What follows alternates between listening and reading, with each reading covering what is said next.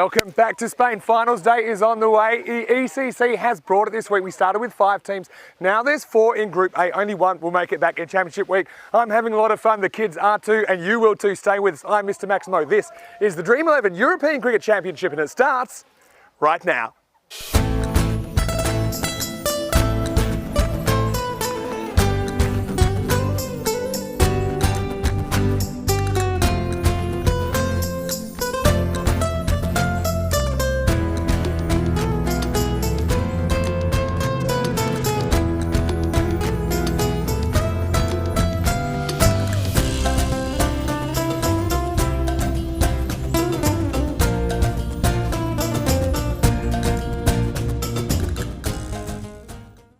Buenos dias. Good morning to you wherever you're watching from around the world. Welcome to another big day in European cricket. Doesn't get much bigger than this really because it is finals day here in Group A. It's just week 1 of our 5-week ECC adventure. 21 nations from all around Europe competing for that crown of the kings of the Euros of cricket. And we're going to start with a big match. It's qualifier number 1. It's match 21 on the calendar in Group A. It's the top 2 teams from the group stage. Ireland 11 went through with just the one blip on the radar. They were 7-1. Their only loss was to Spain, who they are playing right here. Big prize. The winner of this game goes straight through to the final, and the loser, they'll have to do it the hard way. So it's a big coin toss. Let's go over to Rob Kemming. He's the tournament referee, and he's with the 2 captains.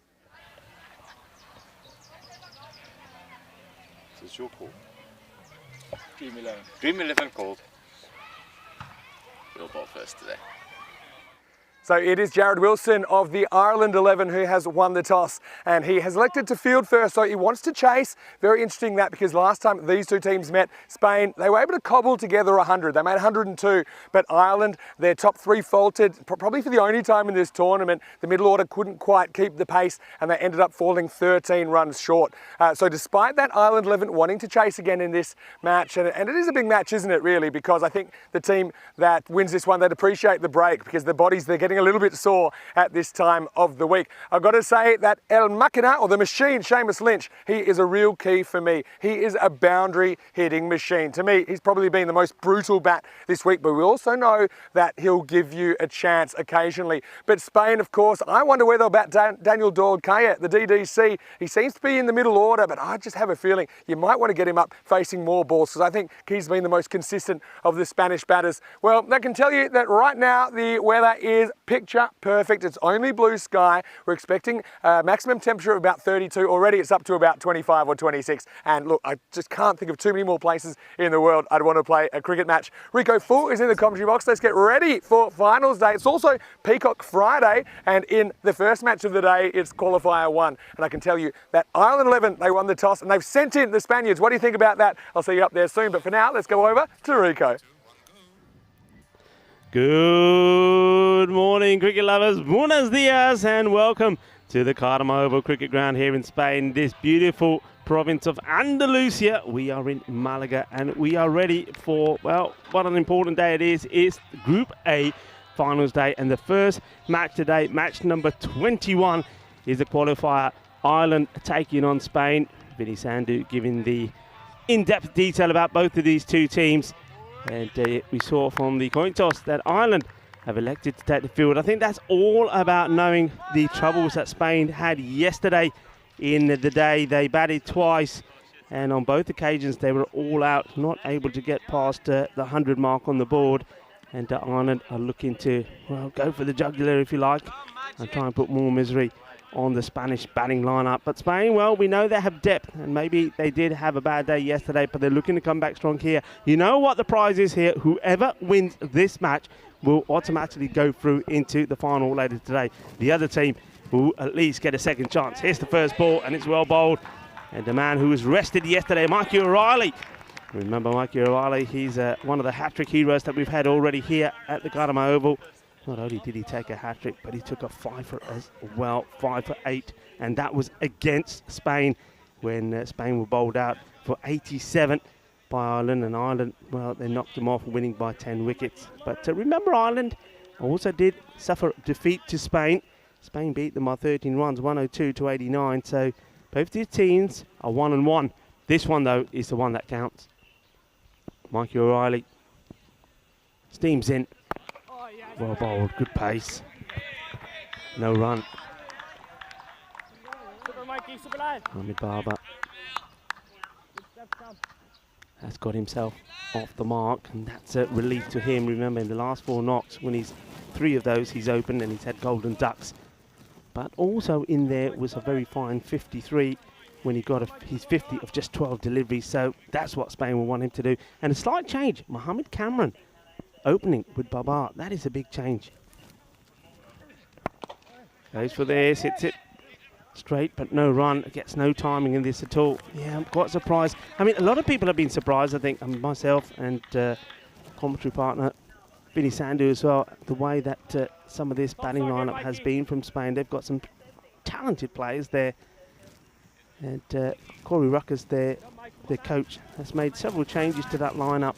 And I was expecting today maybe to see, and still you never know, that Daniel Dolkaya, who's been in blistering form, to be further up the order. But it's Mohamed Cameron that gets the opportunity. I think he's there to try and give them a quick fire start in the power play. It's really well bowled right up there. Well, a little bit slow to go here, the non-striker. There comes the throw. And Mohamed Barber, maybe possibly not the quickest in between the wickets, but Cammy makes him run hard to get their second run on the board.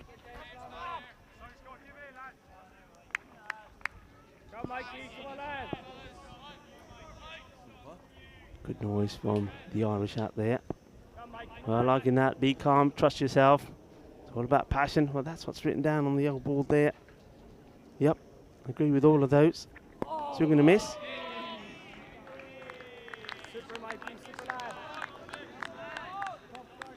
Nicely bowled.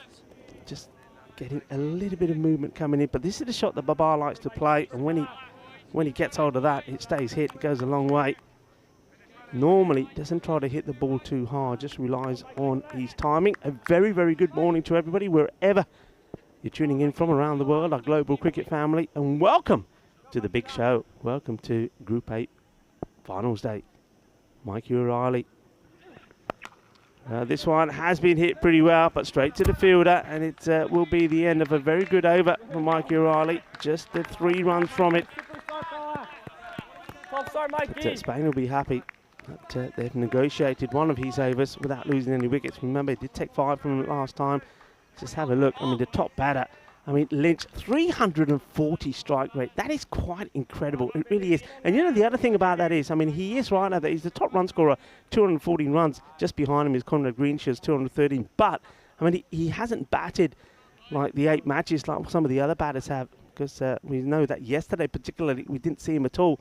Ireland opted to give other batters the opportunity, and well, they made it count as well. So they've got 4 batters that are in really in the groove at the moment, and if one of those 4 gets going, they can hurt anybody. So they are very, very dangerous. First over down, 3 on the board, and it was a good over from O'Reilly. And one thing I've found, I believe, is that the Irish seamers have just got better and better as the week has progressed. This one's a little bit down the leg side. Carson goes down. I think he's okay. He's up again. Just losing his footing there. Carson certainly does put everything into his run up here. Catherwood, that is. Apologies. Yeah, he fires everything into it, but goes down. Well, there's that board. Well, something else been written on there now. What's Corey writing now? Well, we know that he's a man who likes to use his coloured pens. And normally, well, he's hoping he's going to be using the green a lot today. And he's hoping he can use the green a lot and get over there. Well, there we go. Hi, Vinny and Rico. Well, thank you very much, Corey. And good morning to you. Buenos dias. It's always nice when we see Corey smiling. Well bowled from Catherwood. Gets this one through. Yeah, but just going back to that, I just think when we saw them first up, they probably took some getting used to the surface, the artificial, probably used to playing on turf. I know that when I had a chat with Mikey O'Reilly after he took that fifer, including a hat-trick, that's one of the things he was saying, but it looks like they've adjusted to it pretty well, and certainly getting the ball to zip through now. Catherwood, oh, that's a very good Yorker, dug out pretty well, and at the moment you can see here that apart from that one loose delivery towards the end of the over, off the first over from Riley, which Baba wasn't able to get hold of. They haven't bowled a loose delivery. It's all been a good line, a good length. And somebody else who I think I was particularly impressed with yesterday was Jared Wilson, the captain of Ireland. I think his bowling yesterday was top notch. Baba wanting a boundary. And he's going to get one. It ends up being a full toss and it's hit straight down the ground. Balle, balle. Así me gusta. Eso es 6 carreras. And this is what Baba does. Doesn't try to hit it too hard. And that's that sort of short jab that he has. It's not normally a big swing of the bat. So much power in his forearms. And that's the first boundary of the innings. And it comes in the form of a Maximo. He misses out on this one, though. It's another full delivery. And, well, he tries to play this differently. Should have, for me, this is the same shot as the one before. Maybe a little bit quicker from Catherwood. But still, it was full. It's a full toss. And Baba will believe he's missed out on this. Yeah, look, he's trying to work this way towards the leg side. Needs to be hitting this straight. Last ball in the over. 11 without loss so far. And slow ball is up in the air, and this is going to go all the way. He gets this wrong. I'd like to see the height on this as well. In fact, it has been called. So not only is it a 6, well, that's how you get 7. It was a filthy full toss. Attempted slow ball from Catherwood. That's been smashed over extra cover for 6. And then the outstretched arm from the umpire says no ball. So it's not a good end to the over. First of all, the ball goes for 7 because it's a no ball. And now it has to be bowled again. It's a free hit. And you can see the umpire giving the bowler his warning there for the height. So Catherwood. That's a good ball. I mean, gets the Yorker, an in-swinging Yorker, which gets dug out by Mohammed Baba. And just like that, that is the end of the over. 19 on the board. So certainly could have done with that finish there, Spain. So, if you like, there's 8 runs just coming off one delivery. And once again, a very, very warm welcome to everybody. This is going to be a sensational day. And it's going to be a really warm day as well. It's going to be hot and it's going to be spicy. Well, you know me, Rico Fool. I like it hot and spicy. And another man that likes it hot and spicy is Mr. Maximo Vinisandu. Yes, I do. Rico, morning, everyone. Great to be back. There's your very, very quick look at the standings there. But if you blinked, I'll tell you that it was Ireland 11 that topped the table, and then Spain, they finished second. But look, Ireland 11, they won all the games except one. The one they lost was against Spain, and 102 to 89. In that one, they were chasing, and they lost some early wickets. Anyway, here we go with over number 3. Chance. Oh, wow. Hits him high up on the bat. And I thought for a moment this was going to go to the bowler here. Just doesn't carry through, but a good start there from the captain, Jared Wilson. I think Wilson bowled so well yesterday. Yeah, for sure. He's probably taken a little bit longer to hit his traps than some of his compatriots, Jared Wilson. Told me he's got plans to play club cricket in Melbourne over the northern winter, Fantastic. The Australian summer, which is awesome. He'll get that opportunity. This one was pretty quick. And, well, throws to the... Well, if this hits, I think Baba would have been struggling. I really do. He's not the quickest, as we know. And that's intelligent as well. I mean, just have a look at that. This is all about thinking. This is all about tactics. They know which end to attack. Could have gone at the keeper's end, but no, go for the bowler's end. And I think he only just scrambles in. Yeah. I think probably if that hits, he's gone. That's my instinct. Again, it's slow to go, isn't he, Baba?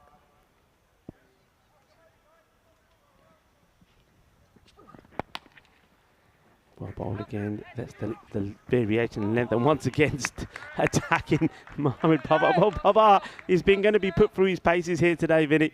I don't think he was expecting to do so much exercise first thing in the morning. But what do you think about this? I'm going to get back to the good mornings in a second. But what do you think about Cameron? I think he's been sent out in a pinch hitting role, but he's 3 off 6.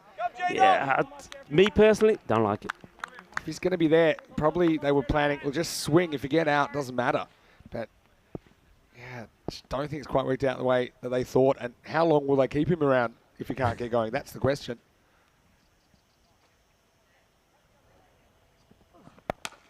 He goes up in the air. I don't think this is going to go all the way. No, it doesn't. It goes to the fielder. That's been put there. This is smart cricket.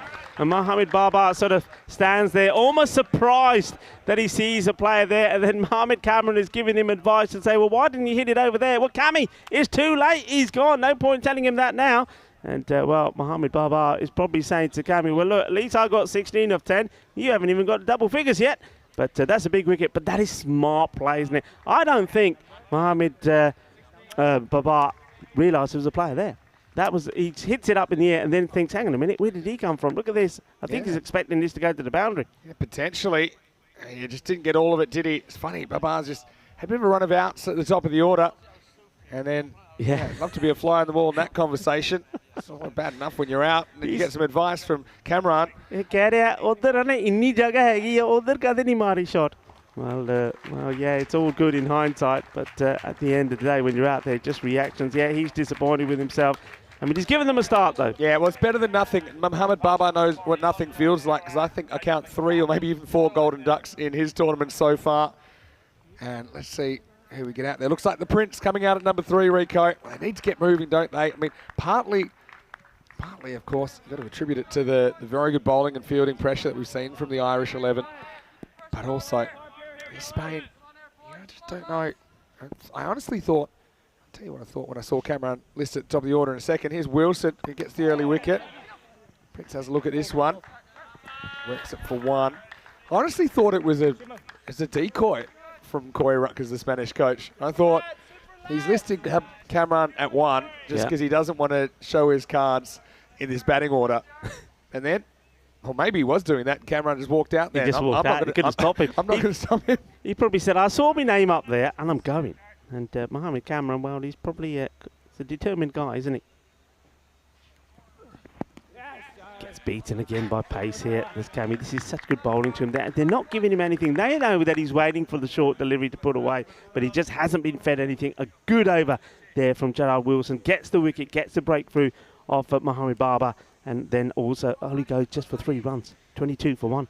Not the power play Spain were looking for, put it that way. Though last time they did kind of bat themselves out a bit of a hole, didn't they? Because they struggled early on. They ended up kind of fighting to 102. And they kind of used Daniel Doyle-Kaya as an insurance policy in the middle order. But I mean, I don't think you need an insurance policy if he bats well at the top of the order. I don't know. I think you need to look at the stats. And when you look at the stats, you'll see that Daniel Doyle-Kaya, I mean, his strike rate.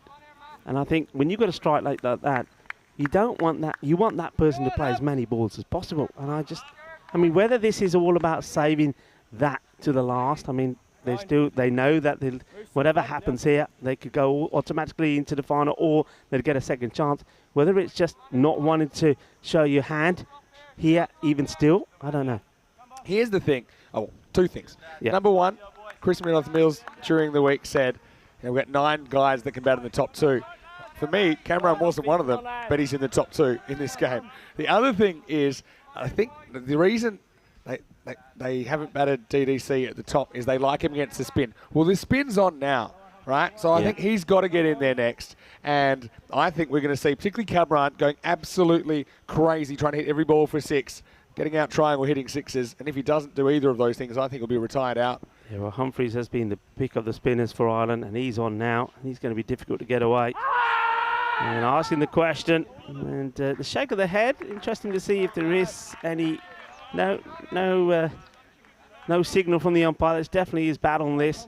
That's what he says. Yeah, a little inside edge. You could see it there. So I mean, that's Prince. That's 2 reds for him for intent. I mean, it's not a bad start with a couple of singles, but I think he's still got to be there to play shots early. And shouts to catch it, doesn't quite carry, thinks about getting the dive in, but then backs away from it. No, he did have somebody backing him up, and I think maybe that's what 1 or 2 of the Irish guys will be saying. Hey, you had backup behind you, go for it, try and take it on. That's McNally, that's out there. Shorter, punch down the ground, will be a single. So listen, you wanted to give some shouts out. You do your shout out first, and then I'll do my. I've got a big shout out. Oh, you got a big one. Yeah, I just want to say a quick hello to all of our viewers around the world, of course. I know we're on 6 continents and on various various broadcasters. I know we've got a lot of people at the ground. Good morning to all of you at the ground. Hope you're well. We're up here in the Dream Box, and you down there, the Dream Zone, really. I think it should be called the Dream Zone down there, because it is the field of dreams here in European cricket. But also I've got a lot of our Irish viewers who are watching. Good luck to you guys, of course, all the Spanish viewers and everyone in between.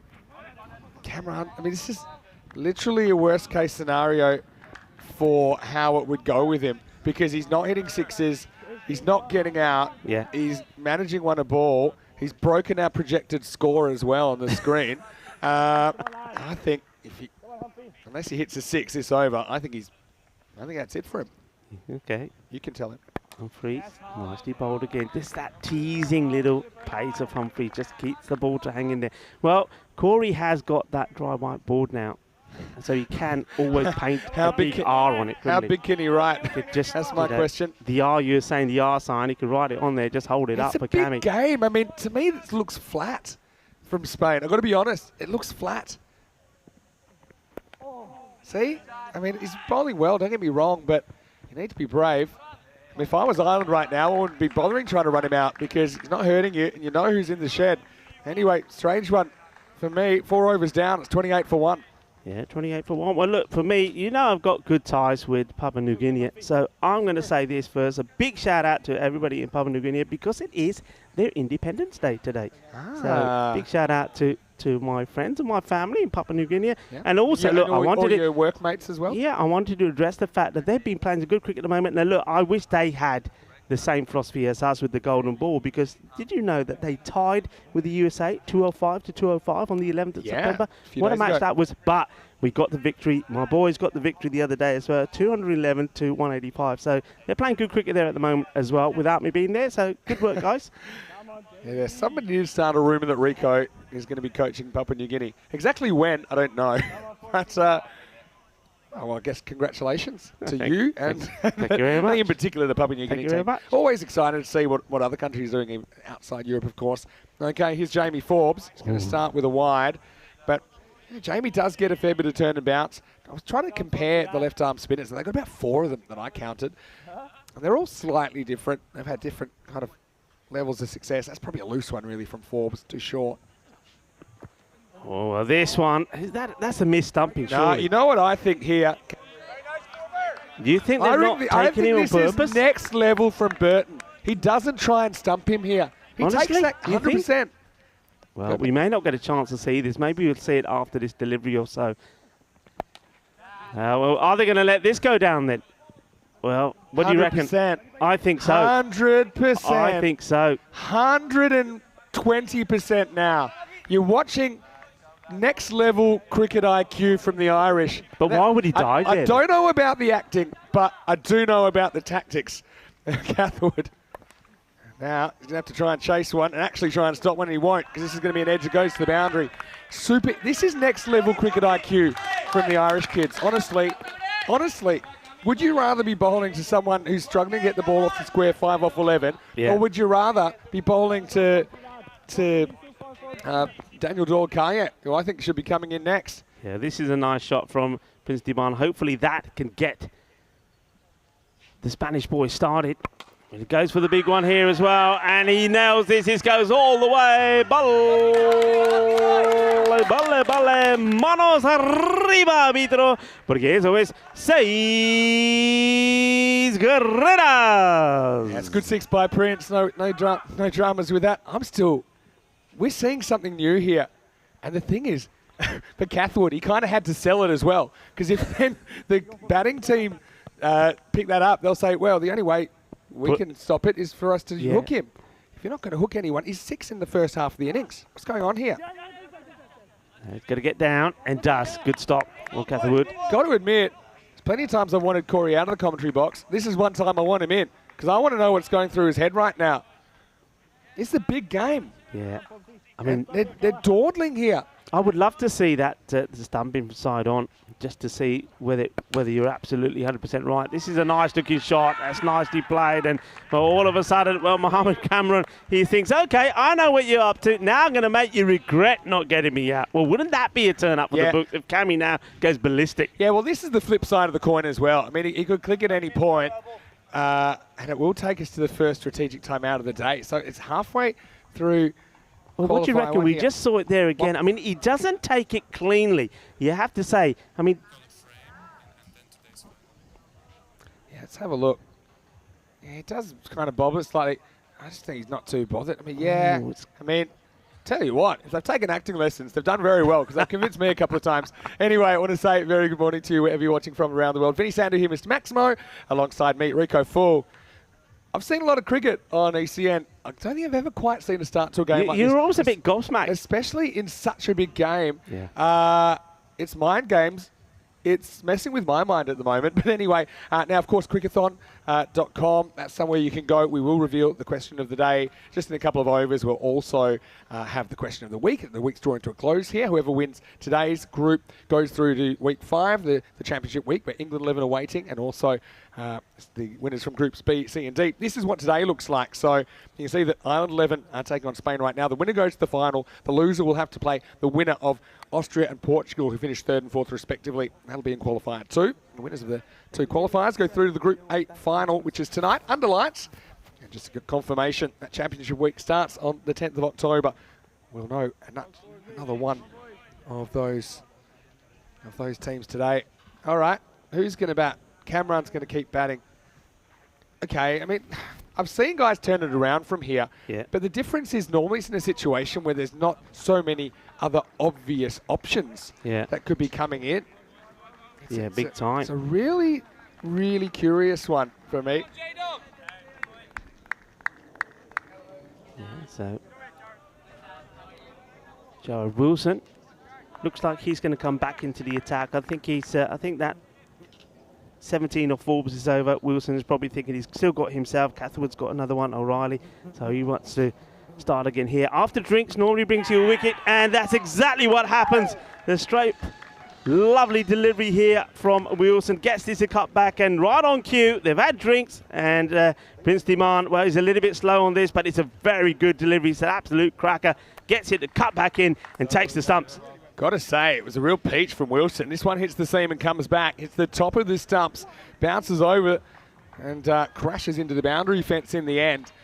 But, yeah, it's just a very, very good delivery. We'll see it here on the replay. Wilson, it's kind of top of the stump's length, isn't it? But definitely comes back. Prince, not expecting it. It's just a good ball through the gate. So he's got to go. He's the second wicket to fall, and the score 45 for 2. Yeah, and isn't he happy about it as well? You see that? He jumps and pumps the air in delight.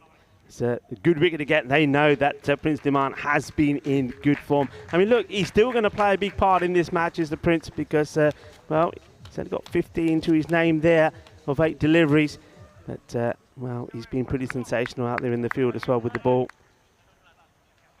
So, but this man, now this is what we're waiting to see. So it is Daniel Dolkaye that comes out. He comes out a little bit earlier than where we've seen it, but you have to do that because where we are at the stage of the match, we've already gone past the halfway point.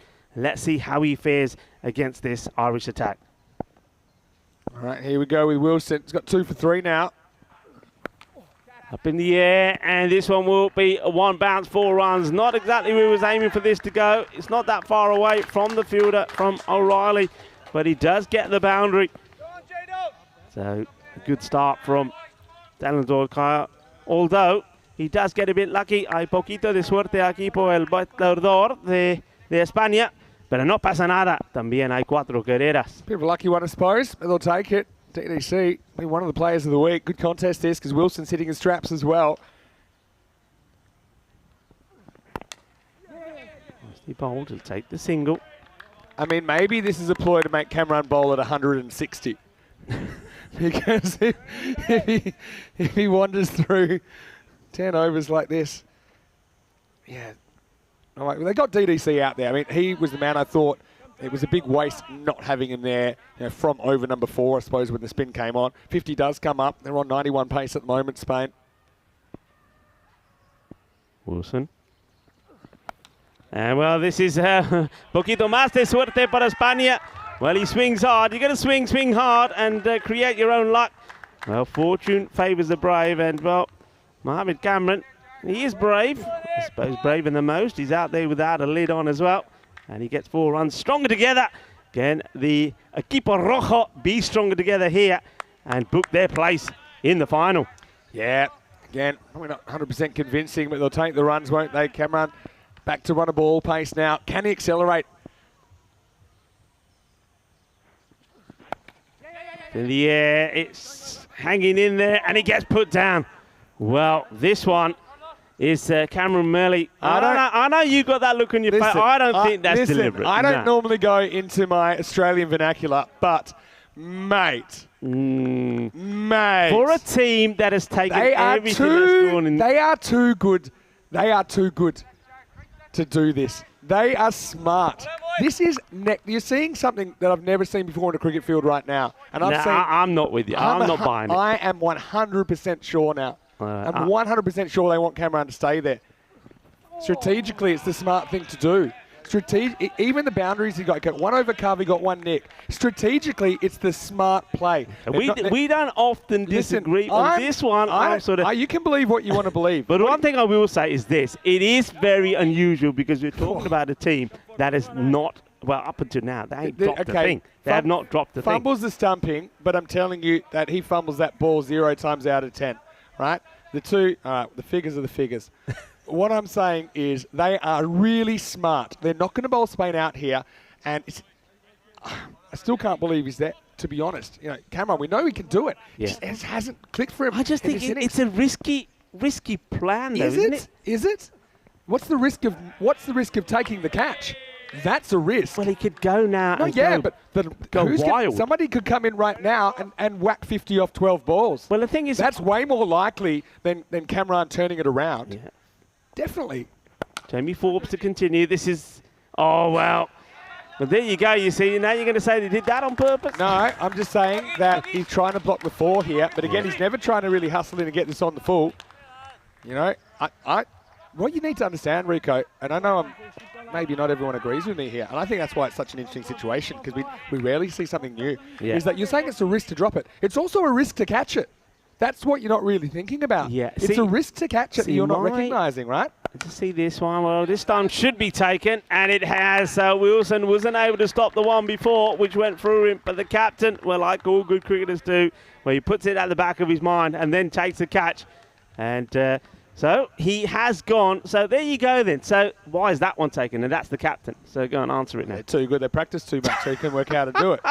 And it's the first time we had to Listen, I would have gone. I'm just going to say this before you say anything else. I would have gone with you if it was still, if you like, the Prince out there and Mohamed Cameron, because I would have thought, look, leave him out there because we know the next man to come in, Daniel Dolkaya, is something else. He can hurt us. But because he's already out there, that's why I'm thinking I'm not 100% sure. Do you know what I love about this? I know I've been pretty vocal on one side of it, yeah. but I actually love this because it has completely split the audience in two. Yeah.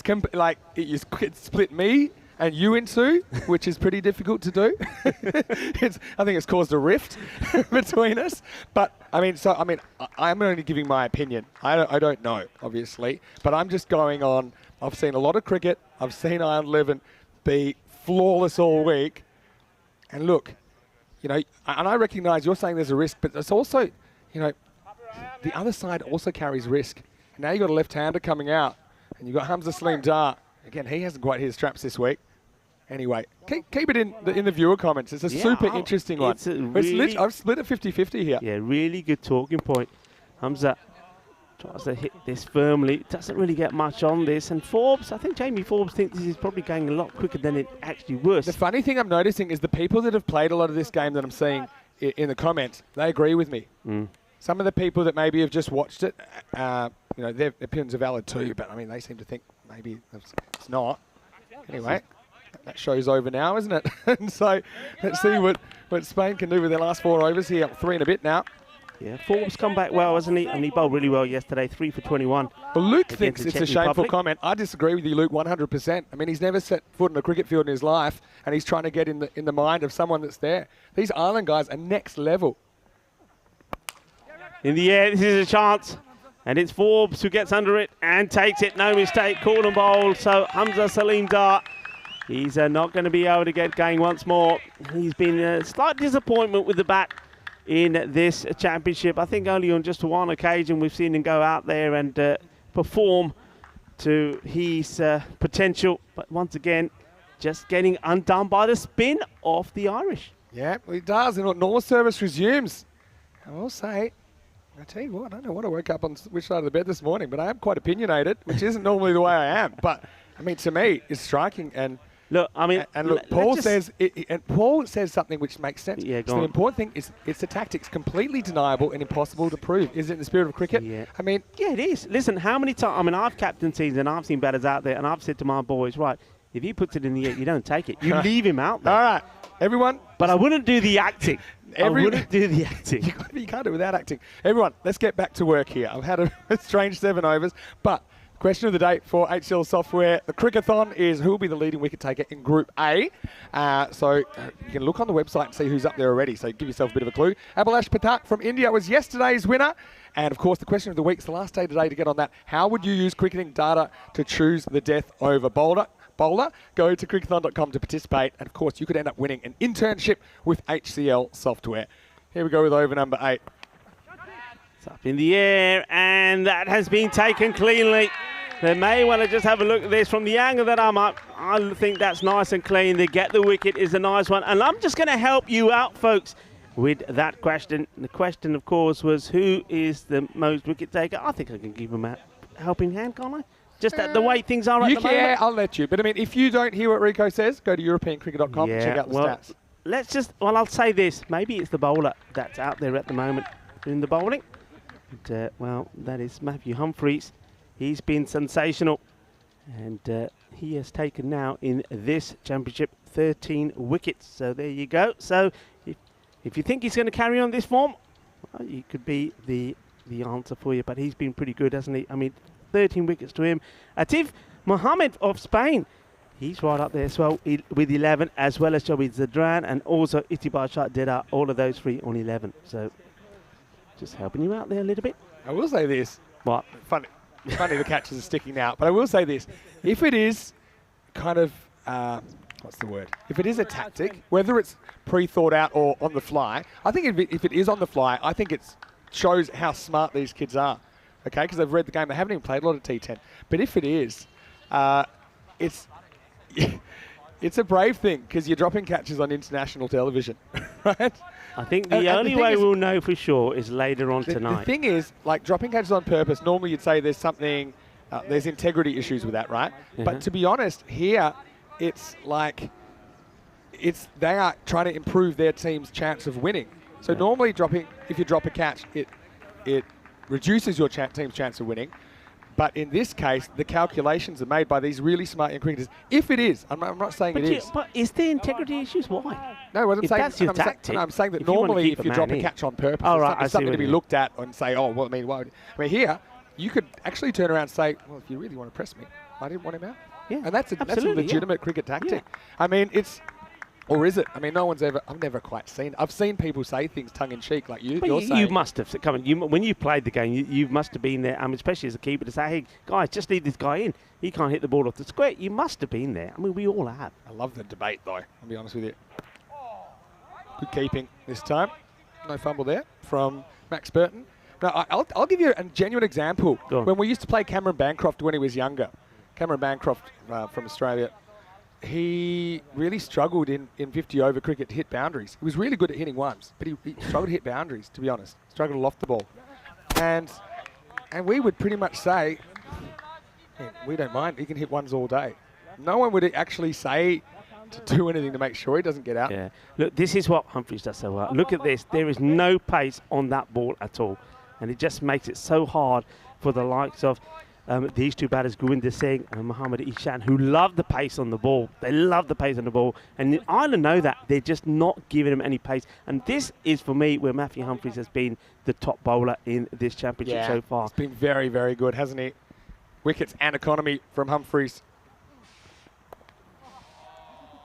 Nick, this will go away. Probably pull up. They should try for 2 here. And they do. Catherwood, not the best of throws from him. He throws this left-handed, Catherwood. Yeah, well, he's pretty good with that hand, I think you'll find. But Come on, Humphries. Come on, lad. Come on, I'm still a bit perplexed. I mean, one thing I've noticed in the viewer comments is they're pretty happy that you haven't caved to me, Rico. So that's good. Look, I appreciate. I might be wrong. 100%. Okay, I already said 100%. I think I'm right. But I'm also self-aware enough to know that you can never get in anyone else's head. So we don't know. But I mean, to me, I'm a bit of an out-the-box thinker. This is an out-the-box kind of a game. Yeah. And so I think it's smart. Look at the score. Look at the score. Yeah. 65 with quarter to go. They're on 87 pace, 85 pace now.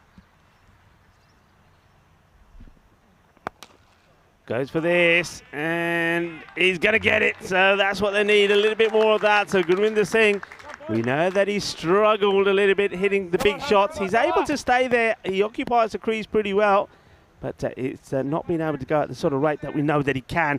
We know he holds all kinds of records. That's Gurvinder Singh. He's a man that's made 150 plus in a T10 match back in Barcelona. If he can show that sort of form here, anything can happen. Last ball of the over coming up. And this is big, and it's adios pelota, eso es seis carreras. That's a humongous hit, and this is what they need.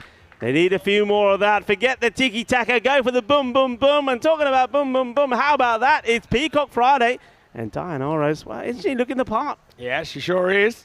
And Gurvinder, he finally kind of come to the party here for Spain. I always thought it was a good matchup, him against left arm spin. Hasn't really worked out that way during the week. 77 for 5 after 8 overs.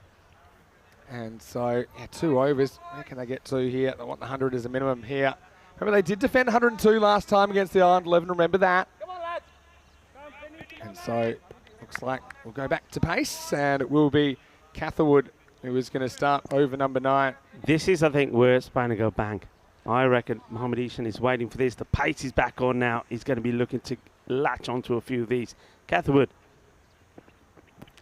Ishan goes for it, but he gets hit. And Catherwood, like he did the very first ball he bowled in his first over, he goes down. So obviously having some issues with his pumps. I'm just going to make one issue super clear before we kind of wrap up this conversation, because I think we've talked about it. Some agree, some don't. Yeah. I am not having a dig at Ireland and the Irish team at all. I'm not having a dig at them. Because if they haven't, well then, bad luck. If they haven't done it on purpose. If they have done it on purpose, I think it is next level cricket IQ. It is next level cricket IQ. And I'm saying I actually think it's really smart. I don't have a problem with it. Corey can pull Cameron whenever he likes. Yeah. You know what I mean? He can pull him wherever he likes, but he didn't. And I think if they did it, I am really impressed. Because, look, this is not cricket as you know it, right? This is not cricket as you know it. This is cricket on steroids. That's what I say sometimes. Yeah. Okay, you're not going to bowl Spain out here. You're probably not. You've got batters to come that are really powerful, and you've got a guy there that's struggling for long periods. And so, yeah, I mean, for me, I'll come back to it one more time after this ball. It should be a 1. For me, I'm not just going on feel, but I'm also going on evidence. I mean, the odds of them missing 3 fairly simple chances by their standards in a row of the same batter. I mean, so I'm just now trying to think objectively. So I just want to make it clear, I'm not having a go at the Irish team at all. In fact, if anything, I'm impressed. I'm really impressed because it shows that they're thinking. I'm with you. Look, this game isn't all about just what happens on the field of play. It's all about tactics. And I think that, I think I'm with you to a bit. This has been hit pretty well, but not well enough. You heard the woody sound. It's not out of the middle of the bat. And once again, Mohamed Ishan just doesn't get the sort of execution that we're used to him showing us when he's out there in the middle. It's the right shot to play, but he doesn't get the power in the shot. I think maybe Catherwood just holds this back slightly. We've seen him get the slower ball wrong in his first over, but now, well, that one's spot on. He's got a smile on his face. Why? Because, look, gets another wicket. He goes down again, though. He gets knocked down, but he gets up and he gets his wicket. And safe hands there. And that's another one that has to go back. So Spain really just haven't been, no batter has been able to get out there and put an array of runs and boundaries together at the moment for them. I'm going to say he did pretty well to get that far, Isan, didn't he? Because it was a block hole kind of delivery. But McNally makes no mistake. And the score now 80 for 6. Can Spain get that 100 plus, or even the 102? Yeah, my final point on is this. It's as simple as this. I think the game has moved on so much. It's changed so much in all the disciplines of the game, in the fielding, with the batting, with the bowling, and tactics come into it so much. I think You have to read the match situation. This is a big game. This is about getting into the final of this group. And you know what? If that's the tactic, because you know about it, he's just eating up balls. You keep him in there. That's why whatever it takes. Even more. You keep him in there. It's the sort of thing you would only do in a big game, right? Yeah. You'd only do it in a big game. Oh, well. I need to start speaking to some people. Here's the dot. And we got Adam Alger coming out. Well, what about his day yesterday? Talk about the roller coaster of emotions he's had this week. And he needed to hit 3 sixes in the last 5 balls against Portugal for the win. He went 6, 6, dot, dot, and then needed one more 6. He got it. Would have gone for 6, but Chambers caught him on the boundary. So Spain getting upset by Portugal. Adam Alger, but what he did show in that match is that, well, he does have what it takes to go big, and that's what he's got to do here now. I mean, what was the minimum score that you'll settle for here? If you're Spain, I mean, you want 2 balls a minimum. After that, it's 81 with 7 to go, so 95. You still want the 100, really, don't you? Something you basically want to replicate what you did last time, right? You want to replicate what you did last time. 102, you're going to have to get the top 3. I mean, the issue, I suppose, for Spain now is that kind of the middle 3, if you want to call it, 4, 5, 6 of Ireland 11 have had a lot more cricket, had a lot more batting. I think they were smart to give them some more opportunities yesterday. Guruvinder's been good here in this big game, though. You know, he struggled a little bit this week to find his touch, but he's 15 off 5, and he's facing the last ball of the 9th over now from Catherwood. Oh, well, he misses out on this, doesn't he? And then he commits the sin of allowing it to hit his pad. So what should have been a wide ends up being nothing. And really, at the batter of the ability of Gurinder Singh, the left-hander, this should have been put away. Well, Tala has made a comment. Saying Alger comes in at 8 and Cameron comes in at 1. What's the logic? I don't know. But, I mean, they've still got a defendable score on the board. Even now, we've seen some scores defend in the 80s. It's just hard to see the Irish batting lineup faltering to that extent. When you look at what the Irish have been able to do the last few times we've seen them, and how dramatically they put quickly they put runs on the board, and how quickly they've chased. Really, at the moment, this is going exactly the way that Wilson, their captain, would have wanted it. And he's got, well, Mikey Riley to bowl the last one, and hasn't he been good? So really, to get to that, even if we're thinking of them trying to get into the 90s here, it's going to take some doing. Yeah, well, 90 would seem a minimum. 100 seems a long way off as we get ready for Mikey O'Reilly. He's been great at both ends of the innings, really. Only 3 came off his over earlier in the innings. I'm surprised they haven't pushed the 3rd man back, to be honest. We've seen a couple, I mean, especially when Mohammed Cameron was there, a couple of edges which went to the boundary. Goes aerial and should be taken, and that is such a good catch. That's nicely done. It was dipping on him sharply, wasn't it? But Wilson once again shows his class, takes a 2nd catch, he waits on it, makes the assessment, and then gets moving quickly, takes it low down. Another one bites the dust, and that is the end of Adam Alger. Really nice catch. Really nice. Forbes, was it that came in? Or it might have been Wilson, pardon me, who came around, and he just had to make a couple more quick steps to get in. You see, yeah, it was Wilson, of course. It goes in and stops, drops and rolls. Again, it's a nice surface to dive on. And, yeah, Spain, unfortunately, not really hitting their straps here with their high-octane approach. And as Alger departs, it's 81 for 7. 5 balls remaining. Yeah, a little bit quiet in the fan zone, of course, at the moment. A lot of the Spanish faithful turning up, wanting to see a good performance from Spain, and they're not quite getting it with the bat. El Capitan, Christian Munoz Mills, going out there now. He's hoping that he can maybe just get a few boundaries on the board and get them past and into the 90s. But the thing is, it's a game of 2 half, folks. Don't get too down. Remember, the Spanish have a fantastic bowling attack as well. They've got the runs on the board, and it's also pressure. This is a pressure match. It's a big match. And Ireland, no matter what the score is, they will be feeling some pressure for sure. Struck nicely, struck hard.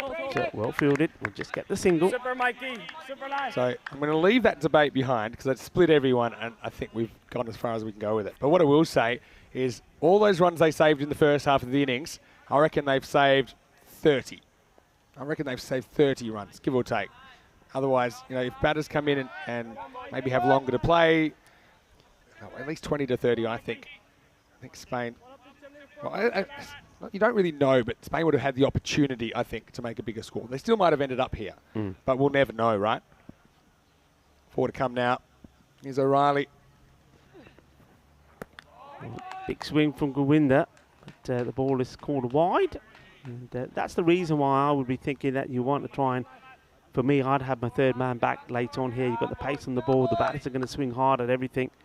And it gets a little bit on that. I mean, the chances are it's going to fly away over the boundary, but at least you've got the man there just in case. O'Reilly. Yeah, he's a really impressive young man. He's not the only one here for the Ireland 11. Oh, that's quick. That's an absolute beauty. What a juicy delivery that is. Yeah, I mean, he's such a talented bowler. I mean, look at this. I mean, it angles it in to the left-hander and then gets it to move away. That's classy. Yeah, can't really take that one leg side, can you? Especially with that movement. This is the ball that's in the 10th over. We call it an old ball, but I mean, it's not really that old, is it? in a traditional cricket sense.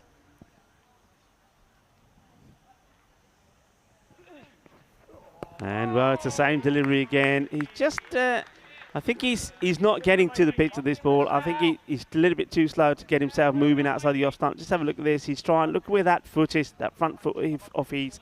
It's going down the leg side. He's got to get that right across.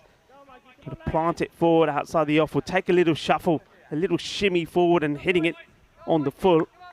Let's see if he does that here. I think he just wants a little step, a little sideways step outside his off stump and then play that shot.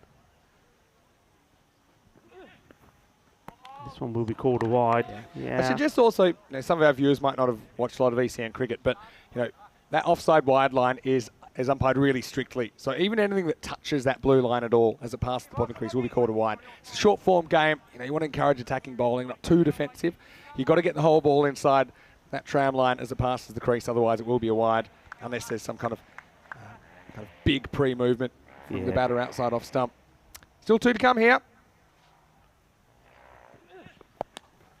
In the air, how far is this going? And Catherwood takes a very, very comfortable catch, running sideways, and does make this look easy. This is the type where if you don't take it cleanly, it hits you badly and goes to the boundary. And nicely done. And Vinny Sandhu has got a big smile on his face. I know what he's trying to say, but you're not saying anything. We finished the subject. You finished it. You like what I'm going to say. Word. You like what I'm going to say. Not a word. For the first time in 1,700 matches, I'm going to keep quiet. Okay. I'm going to keep quiet. Maybe I'll just say that was a very difficult catch, which Catherwood made easy. Made look easy anyway. And so Govinda departs for 15. And it's 84 for 8. Ball remaining. It was a brilliant catch and he made it look easy. I've got to say, these Irish kids, I love them. They're next level. Everyone, including a lot of us that have seen a lot of this cricket have said there'll be an experience. They might find it hard to pick up the tactics, pick up the format, what you need to do. They picked a really good squad of youngsters that possess the skills required to succeed in this kind of cricket. So I've got to take my hat off to Cricket Ireland and the way they've gone about this. Average age of 20, I think you said before, and O'Reilly, well, look at those bowling figures again. Ball to go, 2 for 6 so far. It wouldn't surprise me if that ends up being 3 for 6 because he's just bowled so well. He comes into the new batter. And well, the slower delivery.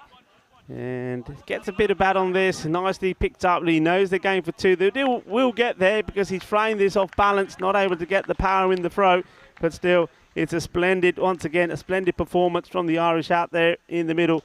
And it's 86 that Spain will finish on. Yeah, 86, not really what they wanted. Well, Luke has a good point in the chat. He says he's looking forward to the Seamus Lynch versus Mohamed Kamran battle in a few minutes, so that's to look forward to. 87 will be the victory target for the Ireland 11. Let's just see what kind of Kamran comes out. I don't think he'll be as slow in the first half of the second innings, put it that way. But let's just say I'm going to stick around and watch this highlights package and be very careful with my words as we look at the Spanish team coming off, having gathered 86 in their 10 overs. And, well, cue the music. Finals day, Group A. We do say ECN cricket. It is cricket unlike you've ever seen it before. And Jared Wilson, I've got a lot of time for him as well. I think this Irish team, they're full of enthusiasm. You see, I love the cricket school kids forming the Guard of Honour. Fantastic, isn't it? Fantastic. To have the the opening batters in the Irish team come onto the ground. We saw some early blows from Bubba, so it was a whole pack-I care opening combination, wasn't it, of Cameron and Mohamed Bubba. And the thing is, yeah, Bubba just sliced one away. He got caught, and yeah, I think you're right. Maybe he didn't realise that there was somebody out there, but he certainly didn't get it in the middle of the bat regardless. He looked surprised. Cameron reminded him. I think by that time, he already knew. But then, yeah, well, uno, dos, tres. And there's the first one. And Maxi B, who I reckon is one of the best wicket keepers in Europe, in ECN, I should say, anyway. And then this one, to me, it wasn't really let's just say he's a bit slow to get there. Okay, and now then he had to chase that one, Catherwood. Of course, Catherwood looking a bit sore as well, to be fair. I mean, it's been a big week, had the day off yesterday as well. And Corey, pretty emotionless. He's a good poker player, actually, Corey. I wonder what he thought of this one. Cameron finally looked like he might get going with that one. But it was Prince that got a good one, wasn't it? As it nipped back and hit the top of the off stump. That was a real peach. And then Cameron was joined by Daniel Dorkayet. Unfortunately for DDC, just couldn't quite do it for long enough. Cameron's still swinging away the hit man. That one wasn't quite off the middle. And then this was the other one, if you ask me. Well, it was again, it was the cats that went down. I can only say what I know. Anyway, Rico, over to you. Take us through the rest of the highlights. That one just a bit short of Wilson. But yeah, Spain never really got going in the first innings of the day. No, they didn't. I mean, Wilson had trouble with the one that was bouncing at his kneecaps, but no trouble with that one. Diving forward, taking a nice straight catch. And, well, this was Forbes. He bowled really well. Jamie Forbes, he's been in pretty good form, and that's probably why he ends up out in the middle there as opposed to Carson McCulloch.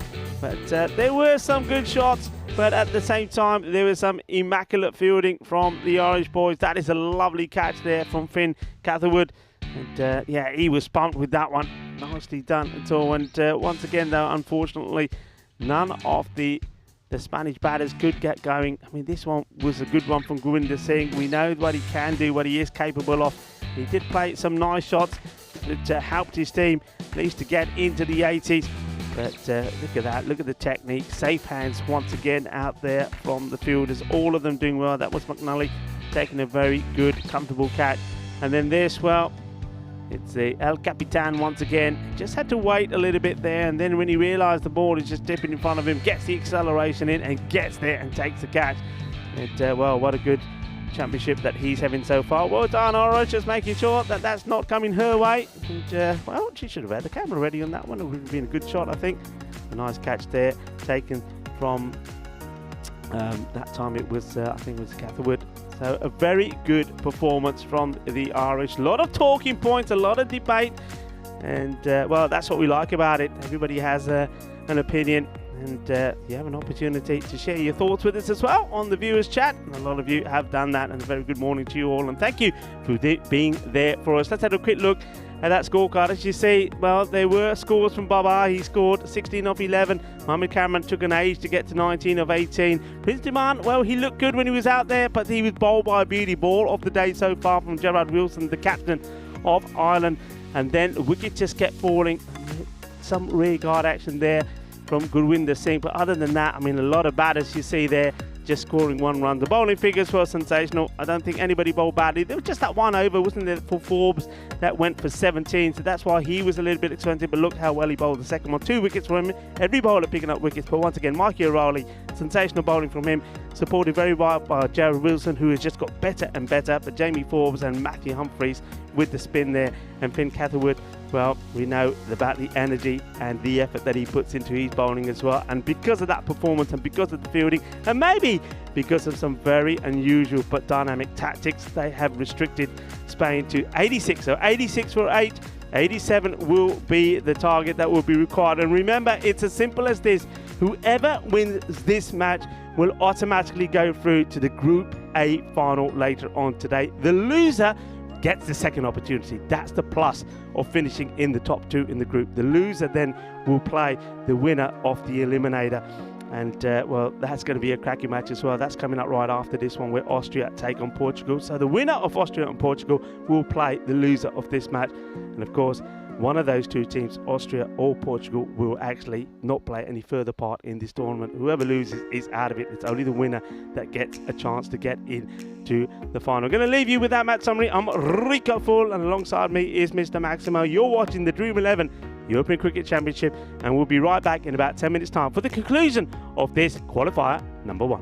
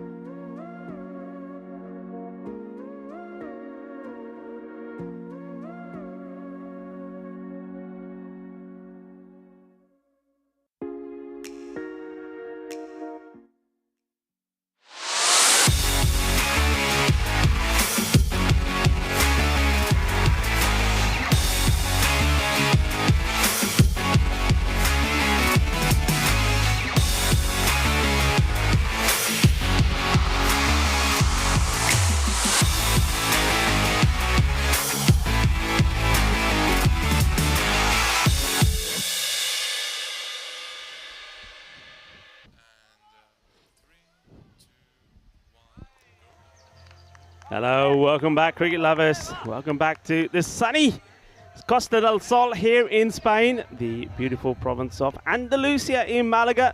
And this is the magnificent, the splendid Cartama Oval. And we're getting ready for the conclusion of qualifier 1. One of these two teams, Ireland or Spain, will be in the Group A final later. The winner of which will return for week 5 on the 10th of October for the start of Championship Week, where England, the reigning champions, await to see which 4 group winners they'll be up against for that Championships Week. And we'll know after 120 matches who will be crowned the Kings of Europe. This is the Dream11 European Cricket Championship. It is the Euros of cricket happening here in Spain. Ireland. They've restricted Spain to 86 or 87 required. They'll feel they've done half the job, but there's still half the job to do. Max Burton and Seamus Lynch are the openers. Burton to face the hitman, Mohamed Cameron, to bowl the first over. They need wickets and need him quickly.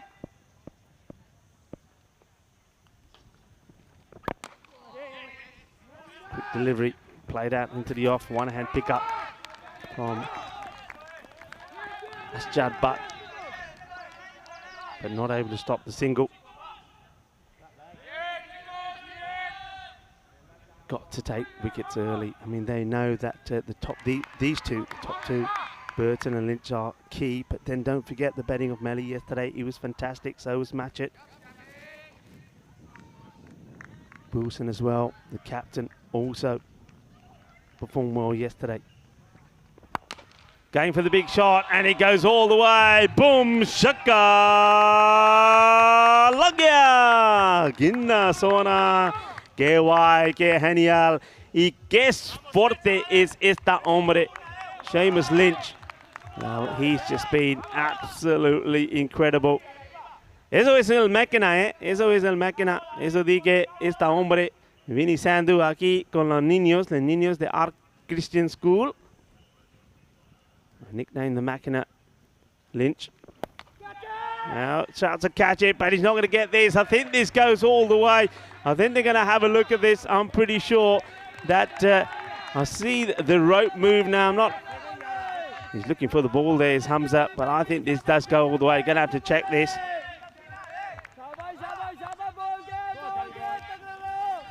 Well, here's the shot. Yeah, right on the rope, as I suspected. That is going to be 6 runs. Manos arriba, arbitro. Because, well, not quite what he was looking for, but you got the pace coming from Mohamed Cameron. And he just used that pace against him. And Cammy now, he's looking around to say, well, what can I do to stop that? Well, not a lot, really. Well, I suppose Spain, they had a little bit of luck themselves with some of those. And now, well, maybe the luck of the Irish as well. This one, he quite easily could have chopped this back onto his stumps. Cammy holds his head, thinks for a moment, could have had the first wicket. But we know what they do. They make a quick, fiery, racy start. Do the Irish. 13 already on the board. Everybody trying to fire up. Cammy, come on, Cammy, vamos, vamos, vamos, Cammy. Así, tú puedes. Well, this is short. It's quick, but it's wide. It's down the leg side, and well, I think that Seamus Lynch is not going to be bothered by this at all.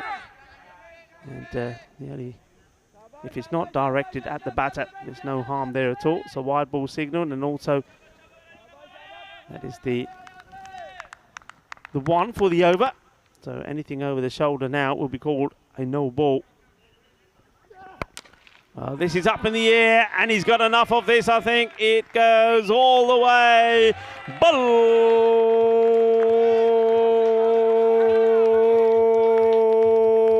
Balle, brrr, 6 carreras más. That's the way you do it. This is the hitting power of this man. Oh, it's absolutely sensational. Top run scorer in the championship so far. And adds a quick fire 18 to the 214 he started the day on. But again, this is not clean out the middle. Got to be work done here by Atif. Mohammed, he does well. Gets down low, makes the stop. And just like that, that is the end of the first over. And it's not the one that you wanted. It's not often that the talented and fiery Mohamed Cameron goes magical, and he does go magical in the first over. 21 come off it. 21 without loss. The perfect start for the Irish, but a disastrous one really for Spain. 50 is on the board in terms of golden balls. Well, 50 matches without a golden ball. And that's the number at the moment. And, well, if this is going to change that, something special needs to happen. A lot of the supporters in the fan zone are hoping that something does happen spectacular so that Spain pick up some quick wickets, rapido style. get themselves back in this match. Prince Demand comes into the attack. And this is a wild swing and an error from the wicketkeeper, Adam Alja. He needs to stop this. He doesn't. It goes through for a bye. So little things like that also do hurt you. They cost you. But I suppose what it does do, it takes Lynch off strike. Burton, just a single to his name so far. The one ball that he's faced. Here's Dimani once more. Takes this in short. Well, work to be done out there with the fielder in the deep. He does very well, and that area is normally patrolled by Daniel Dolkaye. And yes, there he is. He took 2 very good catches in that position yesterday. Keeps it to 1, so the dangerous Lynch comes back on strike.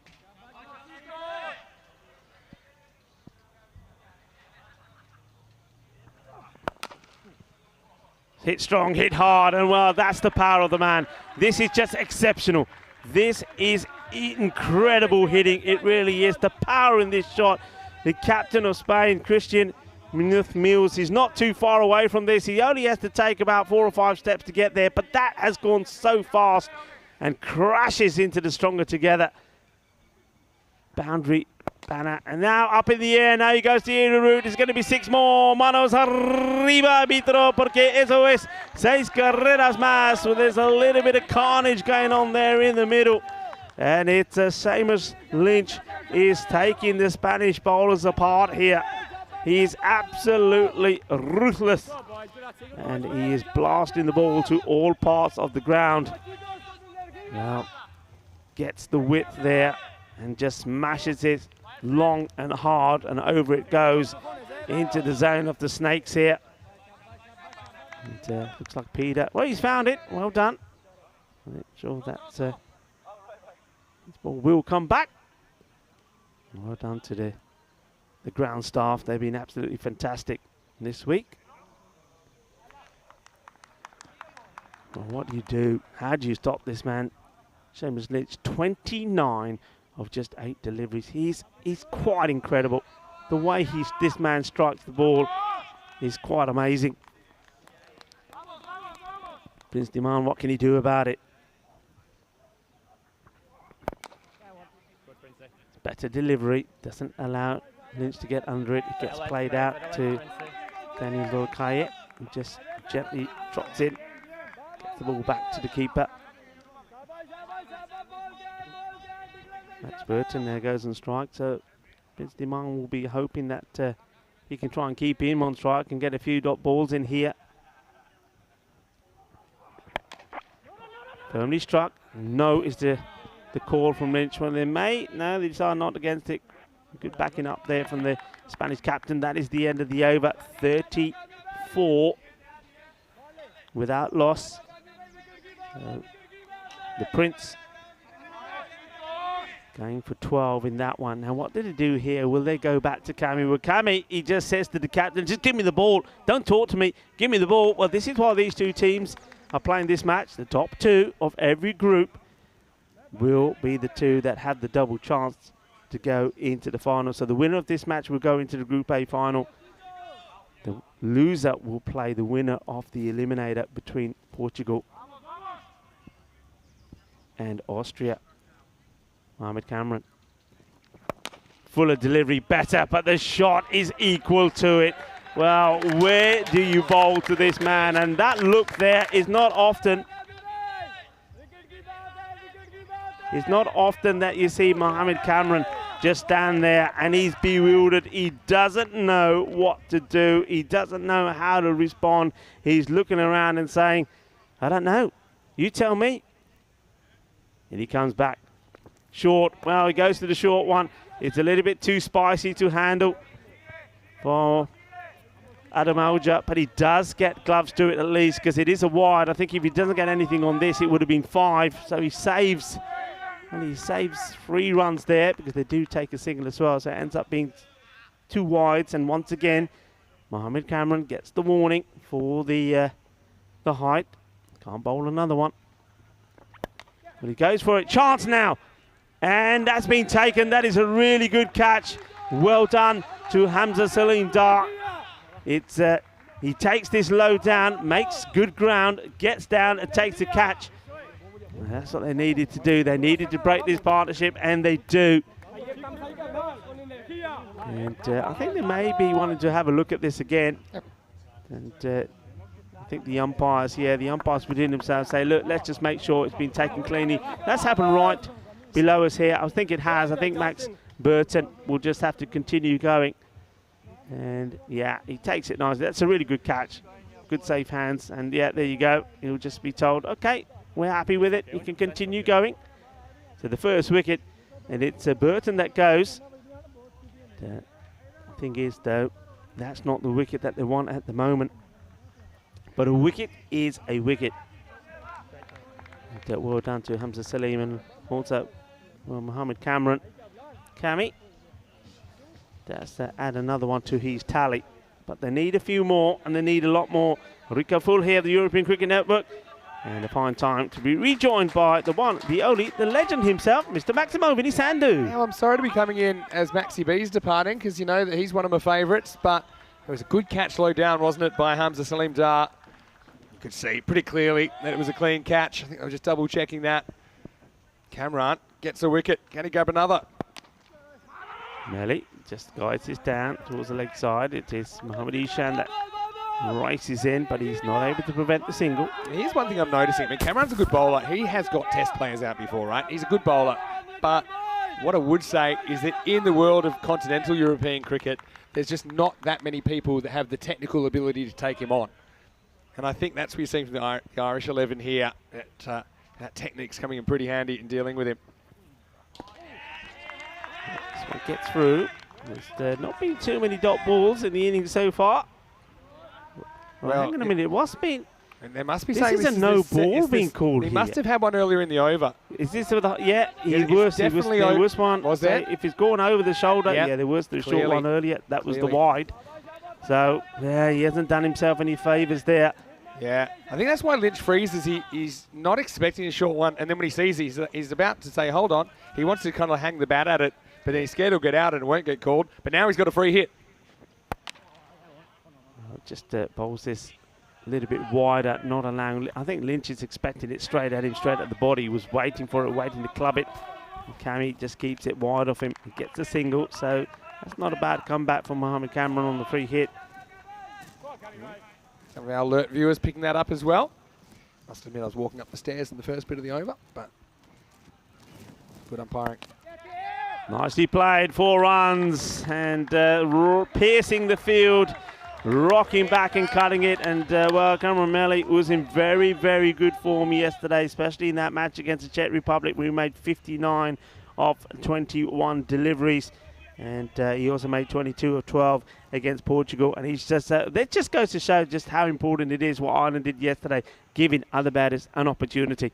Using the pace very well there of Cameron. He's got one more ball here. Well, this is time to get funky. It's showtime at the Cartama Oval. Well, how about this? Well, he hops, skips and jumps across his off stump. And then he plays the bit of the reverse Malachi. Well, lovely, lovely shot. The old scoop. It does him and gets 6 for it as well. This is absolutely sensational stuff. Well, Melly now turning it on, and Mohammed Cameron, well, it's not often that you'll see those figures. And he goes for 40, that's right, 40 off his 2 overs. Yeah, very rare you'll see that. And this is where Cameron gets a Yorker. Oh, hold on. Hold on. Oh, it's that time. The Victoria surveys the truck is in business. It ain't happening. He's not going to make it, is it? Surely he's not going to. No, leave it be. Don't do it. Don't do it. It's inflatable. Yeah. Oh, yeah. Go on. That's expert work down there. Yeah, give him a beer. Give that man a beer. Cricket analysis has to stop for a second, but we'll go back to that in a second. Victoria Now, what I was going to say, Silvestre. that last ball, Cameron goes to the stumps. I think it's a pretty difficult one for Melly to deal with, but he gets the length he wants, and that's why he's able to get it over the keeper. So 53 in the power play. The 50 comes up off the last ball of it. And here's Atif Mohammed trying to get something out of this game for Spain. Well, it's hit straight down the ground. What a shot this is. This has our camera crew in danger, I think. I think we'll see a good shot of this coming their way. Oh, what a lovely shot this is. This is just impeccable timing. You can't say anything more about this. And power. What a shot. Yeah, very, very good shot, isn't it? Yeah, I'm just trying to think of, okay, Spain have had a couple of losses along the way. And I know that that upset A lot of the supporters and the people in the camp, for example, yesterday against Portugal, a lot was made of that. But for me, this has been their most disappointing performance, even more than that one against Portugal, because it's all to play for. And I feel they didn't really go with their plan that they've decided they're going to go with in the first innings here. You know what I'm saying? They didn't really do either. I think with the batting, they were flat. Yeah, they were flat. They were flat. That's It exactly was a what big game, and with a big game, maybe it was the pressure, maybe it's the tension, maybe it was, it could be a number of things, but they looked flat out there. They didn't show the sort of energy and maybe the desire that we were hoping to see from them. But then again, you can't take anything away from Ireland. They were just top draw. It's been clinical from Ireland. Well, talking about clinical, this is clinical hitting as well. This is big. Boom. Shaka. Lagia. Que grande. Well, that is sweet. Out of the middle of that bat from Lynch. Sweeter than a bowl of rasmalai. Wow, good shot, isn't it? And Seamus, he says 87. I still think I've got a chance to get a half century in here. Just give me a few balls. Such a free and easy swing of the bat. Great batting. Yeah, listen, I mean, his gloves, I think you need his gloves. They would go with your suit perfectly. Look at those. I don't think I want to give them away to me the way he's batting at the moment. He might do at the end of that. There you go. If you want to know what colour, well, you know what colour. If he keeps batting like this, he'll need them again in a month. All right, Lynch on 47, facing Atif Mohammed. Down the ground. Is he going to get over the captain? Yes, it is. Lovely shot. Shaba, Shaba. Sari Jano Bollo. Shaba, Shaba, because that is 50 for Seamus Lynch. He brings it up in just 15 deliveries. And this is batting at another level. It really is. We're seeing something special here at the Cartama Oval. Well, the batting of this young man has been absolutely sensational. And he brings up another 50. What a shot. What a player. And, the execution has been brilliant, and he receives all the applause from the fans as well as his teammates. El Máquina Aranzado. He is in business, the machine. And well, now, potentially, might not even get through this over. Well, goes for another one, chance to catch it, but there's nobody back there, and I think they're just going to have to fetch it. This goes all the way over as well. It's 6 more. It's raining runs here at the Cartama Oval. Patake, Chalpe, Swere, Cartama over the pitch. And the Irish are on fire. Well, not only is it hot in the middle, well, all of the fire, all of the spice is coming from the Irish bat, especially that man, Seamus Lynch. What a player. Love watching this guy bat. Atif has bowled length that a lot of batters have struggled to drive. Lynch is making it look easy here. My ball called. But he knows his lines as well, doesn't he? I mean, how many times, for example, that short ball from Mohammed Cameron, he knew that one was going to be called a free hit and a no ball. Didn't bother playing at it. This one, he knows it's wide. He knows where he is. He knows where his pegs are. And I tell you what, boy, does he know how to put this ball away.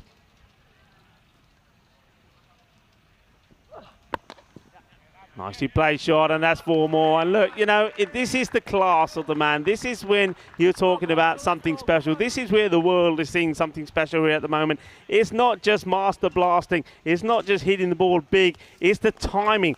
It's the exquisite timing like that, and the placement as well. We're seeing something special here, folks. We really are.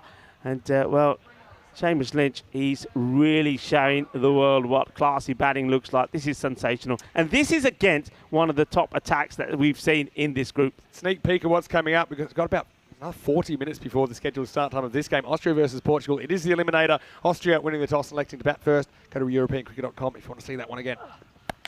Well, this will be it. It goes all the way, and it's going to be 6, of course. So he finishes with 6. What a performance. What a player. And what a result this is for the Irish. And look how quickly they do it. And that was the last ball of the 4th over. And that is it. It's done. It's dusted.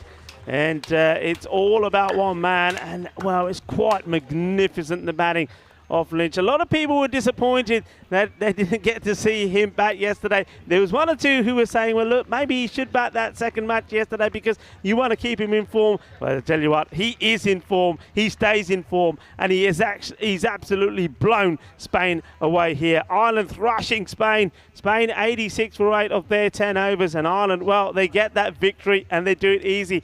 They do it with 36 balls to go. Absolute shellacking.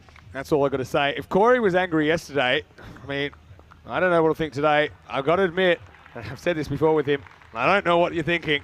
I don't know what he was thinking this morning. Okay, it's a gamble that didn't pay off. Cameron does top score, but 19 off 18. He was a bit of a weight on the innings, wasn't he? But now we've got the Ireland 11 in the final now. And Spain, we know they'll take on the winner of Austria and Portugal. So that's the eliminator coming up next. That's 1:30 local. It's 5 p.m. in India. And I know it's 7:30 on the west coast of Australia, 9:30 on the east coast of Australia. Austria and Portugal, they'll be playing for their tournament lives. But you can see here that the players, a lot of handshakes there, but I mean, Spain, they've just fallen off a cliff really in the last couple of days for the most part. But can they right the ship in time to stay in this competition? Because Austria or Portugal, whoever wins that game, they'll have their confidence up. And Spain now, they are flat as you like at the moment. Absolutely. And remember, both those teams you mentioned that are playing each other in Eliminator both beat Spain yesterday. Yeah, true. Let's go back to the highlights. Won't take long, will it, Rico? Because Ireland were in the mood to party and party quick. And that's that's how you attack these totals. That's how you attack them, because you just kind of like knock the ball around and let the run rate get over 10 required, then suddenly you're making a rod for your own back. But these Irish guys, I didn't think they were ever going to do it any other way. They were a masterclass really here in the 4 overs. Were. There was only probably that one false shot, wasn't there? That the edge that flew past for 4. But other than that, it was great. Well, that's the one wicket that was taken, and it was a good one as well, wasn't it? So Mohammed Cameron did pick up a wicket, but he went for plenty as well. Went for 40, and it was shots like that. I mean, just exquisite. The timing was great. The placement was great. And what about that one? That was quite sensational. I mean, I don't think there's too many batters that have done that to Cammy. Well, we were almost in danger of running out of beer, but somehow they did it. Just deflated the tyres a little, and then it comes to this more Sylvester and the fan zone. I love it that I believe they would have made that banner that height based on the size of the beer truck, because it is that important here at the Cartama Oval. But yeah, when it came down to it, Lynch, and what can you say about the machine? He is a boundary hitting colossus, and he just makes it look so easy. The half century came up. I mean, his strike rate going to this game was like 340 over the week, 340. And if anything, he goes more, because he's 383 in this innings. He scores 69 off 18 with 9 maximos and 3 fours. He scores 69 of the 89 runs in the innings. And well, if you can't stop him, you can't stop Ireland. No, I mean, it's just absolutely sensational. It really is. I mean, the thing is, though, and this is the other thing, I know that Max Burton, he didn't really get going in this one, but you still got the likes of Melly there, you still got the likes of Wilson, who were not required, and it just goes to show that the depth and the strength of the Irish here, I mean, they've got better and better, and I think, I mean, maybe Spain were the ones to blame here, because they beat them, and after they beat them, they just got better and hotter. Well, speechless after the first match of the day. Was not expecting that at all. Austria-Portugal, mentioned that a second ago. Austria winning the toss and electing to bat first. I think that's the top 3 they'll go with, top 4 even, because Zishan Arif was brilliant last night. Scored 63 out of 84 to pull off a second last ball victory. Portugal, though, which Conrad Greenshields will we see? And maybe Faf Stoneman can regain a bit of form as well. So join us in about 35 minutes for that one as we look at qualifier number 1, the game which sends the Ireland 11 through to the final later on tonight, and it was Burton the only man to fall for 2. He only faced 4 balls, you know, because Lynch was so good at retaining the strike, and that's what happens when you hit boundaries. You get to stay on strike. He was unbelievably hot in that inning, 69 off 18. Melly didn't do too much wrong, 11 off 3, but this game was finished in just 4 overs. I'm kind of running out of superlatives, I think, to describe that performance from the Ireland 11. They were very impressive. Look, a team that, you know, we knew they had talent, but would they adapt? And would they have the skills required? Oh, I think that says it all. Cameron went magical in the wrong way for Spain, 1 for 40.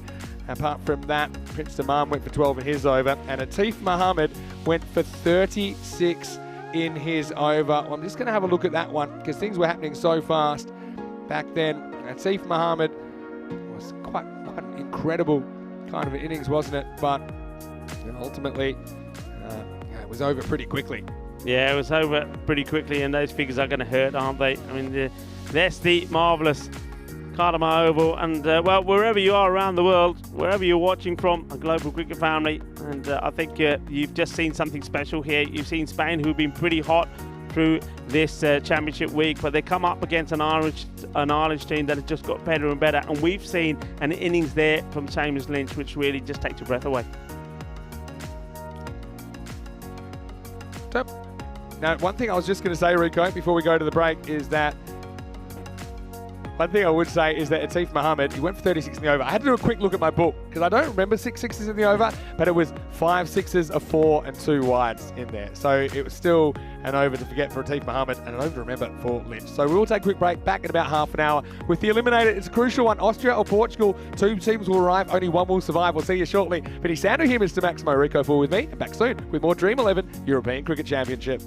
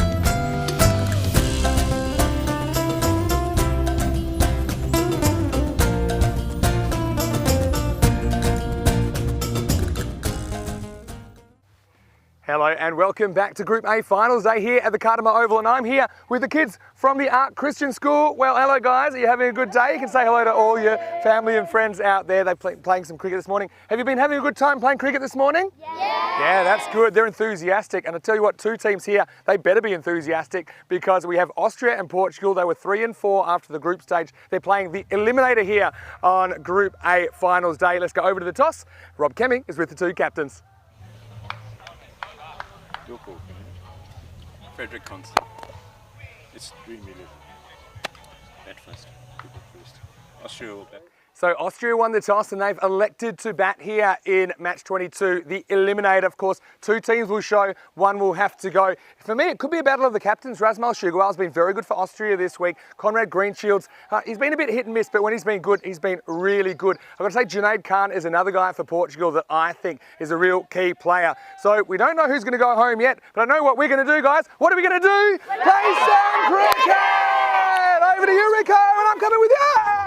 Incoming, watch out. Oh, I'm loving that, Vinny Sandhu with the kids of the Art Christian School here on the Costa del Sol.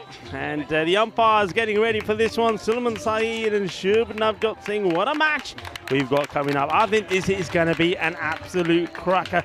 The first one this morning, the qualifier was a little bit one-sided, wasn't it? We saw Ireland, they thumped Spain and beaten them quite easily with, well, in the end it ended up with 36 balls to go, 89 to 86. 86 was put on the ball by Spain, but knocked off quite easily, and it was, well, it was the Samish Lynch show, wasn't it? 69 of 18 not out. I mean, it was quite incredible. But this one, I believe it's going to be a lot closer. I really do. Both these teams had a good day yesterday, didn't they? I mean, Austria, I mean, they will be very happy with their response after their 2 defeats on opening day. Well, we know they're a good team. We know they're going to come back strong, and they did.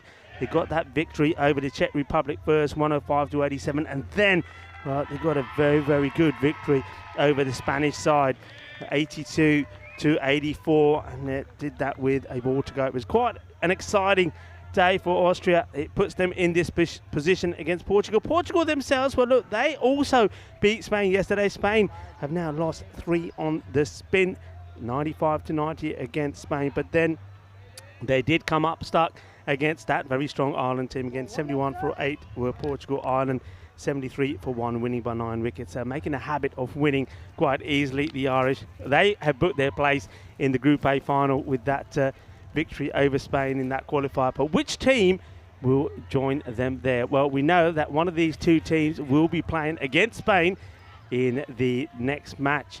Who will it be? And the winner of that one, Spain, and, well, will it be Portugal? Will it be Austria? The winner of that will then go in the big final later on in the day against Ireland, who await. Beautiful sunshine here on the Costa del Sol. Clear blue skies. It's warm out there. And I think this encounter is going to be a warm one as well. It's going to be hot. It's going to be spicy. It's going to be sensational as well. It's going to be Ashan Yusuf who's going to open up. He's been, I mean, when he's got going, he's been good, but at the same time, he's had a few blips as well. And MSP, he's been pretty consistent with the bat, but he hasn't gone on yet for me to score a big score that he's capable of. Is he saving his best for last? Well, there's your two openers. And one man has been absolutely incredible with the ball for Portugal. One of the pick of the bowlers for this tournament is this man, Junaid Khan. In he comes. And starts well. A little bit of a nothing shot there from Ashan Yusuf. A very good morning, afternoon or evening, depending where you are watching from, our global cricket family. Lovely to have you here with us for this Dream11 European Cricket Championship, the Euros of cricket. That's what you're watching here right now. Plays and misses again. It's another dot ball. Good start from Khan. So we will be here at this Cartama Oval in Malaga for the next 5 weeks. There will be 4 groups. This is the conclusion of Group A today. On Monday we start Group B. From each group, one team will qualify and make it through the championship week, where the reigning champions England await. It's another dot, good pace, good areas to Hassan Yusuf. Yusuf just trying to guide this down to third. They've got that well patrolled, haven't they? They know what he wants to try and do here. Look, like in the field set to Yusuf. I said earlier in that match between Spain and Ireland that it's all about tactics, and they look like they've got the tactics here right for Yusuf. Two men there for that dab shot. And this one will get away. I wonder if this gets any better with its all leg buys. Just keep an eye on the umpire. And leg buys, signal to 4 leg buys. Just getting the right look. When you've got the field set that Junaid has, you don't want to be bowling there. He'll be very disappointed that he's fired that down the leg side. The field is set to Yusuf, and that's not part of the plan. Conrad Greenshields will say to him, look, come on, get it where you need to be. So in total here, we're going to see 21 international teams taking part over 5 weeks, 120 matches. This is called a wide. Just goes a little bit too far, so over just the line a little bit too much. That's right, 120 matches will be played before we know who will be the 2022 Kings of Europe. England hold the crown at the moment. Will they be able to defend it? Junaid Khan. Hit hard, and this will be 4 runs. Good shot. And this one, well, is the first runs off the bat, right out of the middle. Nicely hit. And just like that, the score moves on to 9. Yusuf. I think he's going to be key, you know, for me, Hassan Yusuf. I mean, with the bat, if he gets going early on, he can get you a valuable start in the power play. And with the ball, his spin has been troublesome for a lot of the batters. Oh, this one tucks him up, and oh, well. It looked pretty close from here. Well, what's happened here? Well, this is going to be 4.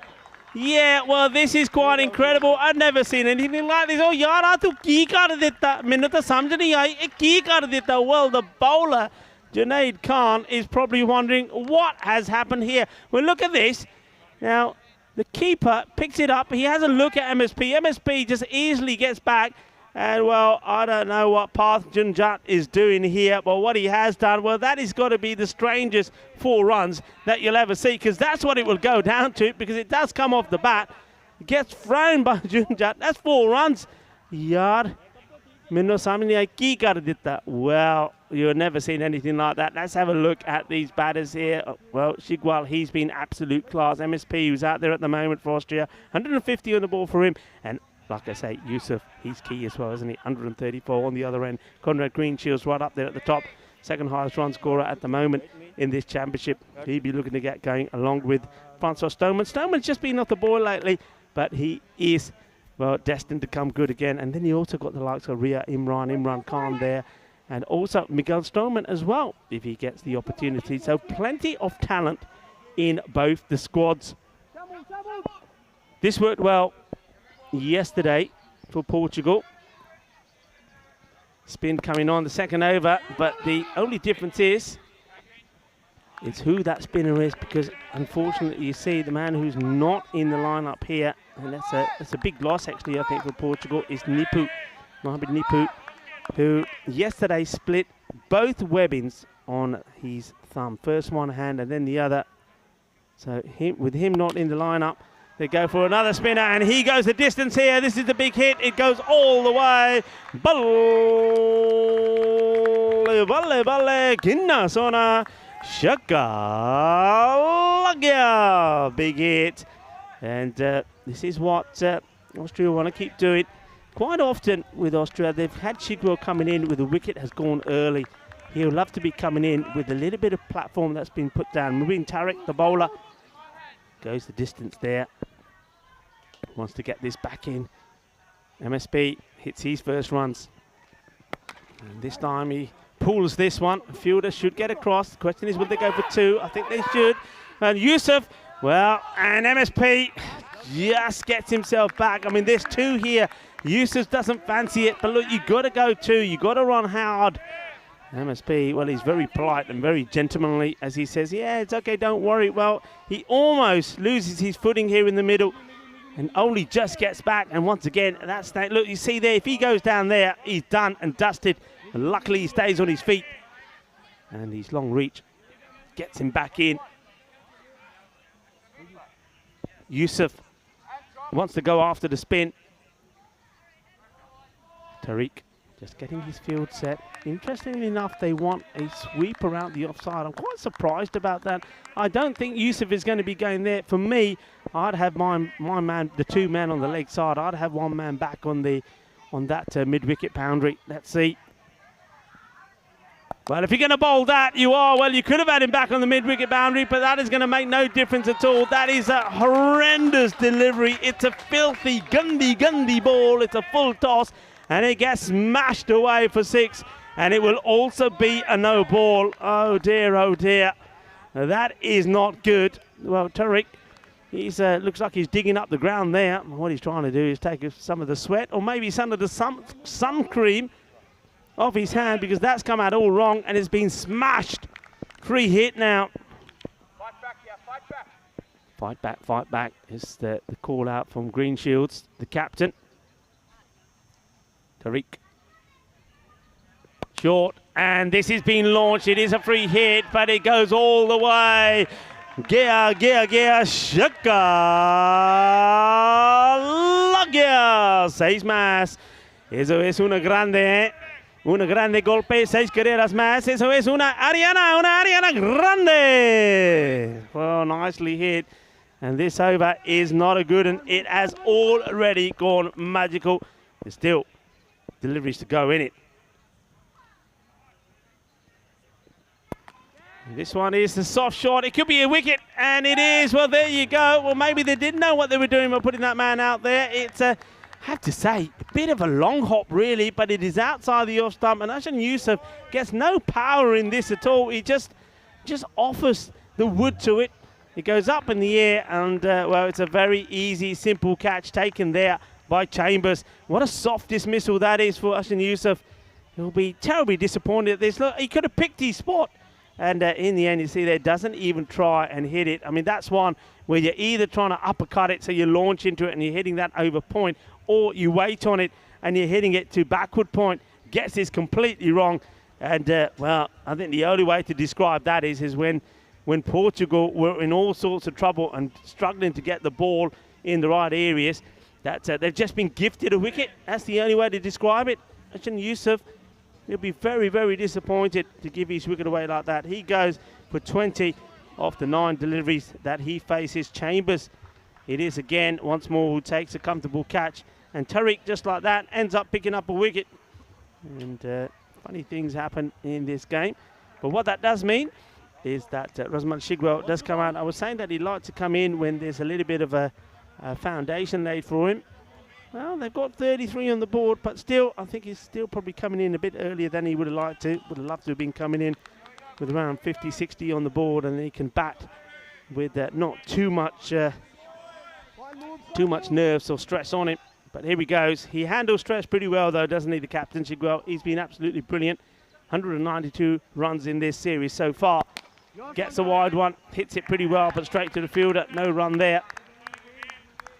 Greenshields doing the fielding. That is the end of the over. Well, it stays on 20. It was 20 off the first 4 balls, but the next 2, one was a wicket, and then the other, that dot ball. So 2 dots to finish. The score remains on 33, but they do have that 1 wicket, and it's the valuable wicket of the hard-hitting Ashan Yusuf, who goes for a very soft dismissal. This is why these 2 teams are here. Austria on 10 points. Portugal finished on 6.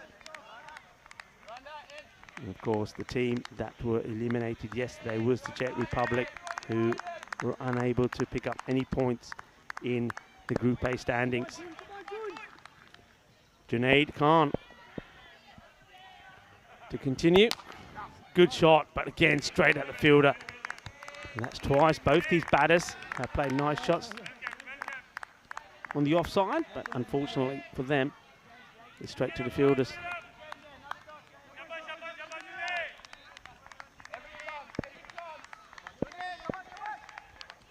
With that wicket. Portugal looking to get themselves back on top here. Oh, that's a quick delivery, really well bowled, but well dug out as well by Mark Simpson-Parker. Big shout out to our umpires out there. Suleiman Saeed, the Italian stallion. And at square leg, Shub Navjot Singh from Hungary. Led, of course, brilliantly by the tournament referee, Sir Rob Kemin. Short delivery, climbs up on him, doesn't make good contact. Good variations from Junaid, and that is, you know, if you're going to bowl a short ball, that's the way to bowl it. Quick, fast, right at the batter.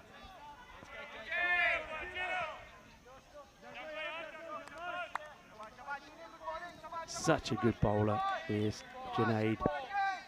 Seen him now for a couple of years, and he's always challenging, he's always tests the batters, always picking up wickets at crucial stages as well. Oh, bit of a Chinese cut this time from MSP, tries to give himself a little bit of room and gets a little bit lucky. Hay poco suerte ahí por el bateador de Austria, MSP. It was great to be out there in the fan zone.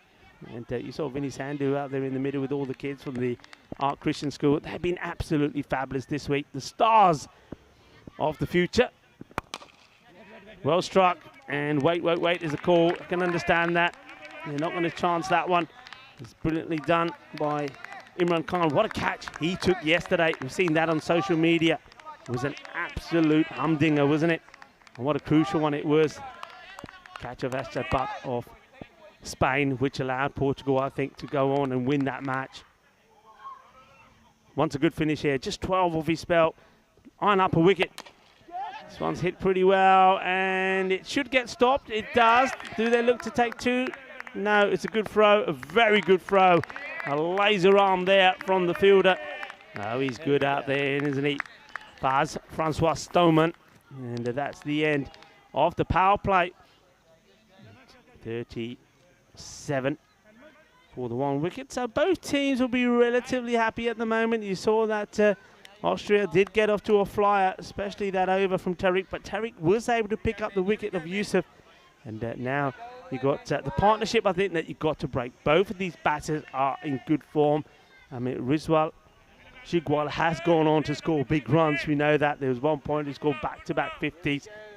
And MSP, I think he's due a big score. Rico Full here, and alongside me coming back into the dream box after escaping from the Ark Christian School kids who have been absolutely fantastic. I'm loving the energy, enthusiasm for the game. Vinny Sandhu, welcome back. Yeah, they've been really great. I mean, it's such a great feeling around this cricket ground, especially when the kids are here. Of course, I have to go back to school fairly shortly, but we are into the thick of the action here, aren't we? And here's Ranasawa. He's going to start a new over. He starts it with a wide, so these two teams which come to this battle. They've had kind of up and down weeks, you'd say, both of them. Austria were only a shade off second spot as well. But Ireland, I mean, they ended up securing the double chance. But where are they at now? I mean, that's a hard one to come back from for Spain. I don't want to keep going on about it, but I mean, they've got some interesting selection issues there. It's a bit high. Shigwal likes that leg side. This time, I think we're probably looking at a run here. Maybe a little bit of glove, a little bit of edge in that. Sarwas had a good couple of games, hasn't he? I mean, yesterday he was very good with the bat for Portugal. 35 of 16 in that victory against Spain. But I think he's been very good with the ball as well. He just keeps the pace off it slightly. A little bit of Basir Khan about him. He looks like he's going to come through quicker than he does. There again, it just demonstrates that. I think it's very clever of him. I think he can bowl quicker, but he realises that he doesn't have to. Yeah, he's not trying. It's a bit like Mark Simpson-Parker, actually, when he's been bowling. I don't think he's been trying to bowl as quick as possible. What a revolution he was yesterday. It was quite amazing. Picked up several wickets, also took a hat-trick, which nobody knew about. And well, a few people knew about it. Secret hat-trick. When you split them over overs in this form of the game, it is really difficult to find them sometimes. But Shigwal, a bit slow starting off. You know he wants to go. Just get another single here. Once again, Sawa, I think it's clever. But you've got to locate well if you're going to bowl at this pace. Yeah. Right now he's doing a very good job. Francois Stoneman there. I wonder if he can find himself back into form in this match. He's been very good with the bat, but the last couple of innings it just hasn't quite hit the mark again. Looking forward to doing it again here on Group A finals day. Goes big, and he gets it. Seis carreras. Well, come on, Maxi, give us one of your Maximos. Maximo time, and why not? This one's just a little bit too short, and he can time it up. You see here, doesn't really have a lot of footwork. It's just all hand-eye coordination. And that one sails out of the grounds. Mark Simpson-Park, I've got to say, the longer this week's gone, the better MSP is playing. Yeah, definitely agree with that. And his all-round game has improved so much. Goes again. This will be a bit of a tester for Chambers out here. Does well. Full barrel roll. Just be a single. So, I mean, I suppose as a bowler, if you get hit for one of those big ones in and over, you can kind of handle it. In for a par kind of an over. This one's worth 11 at the moment with the ball remaining. But if you go for multiples, that's when the score can really get big on you quickly. Isawa. Pulled away. And this will be the end of the over. So he does go for 12. Makes him hustle in the end. But it will be the end of 4. Austria, 49 for 1. So I think at the moment, Mark Simpson-Parker, remember, he almost batted through. Well, he did bat through the innings. He was actually the last. He was the 10th wicket to fall. Almost carried his bat yesterday. He makes him hustle here. He's just in, but yeah, I think you need to be legging him out in this form of the game. So now we'll get to see what Austria can put on the board in these middle overs. I think will be so crucial. See already, Hassan Yusuf has come and he's gone for 20. MSP still there, 17 off 9. Shigawal just taking a little bit of time to get going, but Zishan Arif coming in next. Wasn't he good last night? 63 runs out of 84. Yeah, it was an incredible knock, wasn't it? I think I remember saying to you at the time that I know that the win didn't really mean much because they were always going to finish where they finished, and this was always going to be the contest today. But I mean, if that was a match which had more on it, that for me would have been so far the knocks of the championship. Really was such a good knock. Here we go with Shigawal facing Faf Stoneman. About that last over against Portugal last night. This time it could be a chance. It's not. It's over Chambers. Maximo. Razmataz gets a bit of length here, and he gets just enough, doesn't he? Thought Chambers was in the game for a second, but the result, 6 runs, and that brings up the 50 for Austria. Yeah, this is what the captain from Austria is waiting for. He wants a pace on, and as soon as it's on, he attacks, and he attacks into the zone of the ground that he likes to hit on the leg side. The fielders are out there, but that time he gets it over them. Well, this is hit hard, and this one goes there again. Well, this is going up into the fan zone. Well, watch out to the kids of the Art Christian School. This one is coming your way. Well, that is a rocket shot. It's an absolute bullet. What a hit this is. Well, Stoneman has to get that ball up there. Otherwise, well, they're going to keep going up there. Well, that one hits the roof of the marquee, and then the roof there at the back of the old catering marquee. What a hit that is. Well, Shub says, hang on a minute, let me have a look at that ball, because has it come back with some egg on it? No, it's all right. It's fine. Or maybe a sausage, because that was a banger. Yeah, Stoneman, his Achilles heel is his accuracy. Accuracy is kind of everything, isn't it? This time's in the slot. This one really has packed a punch. Maximo Shigawal gets what he likes. And if you like, it's kind of the counterpoint of someone like Ranasawa, who is just concentrating completely on where he's putting the ball. I think that Stoneman does kind of strive for extra pace, but he's putting it all over the place. Oh, that is a monster hit. That is huge. Well, that's a Bizaway supersonic 6. And the sound of that echoing around this beautiful Cartama Oval was quite sensational. Stoneman, he's in a bit of trouble. 3 balls, 3 sixes. Uh-oh, now you've mentioned it. Well, it won't be a 6, but it'll be the next best thing. Cuatro carreras más. Tries out the short ball. Again, Stoneman, it's kind of licorice all sorts here, isn't it? It's full, it's short, line's changing. I think that even he doesn't really know where they're going. Raz gets a bit lucky, but gets a backwards boundary. Yeah, I mean, boundaries have been flying on this ground here today. And, well, we saw Ireland doing it, especially Seamus Finch smashed the ball to all parts of the ground. And now it's the turn of the Austrian captain. Rizwa Shigwell, he's raced on to 27. Just 11 deliveries, and look at that score. It's in the 70s already, inside the halfway point of the match. Almost creeping up on the halfway point of the innings. Players have a quick break. It is hot here, 31 degrees. This is loose. I think this maybe, yeah, wide has been, I think that wide has been signalled probably because of the direction. Yeah. But it could have been wide, I think, for height as well. Yeah, I think so as well. You can see it's not one that he was going to be entertaining, nor should he have been. Yeah, wide for height as well. So either way, it's a wide ball. Stoneman, it's gone magical already. This will just be a 1. So more a miss hit than anything rather than the ball in the right spot, I think, from Stoneman. Margin's so fine in this form of the game. Last ball, the over coming up.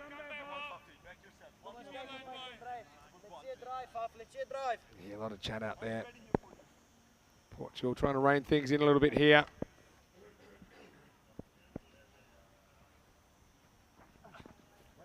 Another wide. This has been probably his primary problem here.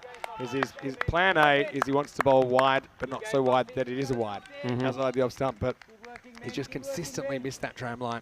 Yeah. He's got an unusual sort of action because the arm isn't a full flow, the bowling arm. It doesn't flow all the way over. It gets to a point and then the wrist comes into play. And I think that's sometimes where the ball gets darted slightly offline. Got him. Well, this time he gets the inside edge of MSP. He stands, he waits, he absorbs, he acknowledges, and now he has to walk back. Yeah, he's a little bit disappointed, but that is a good wicket to get at that point. I mean, it's an over that's gone magical, very similar to that over from Tariq. Tariq, well, his over went magical, but he did pick up a wicket, and it's the same here for Francois Stoneman. That's his first over, done with 25 come off it, but it does pick up a wicket off the last ball, and it's a good one to get because once again it's MSP who, well, shows always good promising signs, but never is able to go big. Yeah, that's the thing. When you're playing away from your body, even though the feet shuffle a little bit, there's always an element of risk because you're playing outside your eyes. The MSP, luck was out there. He becomes the second man to fall. 5 overs down as well. The score is 74 for 2. And once again, we certainly want to acknowledge everyone that's watching all around the world, I should say, not only on Fancode in the Indian subcontinent, but across all of those international broadcasters. And yeah, hopefully you are enjoying it so far. I just want to clarify some comments from earlier. There's been a few comments, maybe misunderstandings about what I was saying about there were some misfields and some drop catches in the Irish innings. For not one, I don't know the Irish tactics. And some people were saying I'm not accusing anyone of anything because only they know what they were thinking. I don't. I'm not pretending to. I'm just saying that it's an innovative game, and if that was a tactic, and I'm not saying it was, if it was a tactic, I thought it was smart.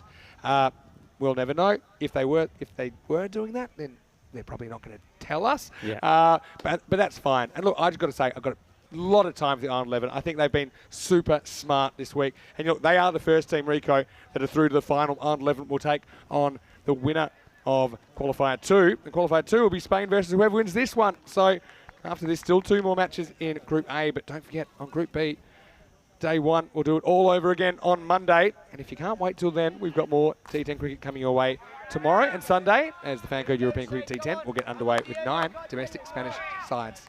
Yeah, absolutely. Hey, look.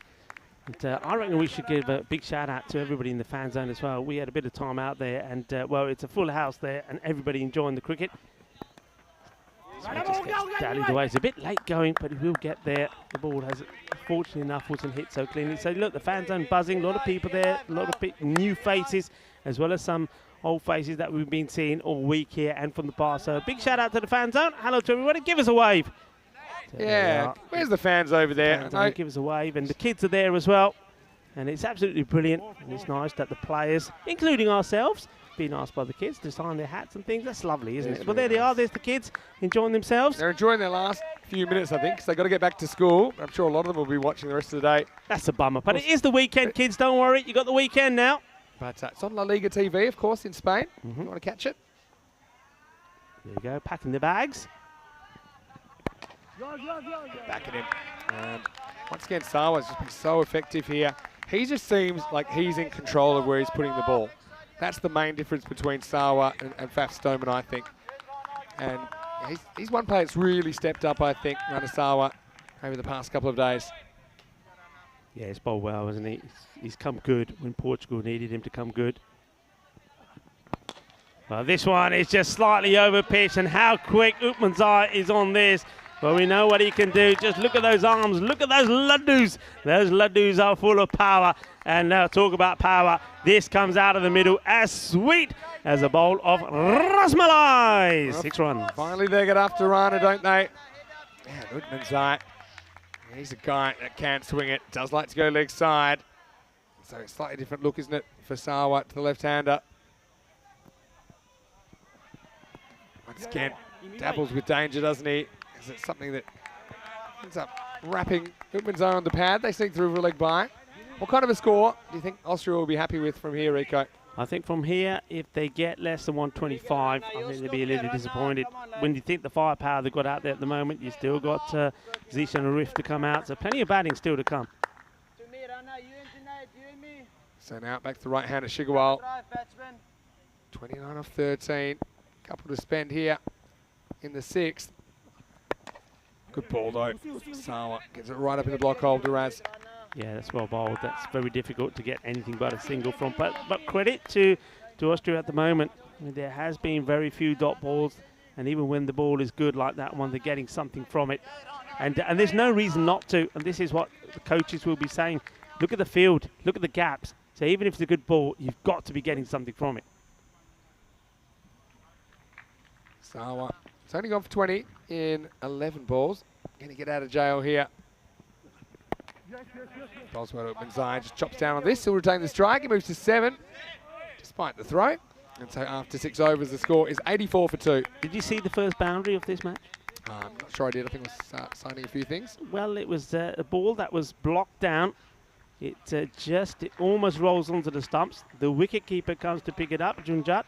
And then he has a shy at the bowler's end because MSP was just loitering around, but he got himself in easy enough. The ball went past the stumps and went all the way down to the boundary. Well, that's what's known as an aggressive tactic. Maybe too aggressive. But yeah, sometimes you don't want to be throwing runs away. I mean, Junaid, if that was off him, he only went for 13. So, I mean, he's bowled really, really well, hasn't he? But now we head into the last 4 overs. We're on 140 pace at the moment. That's pretty good pace, right? Especially in an elimination game. Portugal just need to find a way to pick it back. And here is Conrad Greenshields. He's going to do the bowling in over number 7.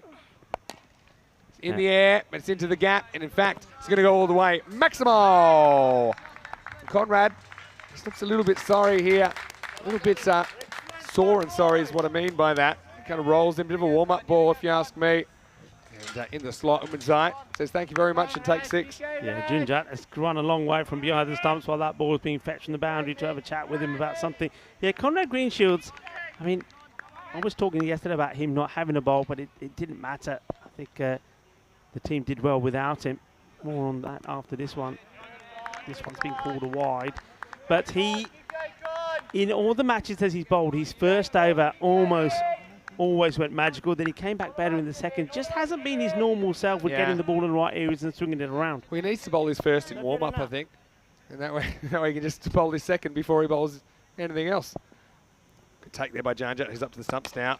Takes on this one. Doesn't really get it. But, I mean, it's a bit of luck as well for Upmanzai. Because it doesn't carry out there to Imran Khan. Didn't Imran Khan take a good catch yesterday? Fabulous. Coming in from the long-off boundary.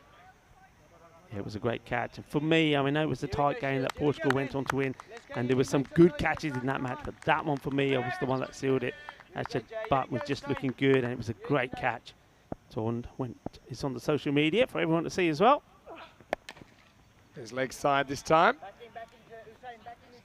Just be a 1 run out there. So, that first ball, this over's been pretty quiet. It's Chambers, well, he was the man in the hot set yesterday. That ball from Alger was going for 6, which would have won the game for Spain, but Chambers took a good catch under pressure on the boundary. This is where you feel Portugal, you'd love to see the back of these guys get things rolling your way, maybe keep it down to something in the 120s or something like that. Still plenty of cricket to play here. Maybe even below 120 if they do really well, but it's going to be tough. Conrad just kind of things back on track. Yeah, he seems to have got the line just right. The first ball was a little bit short. It got pelted away. He knows where Sigwali's want to be attacking this, so he needs to be trying to keep this ball sort of outside that off stick. That's the plan here. Smacks this. That made such a good sound. That was like a rifle, and I don't even know where that one's gone because it's gone too far. Maximo Shigawal, blast one. Well, I want to know what Conrad Greenshield has to say about this one. He bowls it and stops. I reckon he's just saying, hey, that's a good shot, buddy, because you can't take anything away from this. It was where he wants to be because he knows he doesn't want to bowl it on the legs, but he's still, I think the length, because it's slightly short, he's still able to latch onto it. But yeah, you're absolutely right. When he hits it out the middle, it sounds sweet. Hundreds up now for Austria and climbing. Captain to captain here. Goes short, he's waiting for it, and it's going to be 6. And it's a teaser for Chambers, who can't quite get there. Back-to-back Maximos for Shigawal, who's up in the 40s now. And Austria, after 7 overs, they're 106 for 2. Yeah, I mean, what a good bit of hitting that is. He's just such a sweet timer of the ball. And he's, you know, it was all about him early on, but now other players start to contribute. They're starting to look good. Well, this is looking good as well. This is where we're going to be going next. Yeah, well, of course, we're here for 5 weeks. I did mention Saturday and Sunday we also have cricket. It's just not part of this tournament, but it's a domestic tournament. We will be back with the ECC on Monday. But after the 5 weeks of Cartamania, we'll have a week in Croatia, 2 weeks in Malta, and 5 weeks in Spain to finish the season. Goes all the way to the 11th of December. 45 weeks of live cricket this year. And most of the time it's been 6 days a week, sometimes 7, occasionally 5. Jeez, it's been a huge year in European cricket, Rico. And Vinny, tell the world of the percentage of cricket that's been watched by everyone, how much of that has been ECM? Yeah, so this is from last year, where we did 1,222 matches. Of all the cricket televised in the world, I think 52% was European cricket. That's incredible. Isn't it? Sensational.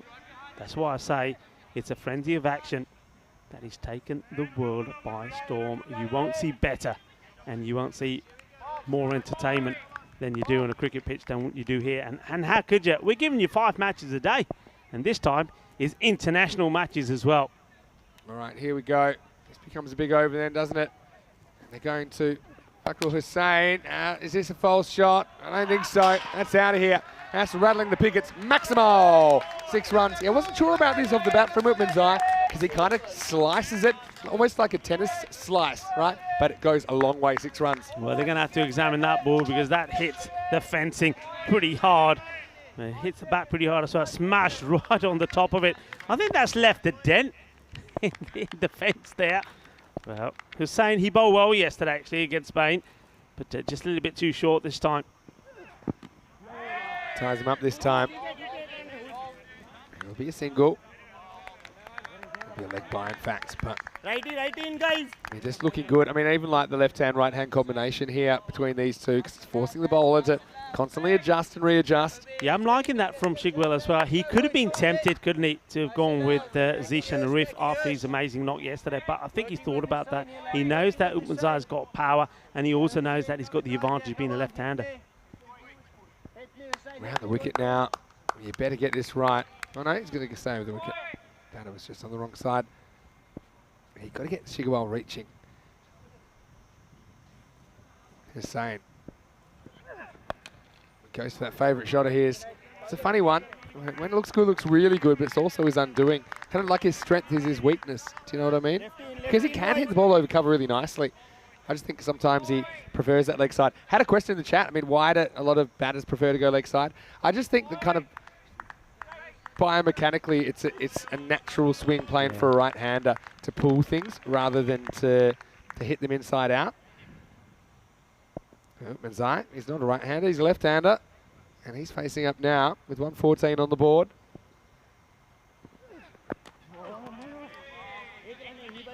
And a few people talking about the bowler at the moment. I'll tell you something about this bowler. He is the man that really got Portugal back on track yesterday. Because in the 9th over, when Spain needed, I think they needed 20 off the last 2 overs, he took 2 for 1. 2 wickets and only conceded 1 run. Yep. And it was a very, very important over in that contest. Portugal ended up upsetting Spain, of course, in that match.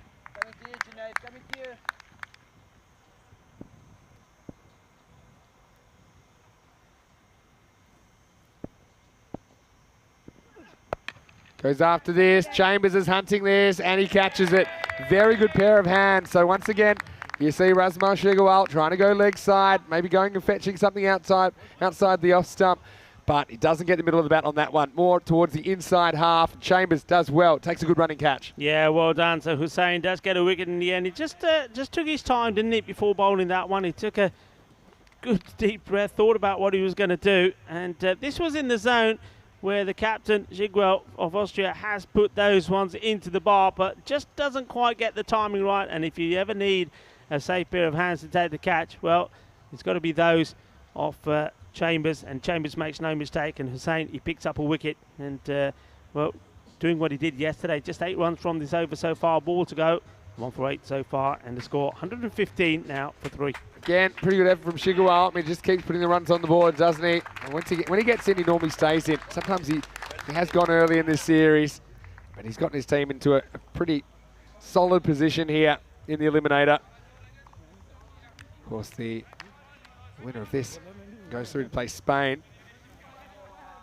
And whoever wins this, it's going to be an interesting rematch with Spain, because Austria and Portugal beat Spain yesterday in thrillers. Yeah. So it's going to be a good one. We don't know who it's going to be just yet. Fakrul Hussein, but a ball to go here in the 8th over.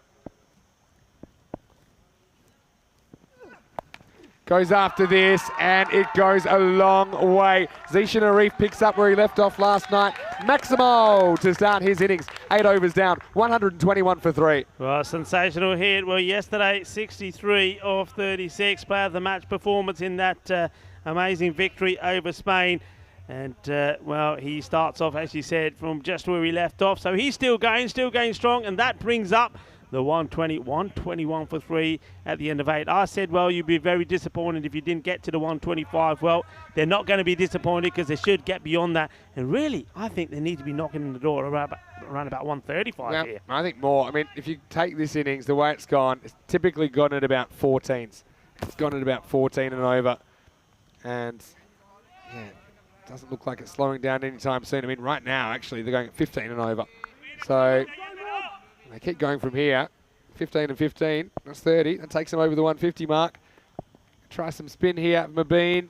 Not a good ball, though, and that's going to disappear. Well, I think this has gone for, I thought originally it might have gone for 4, but it'll be a close one. It was a good hit. It's flat, wasn't it? That's why it's hard to pick up where it actually bounces. Look at how flat that is. Yeah, it's a 6. Good call. Maximo time. Called on the field, called correctly. But he hit that so hard. Mabeen, that's not where he needs to put it. No, Utmanzai, the left-hander, anything in that zone will be smashed. He did go magical in the first. Did pick up a wicket. He was 20 runs to the first 4 balls.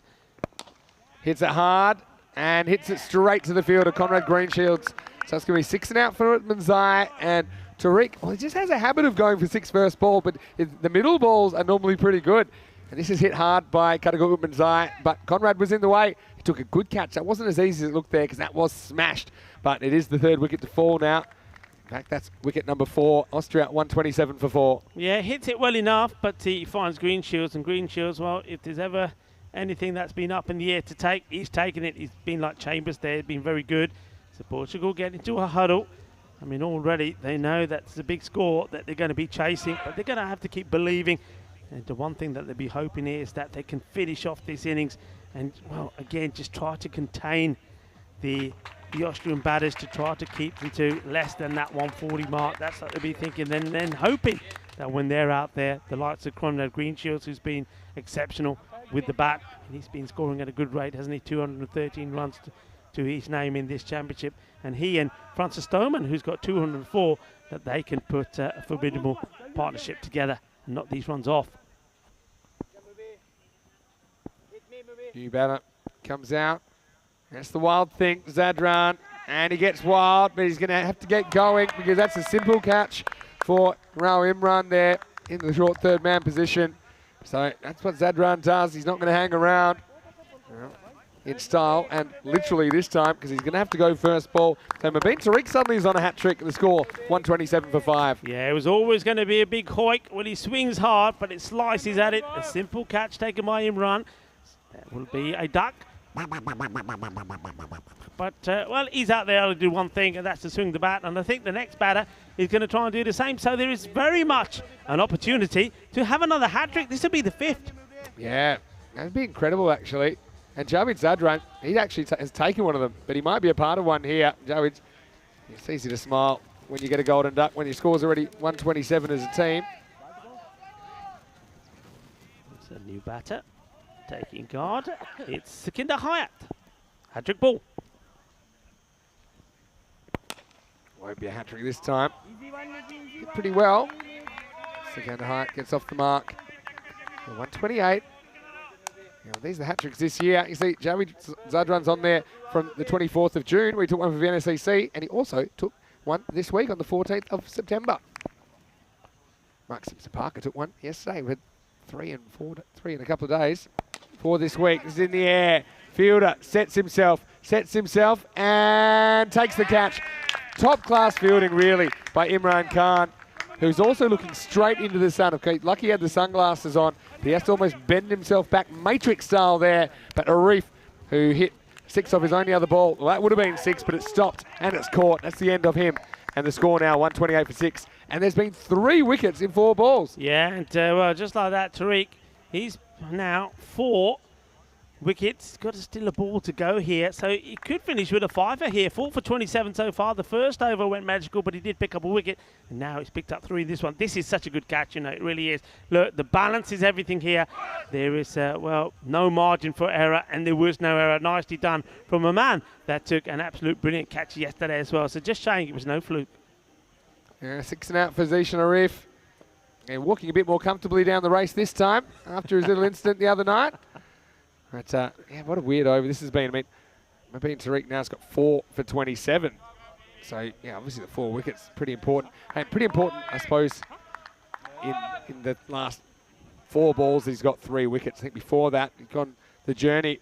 I think the other thing is, Vinny, is that the wickets, yeah, of course you take the wickets, but you'll take the dot balls as well. Yeah, of course. So he's on a 5-er. Well, good chance, but really, you know, that new batter's going to swing away. It's Basir Khan. I just find it funny when spinners lose their run, because it's only about 3 steps, but here comes the last ball of the over.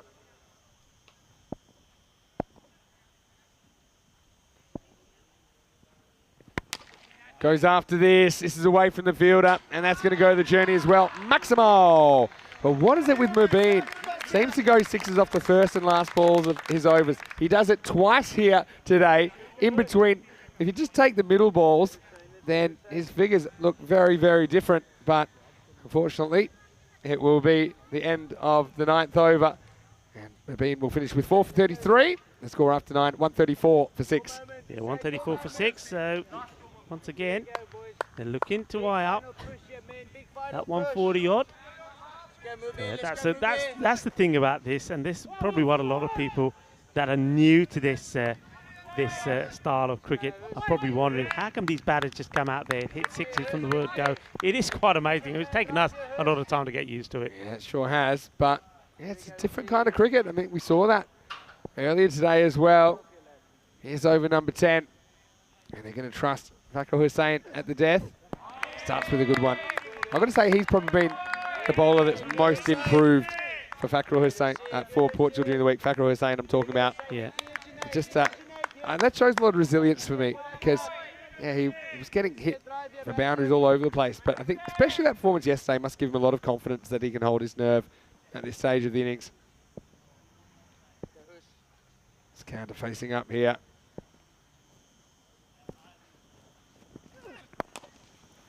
Doesn't quite get where he wants, I don't think. Fakhar Hussain, but he'll take the result. Just a single. Austria seem destined to get something in the 140s. That would be an epic chase for Portugal if they were to pull it off. I think, you know, they need a couple of their key players to fire him, and Conrad Greenshields. We talk about him a lot, but for me, Faf Stoneman's a really good barometer of their batting and how they're going. Probably see Chambers swinging away at the top of the order as well. Goes for it. Oh, that's pure. That is pure timing. And that is straight, and that is 6. Basir goes large. Maximo time. Well, Basir, first ball, boom, 6. His second ball, boom, even better, even bigger. what a shot. And they don't come any better than this. He goes the distance and he gets on sweet out of the middle. That's a big hit, Vinny. That's a big hit. Really big hit. And again, got away with that length ball before. Didn't get away with it that time. But here's 12 off 2, you know. And this time he might be gone, except Fackrell's going to go get it himself. Good luck. No, he won't get it. Now they'll get 2.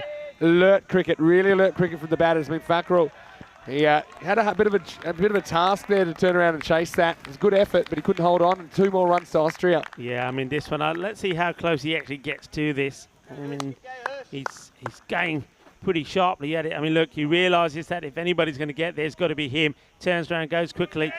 And I think this just probably falls out of his reach. Great effort, though. Keeps the same batter on strike, though. It's given him problems so far. So the score moves up to 143. I think they'll have to add another one on there because we know they got 2. There we go. That's the power of the voice, you see. 2 to come now. Can he get it right, though? Brassier looking to get under something here straight, no doubt. He doesn't get under it, but he smashes it. And they'll probably go 2 here, and I think that's smart because it was a long throw to gun Brassier down. And you're fine if Hyatt gets run out there. So in the end, another 2 runs, and Austria, with one more big blow, might even bring up the 150 here. Look at the backing up here. Look how quickly he's gone. Look where he is already before the ball's even been hit. That is the way to do it. That's exceptional running. It really is. That's why I think they went to the wrong end there. I think you're powerful enough down there to throw it to the keeper and not just get the run out, but also remove Brassier from the equation. As it is, it'll be 147 with the last ball to come. Strap yourselves in, everybody. A bit of an anticlimax. But yeah, for sure. Hyatt, he'll be off with the delivery.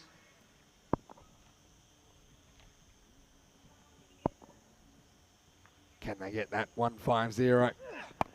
Well, they will, and 1 for luck because that's 151. Amazing hitting at the death by Basir Khan and Hussain. Well, shades of earlier in the week, he just couldn't quite get it right. He couldn't find that block hole often enough. He's punished, and a huge score for Austria in this elimination match. Yeah, it's a big score, isn't it? The 150 comes up. Well, I reckon that Basir Khan, he's asked the captain to use his bat because it sounds very familiar. Every time the ball hits the middle, it sails over the boundary.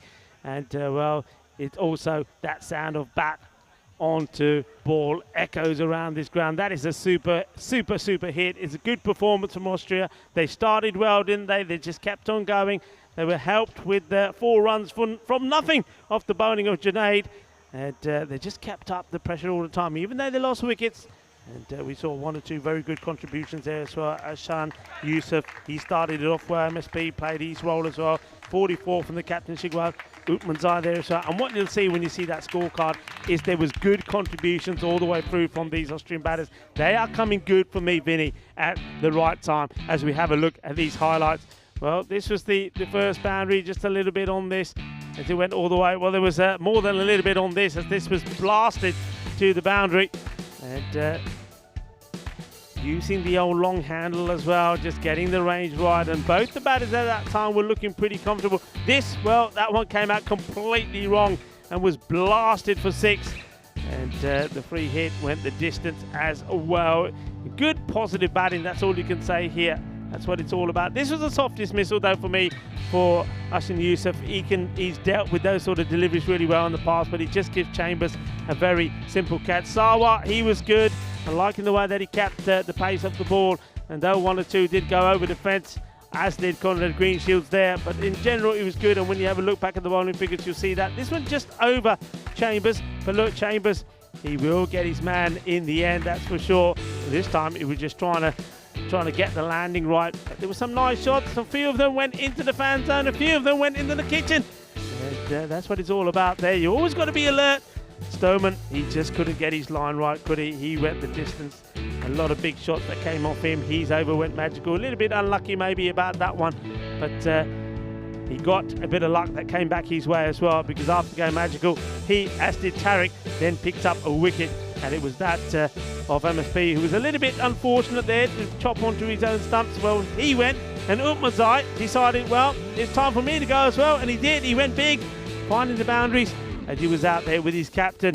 And well, some of these shots were absolutely humongous. They were massive, and there were some mammoth hits in there with the ball going over the boundary plenty of time. This one was quite extraordinary, actually. It was almost like a flat back 6, and it was effortless. But then that one there, well, that was a catch, and that was Shigwell looking to bring up his 50 with a Maximo. Didn't quite time it right, and fortunately for Portugal, it was the safe hands of Chambers that was behind that. But well, the next batter came in, and that's what you'll find here from this Austria team. The next batter comes out and does the same thing, and that's hit big runs. And that was the one that was well taken by Green Shields, taking the catch of Utmansai. But as Utmansai fell, and so did Zadran. There was an opportunity for a hat-trick, wasn't taken. And then Basir Khan came out, and he did what he does best, and that was to hit the ball over the boundary. But not before we saw another good catch from that man out there, Imran Khan. Really good boundary management from him. But then here came the big shots. They just never gave up. They were relentless, really. And that score, I mean, don't forget at the halfway point there was 74 for 2. So they did continue at the same sort of pace. They did bring up the 151. Clean hitting, good hitting, and it's going to be a big chase here for Portugal if they are to give themselves a chance to make it through into the Group A final later. At the moment, the way things look, it looks pretty healthy for Austria. Remember, they've got to win this one, but still, Spain await the winners of this match.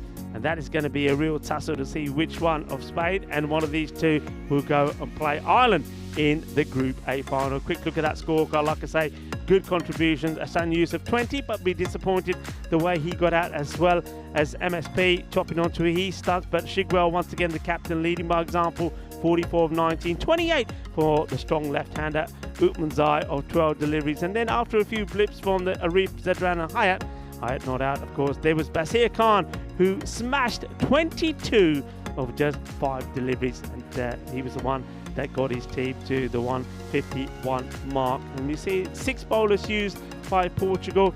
There were some magical overs in there, but credit to them, the likes of Tariq and also Stoneman. Though they went magical, they were able to pick up wickets as well.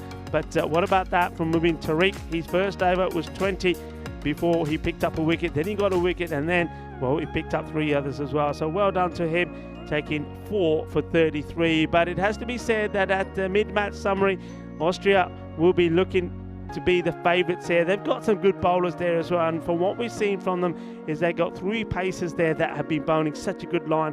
They've been very difficult to get away. This is not going to be easy for Portugal, but it is possible. But the likes of Conrad Greenshields and also Stoneman going to have to go big, and they're going to have to score some big runs here to give themselves a chance. So plenty to play for Portugal. 152 required if they are going to give themselves a chance to make it in the final later today. I'm Rico Full. Alongside me is Vinny Sandu. You're watching the Dream11 European Cricket Championship, and we'll be right back in about 10 minutes time for the conclusion of this eliminator.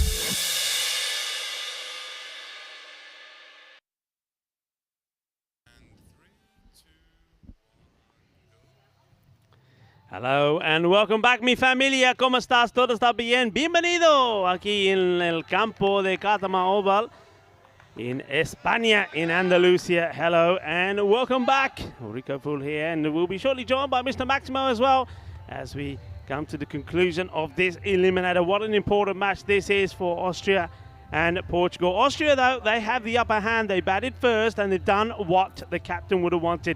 That's to go out there and put big runs on the board. 151, and the captain, Rasmus Shigwell of Austria, well, he was instrumental in getting them there as well. Another fine knock from him, 44 of 19. So Portugal have it all to do. It's a big score, and well, a lot of you probably think it is quite unlikely, but let me tell you this, if they get two batters that get going, and Conrad Greenshields is one of them, and well, Faz Stoneman is another. But also, I'm liking this look about getting Imran Khan up there. Now, this guy can give you a perfect start.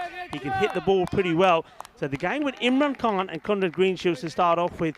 Big T, he's been good though, hasn't he? Danny Wackenstein, he's been getting the ball in the right places. He gets a fair bit of swing as well and picks up wickets. I'll tell you something else, if he picks up wickets, he'll have a handful of a time to try and stop him because he does take off. Well, this one is up in the air. Is it safe? Is it not? MSP chases after it. It does go all the way. Manos arriba, árbitro, porque eso es 6 carreras. Arriba, arriba, arriba, arriba, arriba. Y eso es 1-6. And that is what they need to do. They need to be brave. And they need to take the odd chance or two. And maybe hope a bit of luck goes their way. Well, the Big T goes big straight away. And he needs to get a good ball back in here now. Imran Khan goes for a big 6 straight away. Hits this one pretty hard as well. One bounce and will be stopped out on the boundary.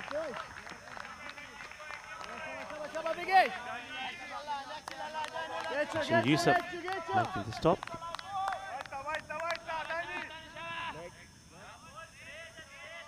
Chance for Greenshields now. Takes his guard. He knows what an important knock this is for him. And his team hits it in the up. Half a chance. No, he gets it through the gap.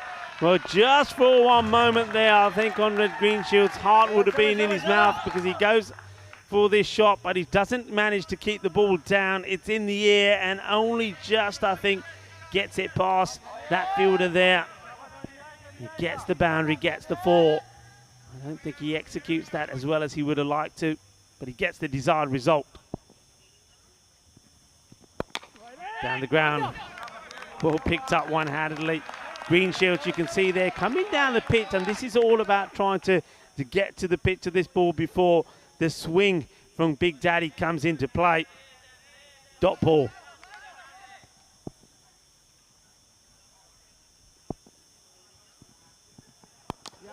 Just paddles this to the leg side. Fielder having a few issues, picking up cleanly, but will do in the end.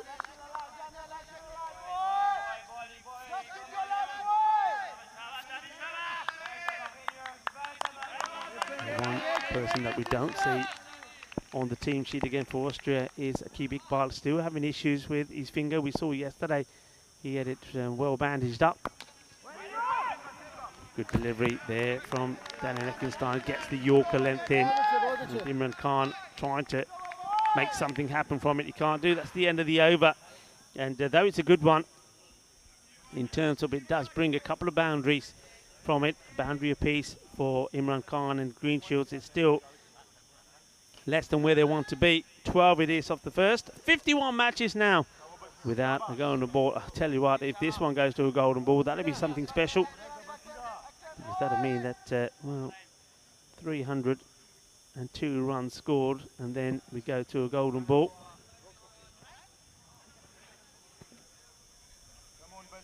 Basir Khan,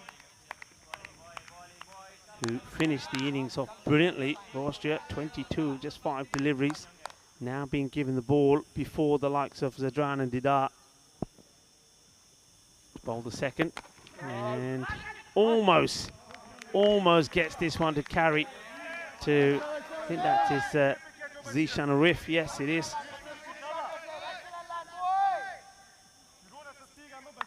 And I'm not sure. There's There's some conversation going on here. Look, Conrad Greenshields is not so happy about that delivery that was being bowled, having a chat with the umpire. Oh, this is well hit, and it will go all the way.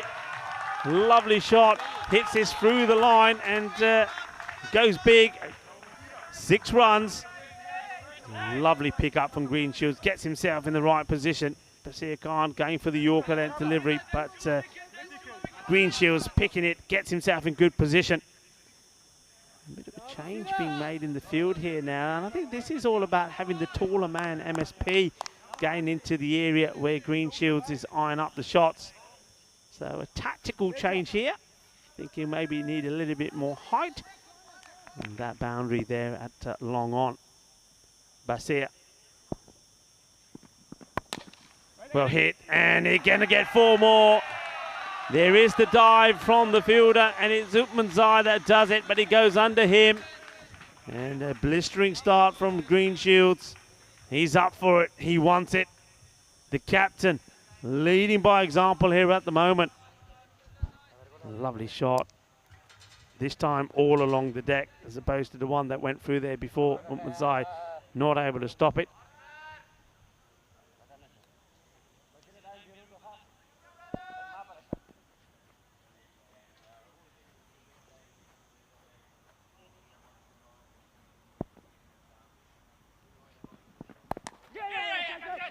Bat onto ball, takes a single. Clever batting this from Greenshields. He's got the boundaries that he wants. Quite happy just to rotate the strike, hands the strike over to Imran Khan, and then just offer some words of advice to him as he goes back to the non-striker's end.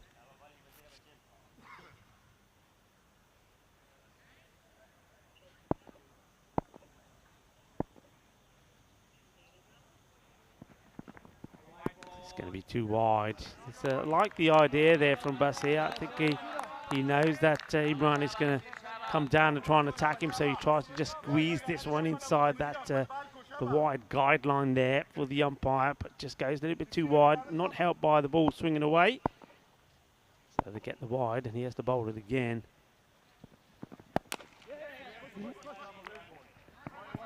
This one is turned around, turned out to the mid-wicket area. Fielders come across, keep it to 1.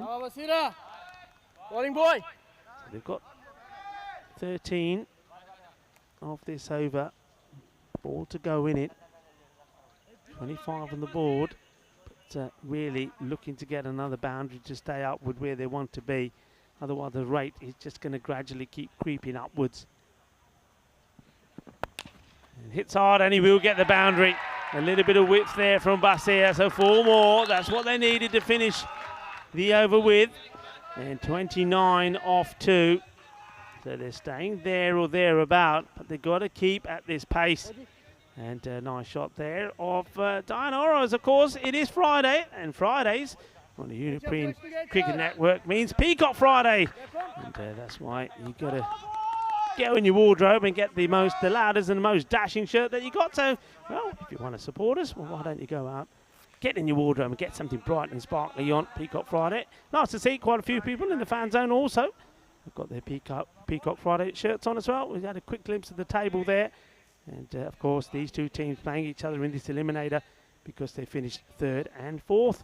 And the man who's also wearing a very nice Peacock Friday shirt joins us back up here in the Dream Box.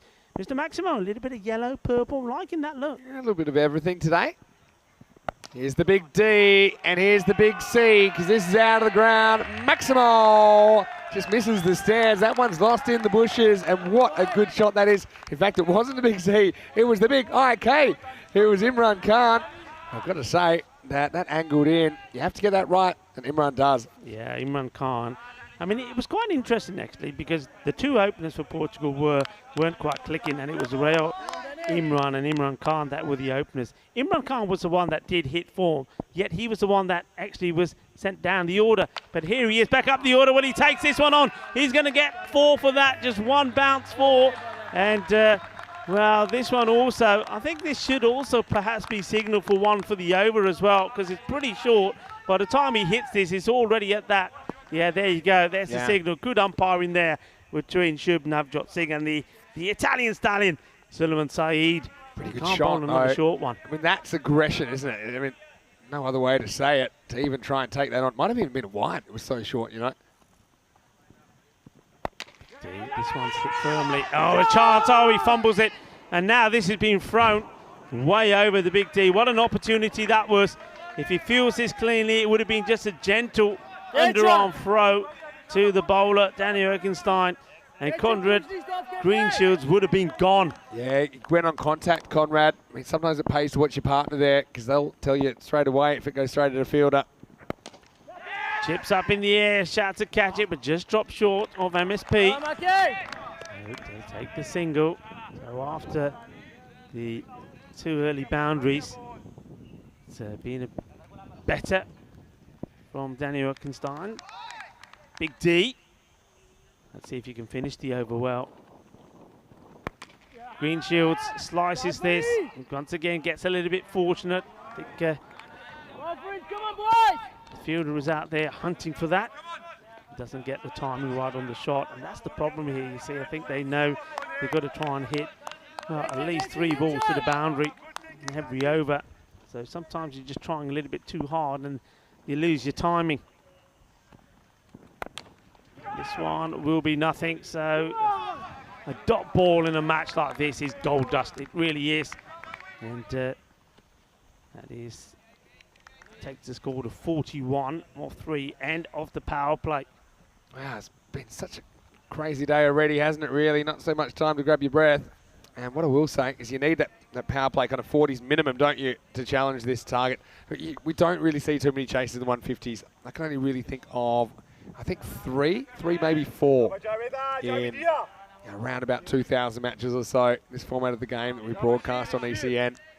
So you're going to have to bat pretty close to perfectly. Because often these chases, I mean, they can stay on the rate for a while, but then there's a wicket or 2, new batters come in, they can't quite keep up the pace.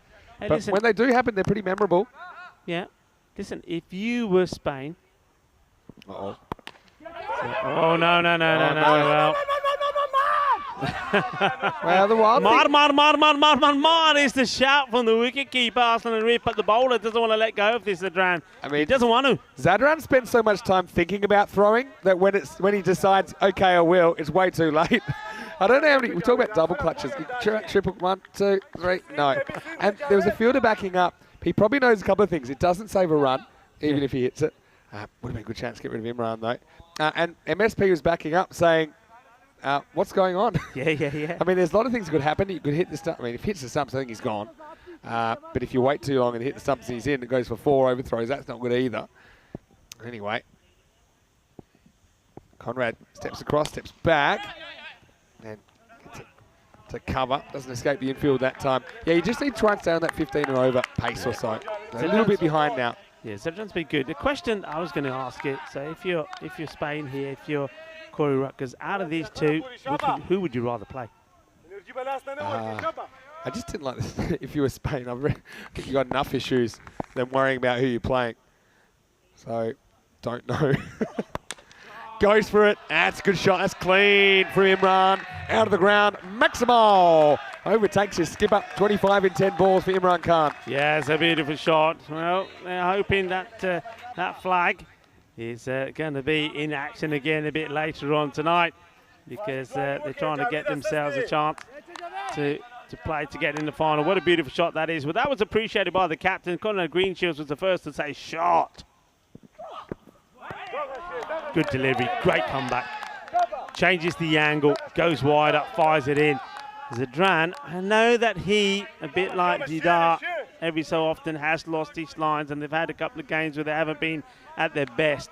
But most of the time, they've been good. Most of the time, these two seamers have got the line right, they've got the length right, and that's a good example of it there from Zadran. Good comeback. Zadran, the wild thing. How wild will he be today, though? Full toss, hitting the gap, 4 runs. Got to say, Imran's really stepped up in this chase. He is fighting, and Portugal past 50 in the 4th over. Yeah, nice shot. And this is not just about the power. This is all about the timing. He gets this placement perfect. And once it gets past that infielder, you can see the MSP, he's just too straight to do anything about that. He overcompensates, but almost works for him. What goes between? Oh, well, if it's a good throw here, he's in trouble. Oh, wow. Well, I think Conrad had that under control. He was almost trying to induce the throw from Dieter because he knew his partner was in trouble there. And it's a bit like the rodeo clown trying to distract the ball here because, look, they say no for a while. And Conrad says, you know, on second thoughts, let's go. He thinks the keeper's got it. That's what it is. And it's only afterwards that he sees the ball pass the keeper and says, yeah, let's take it. Get away with that. Yeah, I don't know if I would have done that myself. Anyway, takes us to the end of the fourth over. Portugal 53, no loss. Means that Imran Khan, he retains the strike. Wow, this cricket's been fast-paced today. Yeah, so going back to what you're saying, would I rather play Austria or Portugal? Probably I'd rather play Portugal. I just think the trajectory of their week. I think Austria kind of hit their straps and have been a bit more consistent in the last 2-3 days. Portugal haven't. Both are threatening. If you've lost to both the day before, so that's not ideal. But probably just by a little bit. But I mean, there's not much between it, put it that way. Also, look at group form. Austria won 5 games. Portugal won 3. Here's Arsene Youssef. He's going to bowl the next over. In the air, opportunity, and taken. And that's a nice shot there for Diana Oros. He's right there, and Utmanzai makes no mistakes. And spin to win. Well, is that going to be the same? Because certainly a lot of people have said that with the Ireland squad and the number of spinners they've got, that maybe it's going to be spin to win for them in this finals day here for Group A. But, well, this man also for Austria, Arsene Youssef, he's been pretty useful, hasn't he? He comes on, the first ball gets him a wicket straight away. And a nice catch, safe hands with Utmanzai. So they do break the this opening partnership. And opportunity now with that wicket going down for the players to also take on some liquids. Yeah, chance for us to catch our breath here in the dream box. But yeah, Imran certainly has gotten off to a good start. And it's funny how no good deed goes unpunished. They sneak a by. He does get the team gets the run. Imran gets the strike, holds that next ball. Yeah. That's the way it goes, I suppose. But Portugal are going to have to put a big second half of this game together if they are going to pull this off. But once again, I want to say very, very warm welcome to you wherever you're watching from around the world as we hit the midpoint of the innings. Players will have a bit of a drink. And just a reminder as well about our Crickathon. And crickathon.com, it's an ECN innovation powered by HCL software. There's a question of the day and a question of the week. Yep. If you want to know more about that, I mentioned it earlier. It's about who the highest wicket taker is in Group A, which finishes today. So you can go to our website and get a good clue about that. We will have a daily winner, the weekly winner as well. There's a lot to play for, but it's just as simple as going to crickathon.com. Really exciting stuff. It is exciting stuff. And look, shout out to all our partners as well. And just to remind people, that was the question of the day. There it is. So Abhilash Pathak from India, he was the winner yesterday. Remains to be seen who will win today. Of course, it might change a couple of times during the day with the top 4 teams in the group playing in this finals day. Chambers is the new batter that's gone out to join his captain, Green Shields. He's after this. And Chambers is a guy they tried at the top of the order. When he looks good, he looks really good. Anthony Chambers. He's got a very simple technique.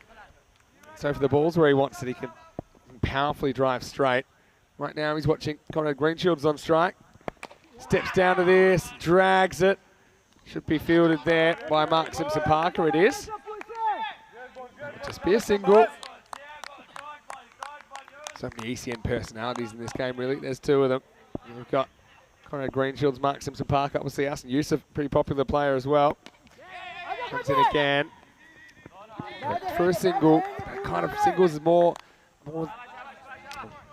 than fine for Austria at this stage. That run rate required just crept over that point of no return, 18 and over. Yeah, they're more than happy for the singles to go here. Can see a big shot coming here, Vinny. Has to be. Green Shields will go for this.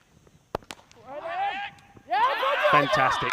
Absolute fantastic. This is what you got to do. If you want to win matches, and this is what you got to do. You've got to throw yourself around. You've got to be up for it. You've got to be pumped. And Sikandar Hyatt, this is a quality stop.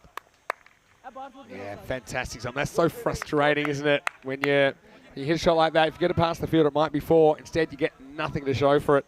So Green Shields looks frustrated, but he's still there. You need something like the Swedish impossible chase from last year if we can do that. Now, in that game, I can't remember what it was exactly, but they were kind of in the 60s, chasing a similar total after 6, but then went bang, bang, bang, bang, bang. I think they scored, I can't remember, it was a lot. It was something like 83 runs in the last 19 balls, or 21 balls, something like that. It was crazy, but got him over the line. Here's Idibasha Dida in over number 6.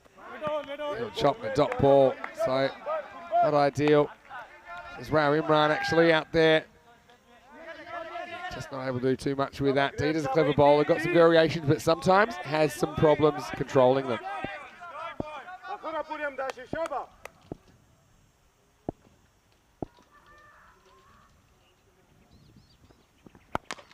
Goes for it straight and goes pretty good. Maximo! Rao Imran, we've seen him do it at the domestic level. And this is a big opportunity for him to prove himself here, get some length from Dida and punishes him down the ground. Yeah, once again, Green Shields is the first to acknowledge it. Shot, he says, and it was a good shot. Doesn't try to hit it too hard and uses Dida's pace against him. Plenty of support for the bowler. Needs to go again and does, and gets it over again. Rolls the dice, comes up double sixes for Rao Imran, moves into double figures, and he's getting Portugal moving.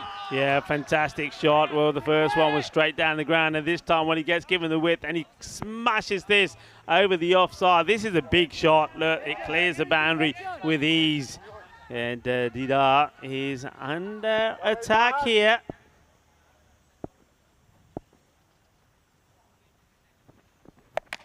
Short, and this is going to be another one. 6-6-6, the Devils' number, and Rao Imran, right place, right time, right shots, right result for Portugal. Up into the 70s now. Yeah, absolutely. Well, look, you know what they need per over, and that's them there. So already he's got the runs they needed of this over. Now anything from here is going to be extra runs. That one, I think, is that, I know you said he likes to try a lot of variations. I think that was the trying of the knuckle ball there, the slower ball. If you look at the action and the hands, I think he tried something different. That's why it was shorter.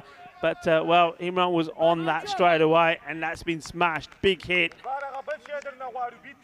Into the over as well. No, it isn't, because they're coming together just to find a new ball. Fooled me. So what are we now? 74, 5.4. And that run rate required now. I don't know if I'm up to date with this one, because there's been 3 sixes in a row. Yeah, even with that 18, I thought it might have come down. But still 2 balls to go in the over. Yeah, but remember it was 18 a second ago. Pumped 3 sixes, but I suppose that was what happened because he missed the first ball.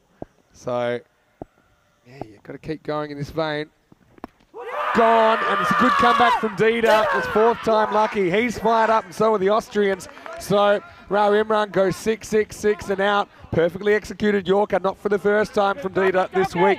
And so, unfortunately, for Rao Imran, his start is shorter than he wanted. He goes for 20 off 7 to score 74 for 2. This is such a good delivery. This really is. I mean, this is a boogie, oogie, woogie, Kookaburra fireball. He gets this right on the money. Here you go. Look, Jaka there, Patte. That is a brilliant delivery. Look, he's absolutely pumped. You know what I like about this? Look, Dida, of course, he's pumped up. He's saying, yeah, yeah. And Conrad Greenshields, he's the first to acknowledge how good a delivery this is. Because, look, once that ball's hits that off stump, he turns around and he gives the bowler an appreciative little clap saying, hey buddy, yeah, that's a good ball. I'm liking that. This is one thing that I've loved about this European Cricket Championship all the way through. Just the sportsmanship here between all of the players. Look, they are all European players. We are one big family. And you know what? When you see something good, it doesn't matter which side you're on. You should appreciate it. And Greenshields, I think, I take my hat off to him. He's such a sporting player, such a nice guy. He knows that was a great delivery, and he was the first to say to Dida, hey mate, well bowled. Yeah, these guys love cricket, don't they, when it comes down to it.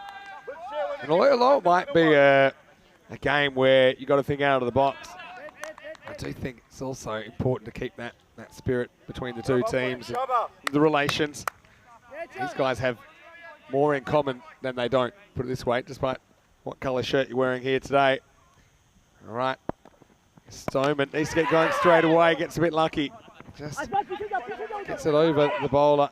Now, Stoneman's one guy And he is capable of doing something fantastic. But the thing is, he's got no time to waste here because there's only 4 overs left. We're going to have to see impossible chase-style batting here because they need 77 off the last 4. And the score 75 for 2 after 6 overs. Yeah, that match last year, it was Sweden versus Belgium. And to be honest, I mean, Sweden were in an even worse position than this, I think. I think that they were probably 7 or 8 less, but they still were able to chase down the target. That's why we call it the impossible chase, because sometimes I talk about this point of no return with the run rate required of about 18. I think once the run rate required climbs up past that, not coming back again. Yeah, talk to me about this bowling change. I mean, I would have gone straight back to Ushan Yusuf, who bowled a brilliant over and picked up a wicket and just conceded 3 runs.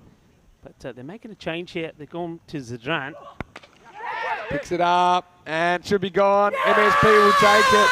And so the Austrians, well, you can hear how excited they are. Stoneman can't get too much on this. More of a bottom of the bat job, really. So Zadran, the wild thing. It's a good decision to bring him back. And Portugal, they're in a lot of trouble now, 75 for 3. Yeah, Stoneman goes, unfortunately, just for 1 off his the 2 deliveries that he faced. Good catch there, taken by MSP. He's not going to drop those, is he? But there you go. They decided that they wanted to stay with the pace, and it works out for them, doesn't it? So maybe they're just thinking of keeping Ushan Yusuf back. Or maybe, I mean, sometimes this is good captaincy. Maybe sometimes the captain thinks, I took a gamble with Yusuf. It paid off. I don't want to get greedy. I don't want to give him another because it could hurt me. So, you know, that's good captaincy also, I think, from Shigwell. Yeah, it is good captaincy. I mean, this is where he does his work, doesn't it?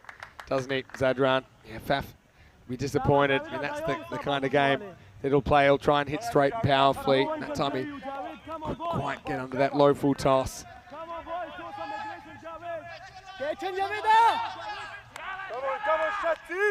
Here comes Ranasawa. Well, he's been a guy I think that Portugal have relied on more and more as this week has become deeper and deeper. He's deep in his crease at the moment. So he's going to hook this away for 1. Sawa made 35 for 16 in that victory over Spain. We'll be hoping to find some of that form here now, but you can see what's required from them. They're looking to be scoring over 20 runs and over. So you're looking at a minimum 3 maximos and over. Conrad faces up, drives, gets 1. Just get the feeling right now. Conrad's the captain of a sinking ship, and he's trying to do what he can. He's trying to bail the buckets of water out of it, but the ship's going down. He can't do much about it. He's trying to be aggressive. He's trying to do what he can, but just have a look at that run rate required. It's getting out of control. Hit pretty hard. Maxim Parker will come round. Now, every time it's just a 1 or a dot. Yeah, that run rate required is going to climb and climb. We're heading for 4 a ball soon. Good bowling, and this is, I mean, we saw even there from Didano, who went for 19, but under pressure he came back with the perfect ball, and that's what Zadran's been doing here as well. The perfect length, just not allowing the batter to get underneath it. It's a good shot, actually. Big D with a big size 48s. You know what they say, big D, big feet, and Conrad Greenshields, he's frustrated. That doesn't get through for 4. This is a goal line save, isn't it? Look at that. He just puts his foot on the line and says, I'm a defender. Nothing's getting past me. Big D. It wouldn't have looked so good if it bounced over his foot, but worked out okay. Everything rolling Austria's way, including this. A drop ball to finish the 7th. Good over from Jay-Z. And the score at the end of 7 is 79 for 3. Well, don't forget that we are playing a finals day here, but it's the finals day of Group A because we have the top 4 teams from Group A after the group stage taking part. Now, one team will have to depart after this game. The winner will go through to play Spain in match 23, qualifier 2. And the winner of that match will go on to play the Ireland 11 in match 24, the Group A final. So stay with us. The next match is qualifier 2, and it's coming your way in around about 90 minutes from now, live from the Costa del Sol in Spain. Yeah, certainly looking forward to it. I mean, it looks like here, I mean, unless it's something, we see something quite amazing. Looks like that Spain and Austria will go head-to-head again. Remember, it was an absolute cracky batch that they put together for us yesterday in the night. Just remind you, if you're wondering what I'm talking about, it's cricket by the day in the sun at the moment. Later on, we'll be playing in the night. And the floodlights come on. Beautifully played down the ground, trying to split the 2 fielders, not able to. They Well, they hesitate a little. Nah, what it is here is Conrad wants two, but I just think Sawa's not quick enough to get back for two. I mean, Conrad's looking, but then he kind of knows. Look at Sawa. I mean, he's trying his best to run hard here, but Conrad has gotten there a long time before he has. He says, look, it's not worth it here. It would have been a sure run out. So it's up to Rana to try and get the game moving for Portugal.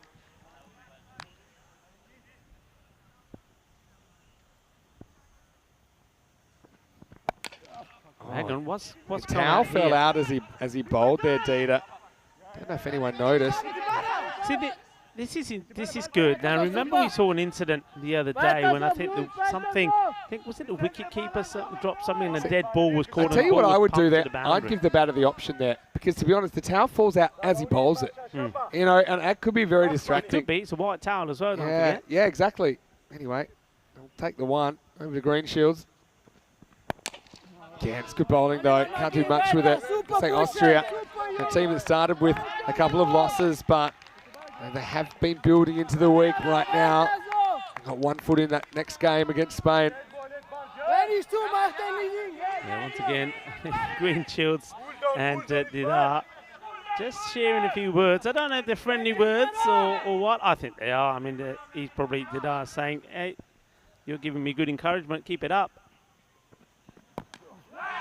Length on this one. Hits, he's gone. Misses. And we can see there the effort from Green Shields. Loses his helmet in the dive. Well, this is quite extraordinary. Well, how about this? This is a bit of action. When you like action of the day, this is a bit of action for the day. But Didar gets there, gets the throw. But look at Conrad Green Shields. He sort of does. I mean, what's this? The backward roll and ends up on his feet. That's the perfect landing. Yeah, it's kind of it says he's finishing his slide, I think. Just have a look at the... Have a look at this. Well, gets there. And look, backward roll all the way around on his feet. 10 out of 10 for the landing. 10 from the Russian judges.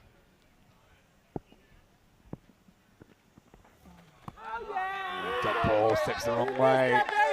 It's going to be a tough couple of overs for Portugal, I think. They haven't run into trouble as far as wickets lost, but they have run into trouble just not being able to stay at the pace required. Well, Didar, he's like giving a bit of mouth to, look, this is the captain just coming in here and saying, hey, come on, play the game. I mean, he's at Conrad all the time, isn't he, Didar? And Conrad just puts his hands out and says, hey, man, what's the problem with you? And I agree. I mean, Conrad was the first to congratulate with your good bowling and the captain getting involved and say, hey, son, just concentrate on the bowling. Good block hole. Again, right in the block hole.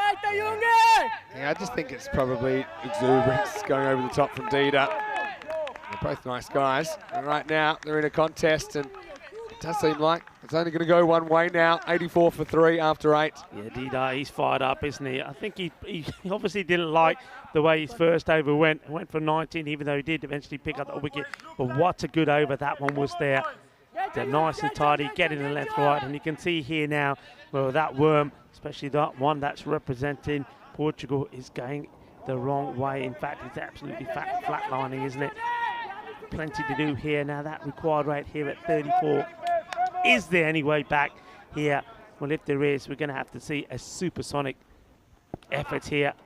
And MSP, who picked up 7 wickets yesterday, including a hat-trick, into the attack. They go after him straight away, and this is going to go a long way. Bit of a different start for MSP compared to the last 2 games. Maximo! He's nailed down the ground, 6 runs. Yeah, absolutely. He called it yesterday. MSP, every time he came onto bowl, I think on both occasions, in both matches, his first ball resulted in a wicket. Today, first one goes for a big 6. Yeah, it's getting hit pretty hard, and this will be 6 more. I think it bounces on the rope. I'll have a look at it. Yeah, they're just checking. The umpireship says, hang on, let's just have a look at this. I mean, it's dipping on the way down, but look, MSP, I think this does go for 6, you know. Let's keep an eye on it. It's on its way down there. Where does this ball land? Yeah, it hits the rope. That's 6 runs. And, the umpire just waits. Come on, don't be shy. Put him up in the air like you just don't care. Come on, do it, do it. Put him up, put him up, put him up. And, oh, wow. Deciding that maybe it just bounced just before the rope. Well, oh, really? Well, 4's No, been given. even the fielder signal 6 there. Well, 4 has been given. Really? 4 Wow, given. that surprises me. The fielder being too honest. Looks to be fairly academic at this stage. Oh, backed up. Lucky. Missed by the keeper, by Alaslan Arif. Well backed up. Good ball, because they know that every time it's just a single, that's it. That's all they need, really, in and over. Swing and a miss this time. So it does seem like Portugal is drifting out of contention. I've got to say, they've had a really exciting journey this week as well. I mean, last year, don't forget, in the ECC on debut, they lost their first 6 matches before a huge upset. They beat the Netherlands 11 on the Thursday morning in their group last year. Ended up finishing 3rd in the group. This year, bit of a mixed bag. He's hit hard. Should be handled out there. Will be. Sawa. Portugal this year, I mean, a couple of tight wins over the Czech Republic, of course, and that memorable win over Spain yesterday. The 3 wins that they're going to pull off. So, and then on paper, they'll finish 4th in the group instead of 3rd. So going backwards, but I don't feel like they've really gone backwards. I think it's an exciting time for Portuguese cricket. Cracked away, and this one will be 6. What a shot that is. Maximo! Oh, well, you've got to say, Green Shields, he's tried his best, hasn't he? 45 off 24. Just hasn't had enough help for long enough this innings to get any realistic kind of traction in this chase. Yeah, glorious hit that. Just walks down the pitch, hits it on the up, hits it hard, and goes all the way. So MSB's first over goes for 18. But look, 18 when you're needing 32, I think it was 32 or 34 per over. It still sounds like a really good over, doesn't it? And score has moved on to 102. The 100 is balled up with that last shot, 102 for 3. Just 6 balls left, and it's impossible now here for Portugal. But look, one thing I will say, you know, I've loved what they've brought to this fiesta of cricket, Portugal. I mean, they've been exciting to watch. I mean, they've been entertaining. That's Shen Yusuf. Well, this is going to be pretty close for me. Not giving out. The only thing I can think about is this pitch is outside the line. Otherwise, I think the height and everything's okay on it. Let's first have a look. glance, I thought it might be sliding because it doesn't really turn. It does turn. Maybe a bit lucky. Well, To, I don't see what this survive. is missing, to be honest. Well, my initial thought was, well, okay, my initial thought was wrong. Probably so was the umpire. So I think on that one, because I think it's plumb. Anyway, this one's going to be 6. Maximo. Green Shields will reach his 50 here. And I've got to say, it's been a fighting innings. It'll be bittersweet for him. Yeah. He's tried his hardest this week. Hasn't always gone his way, but he's always kind of shown that kind of the toughness required, I think, to succeed at this level. And no matter what he's been doing, batting, bowling, fielding, of course, remember that stop the other night? He's been trying to lead this side. And of course, he's captaining the side on his international debut this week as well, Conrad Greenshields. Yeah, 264 runs in this championship. And look, yeah, I just want to say, look, well done to Conrad Greenshields just making his international debut. He's led the team really well. I think he's been such a good sportsman as well, such a good ambassador for the sport of cricket for Portugal. Him and Paolo as well. Butsamante, been really good. And he wants to go for a second here, and he'll get it. The fielder's in the deep, a little bit of sleep, but maybe just letting the standards drop a little here, knowing that the match is already in the bag. But yeah, well done to Portugal, well done to the players. They've entertained us, to play some good cricket, and of course they'll remember that they got that victory against Spain yesterday. That will be one of their highlights as well. But again, they're one of those teams, Vinny, that will learn and grow so much from this. Yeah, that's so true. Got to say, Conrad is very popular with the kids as well. He's always got time for them when they come down. Yeah, they want a second. Well, this isn't going to end well, potentially, for Anasawa. So, there's one more ball to go on this one. Look, Portugal end up with more or less what I'd call a par score. Around 115, 116 is the par, I think, on this ground historically. One more chance for Sawa to score. You'll probably get one here, and they'll just jog it. So it will be the Austrians who make the top 3 here in Group A. We'll have to see if they go any further. And I know that a lot of people will be looking out for that next match. It's starting about an hour and 20 minutes time.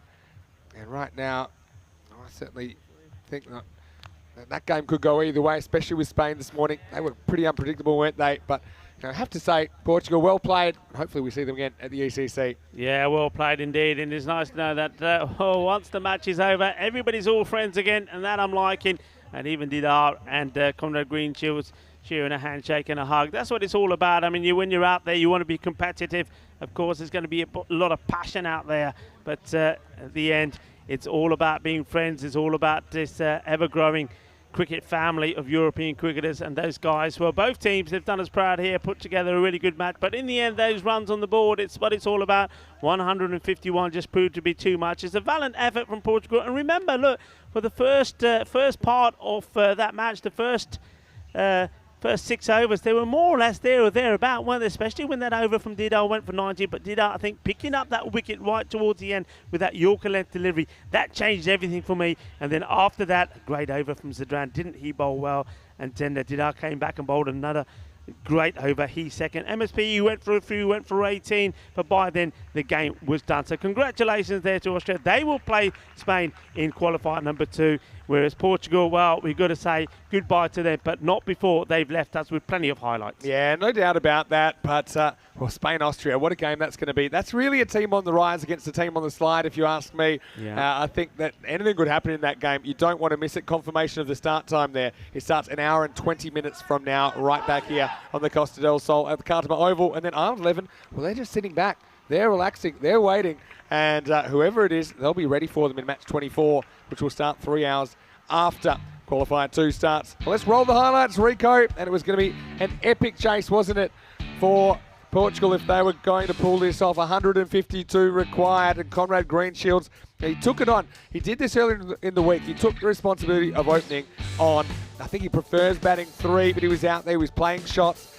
Again, it was a little bit inconsistent at times, but there was no doubting the kind of pluckiness of this Portuguese side. They weren't going to go away quietly. No, they weren't, and I love the way, again, his thought process, his tactics. I like the way that Imran Khan was brought out to the top of the order, and he provided, didn't he? 29 of 14. He played some lovely shots, and him and Conrad Greenshields really made the perfect start for them. They stayed up with the rate.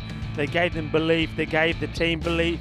And, well, even one or two people in the fan zone were thinking, well, hello, are we going to see something quite spectacular here as the ball was being bombarded to all parts of the ground? Well, this could have turned out to be horrible. This was when everybody was saying, Mar, and Zadran, he just didn't know what to do. He didn't know what to do. He couldn't pull the trigger, could he? Had 2 alternatives, but by the time he chose one, that window had closed. You see there, plenty of Maximos in this game, no doubt about it. And Zadran, the wild thing, got to say that for the most part he bowled pretty well. Hassan Yusuf came on and he was able to snaffle Imran Khan. Nice shot of that, I'm sure, from Diana in the background with her Peacock Friday shirt. Now it's disappointing that Imran couldn't go further because this run rate required was creeping out further. Although we saw some good hitting from Imran Rao, who went 6, 6, and then 6 again off Dida. He needed to do it more and more. He just felt it was going to be tough to keep it up. He couldn't, went the next ball, and then really you could just feel Portugal's chances fading away in this elimination match. That spicy delivery, I think, changed everything for me. It was an absolute beauty, wasn't it? Knocking the off stump back, and well, that was the end of Imran. And then after that, they just couldn't get the power gain that they needed consistently. MSP taking the catch, and another wicket that went down, and from there things changed. And then the other overs there, I think Yusuf coming on to bowl was brilliant. This one was entertaining. Well, how about that for a landing? But you know when they say brilliant. Don't lose your head? Yeah. Well, he doesn't lose his head, but he does lose his helmet there, Greenshields. But again, that just kind of illustrates the amount of effort he was putting in. He never gave up. He never wanted to give up really here in this chase either. In the end, he was able to bring up his half century. And, well, it just wasn't enough. It was a bit of a lone hand, wasn't it? Decides to keep the helmet on because he'd already lost it once. But you can see there, Portugal, I mean, when it comes down to it, I just think they were outplayed, particularly in the first half. They may look back at some of their bowling. I think that's something that did concern them earlier in the week. The fact that they were kind of struggling to find the best bowling combination. I think that those they used, sometimes they were good, sometimes they weren't. I suppose inconsistent would be the word I would use for Portugal's bowling. Anyway, this is the beautiful Cartama Oval on the Costa del Sol. We're certainly thinking about having a dip in that lake nearby because nice, on a day like today, it could be beautiful. But Greenshields bats through for 54 not out. And apart from that, had some help, didn't he, from Imran Khan, 29. Also, you saw Imran with 20, but really it was always going to be tough, wasn't it, for the Portuguese.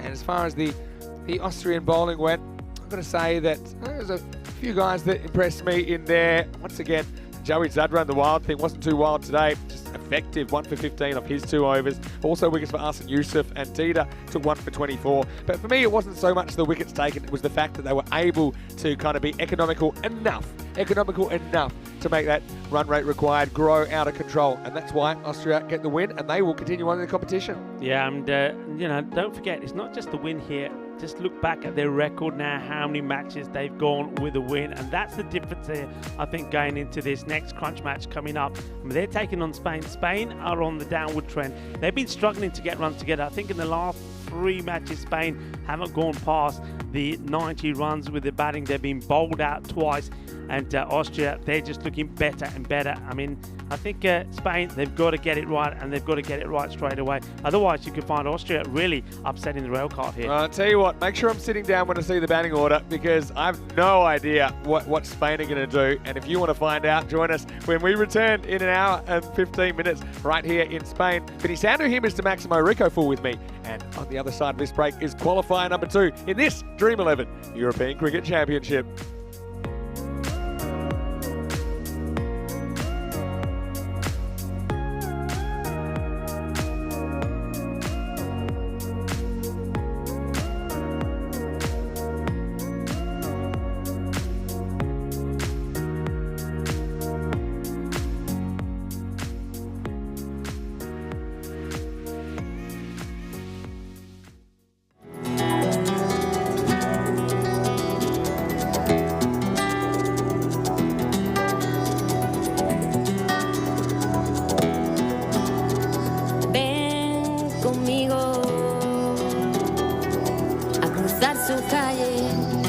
Su ambiente,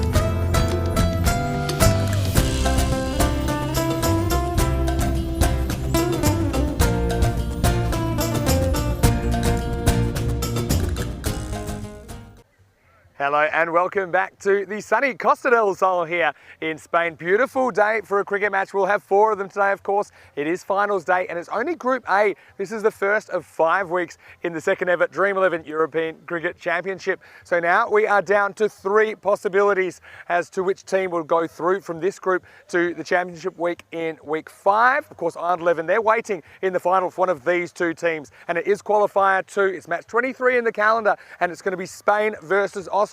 Crucial coin toss, of course. Over there, we've got Rob Kemming, who's with 2 captains. Let's see who wins it. Your call. Yeah. Dream is called. HCL. Whatever. So it is Christian Munoz-Mills of Spain that wins the toss and has a hit. Now, the curious thing for me, what will their batting order look like? They've been tinkering with it all week. We've never really seen it the same twice, so I've got no idea what it'll look like, and it kind of fell apart. It's kind of flat, to be honest, against Ireland, although Ireland did bowl and field pretty well at times during that innings. So let's see what Spain do. They will be batting first. Austria, though, they got here with a good win over Portugal. I know that their captain, Rasmus Shigual, is in good form. They have the extra kind of pressure of chasing, though. It is an elimination match. Qualifier 2. Only one of these teams will meet Ireland 11 in the final a little bit later on tonight. Rico Full, he's in the dream box, ready to go. Let's get ready for this match. And I can tell you, the host Spain, they're winning a toss and they're having a bat. Hello and welcome back, everybody. I hope you enjoyed your break. Hope you've had some lunch. Hope you're sitting down and settled and ready to go because, well, what a match we have in store for you now. Well, this is the big one, isn't it? Spain taking on Austria. One of these 2 teams will meet Ireland in the final later tonight under the floodlights. Who will it be? Well, Spain, they've had their troubles, haven't they? Whereas Austria seem to be getting better and better and starting to click in all departments. Spain, well, things are not going well for them. Just look at the last 5 matches. I mean, after they've been lost to Ireland, just posting 87. And then they came back strong, didn't they? 166, the highest score against the Czech Republic. But, well, after that, it just kept going wrong. 90 runs they put on the board. A loss to Portugal, 82. A loss to Austria, then 86. A loss to Ireland. So they need to find their way back. Well, the bat versus ball wall is saying that Spain are, according to them, are favourites. 111 to 92. Well, that man will be hoping that is the way. Nice to see a smile still on the face of Corey Ruckus. And let's see, as Vinny Sandu says, what he's going to go with the batting line-up here. I'm sure him and Christian have talked long and hard about this, the captain of Spain. It looks like there's another slight change. He's sticking with Mohamed Barber out opening. I think the consensus is that really, because he's such a powerful player, you've got to stick with him up the top, so I can understand that. But to change, they've gone with the left-hander, Hamza Salim, to be his opening partner. Austria, well, they're flying high at the moment, aren't they? We mentioned some of the scores with Spain. Austria, remember, had a good day yesterday, beating the Czech Republic 105 to 87, winning by 18 runs, and then beating Spain last night under the lights. 82 Spain put on. Austria got them 84 for 7 with balls to go. And then a great emphatic win this morning in that eliminator against Portugal, which is what has given them the opportunity here to play against Spain and try and book their place in the final later today. One of these 2 teams will progress, the other one, it'll be it. That's the end of the journey for them. The big D is going to start off, Danny Wackenstein. Just wait for Frederica Constant to give us the thumbs up. Here we go, first delivery. Bowling to Mohamed Barbar. Barbar goes, oh, it's dropped. He could have gone for another golden duck. Well, I think he's probably had 4 golden ducks already. This probably should have been another. What a huge let off that is. Babar being dropped by Dida. Well, that is a big drop. Babar could have gone for 0 first ball. It just goes through his fingers. And how much is that going to cost the Austrian side? What a big moment that was. Babar survives. Hamza Salim Dar on strike. This one is called wide. Good stop there by Arsenal Riff. One thing that they'll be keen here to do is not give anything in what we call the swing zone to Hamza Salim. Anything that's right up there in towards his legs, he's going to crack and crack big and be eyeing up a big shot over mid-wicket. And that's why Eckenstein is trying to keep it outside his off-stump. Just guides this one again.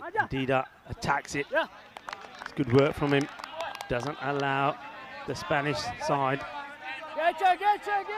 the host team, to get the single. Plenty of noise out there from the Austrian boys. They're upbeat, aren't they? And they would have been after that victory over Portugal.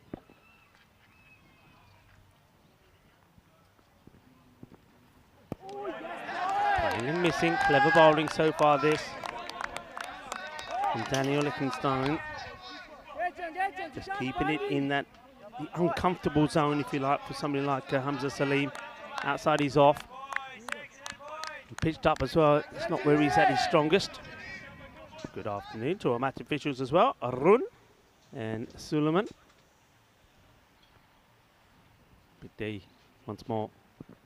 This one is slightly pitched up and it has a quick throw and well attacked or backed up. I think he would have been home comfortable here, Hamza. Babar goes back on strike and he's got to get that opportunity that he gave out of his mind. Lucky to be there.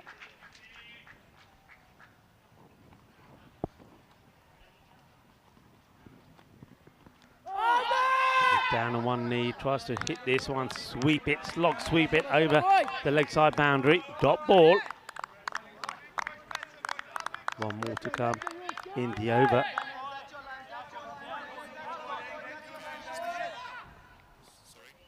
Still.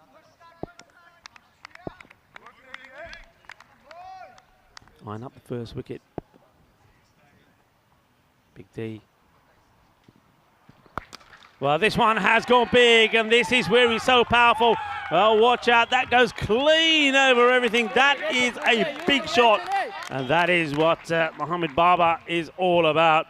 Gets his clean out of the middle. Well, missed out on the one before, but doesn't miss out on this. Well, the Big D goes for a big Maximo, and well, hits that as clean as a whistle. 9 off the first. The thing is, I mean, Austria would be pretty happy with that, but they know that they did drop the chance that could change the contents of this match.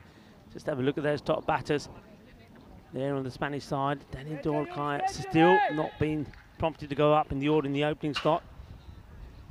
Prince Diman's batted well as well. 147 runs on the ball from him, and Mohammed Baba, you can see there just why he's so key. It's key that he gets back into form as well. And on the other side, well, Shigwal has been amazing. 236. MSP is right up there as well. Playing the two, playing a vital role for Austria. Key Big Ball back into the team. Once again, stumps being attacked. This time to the end that Hamza Salim is running to. Yeah, Key Big Ball has missed a couple of games because of a finger injury. But I think he was up and ready for this one. He knows it's a big match against Spain. And I think Razman Shigwal, the captain, wanting his and all his experience for this match.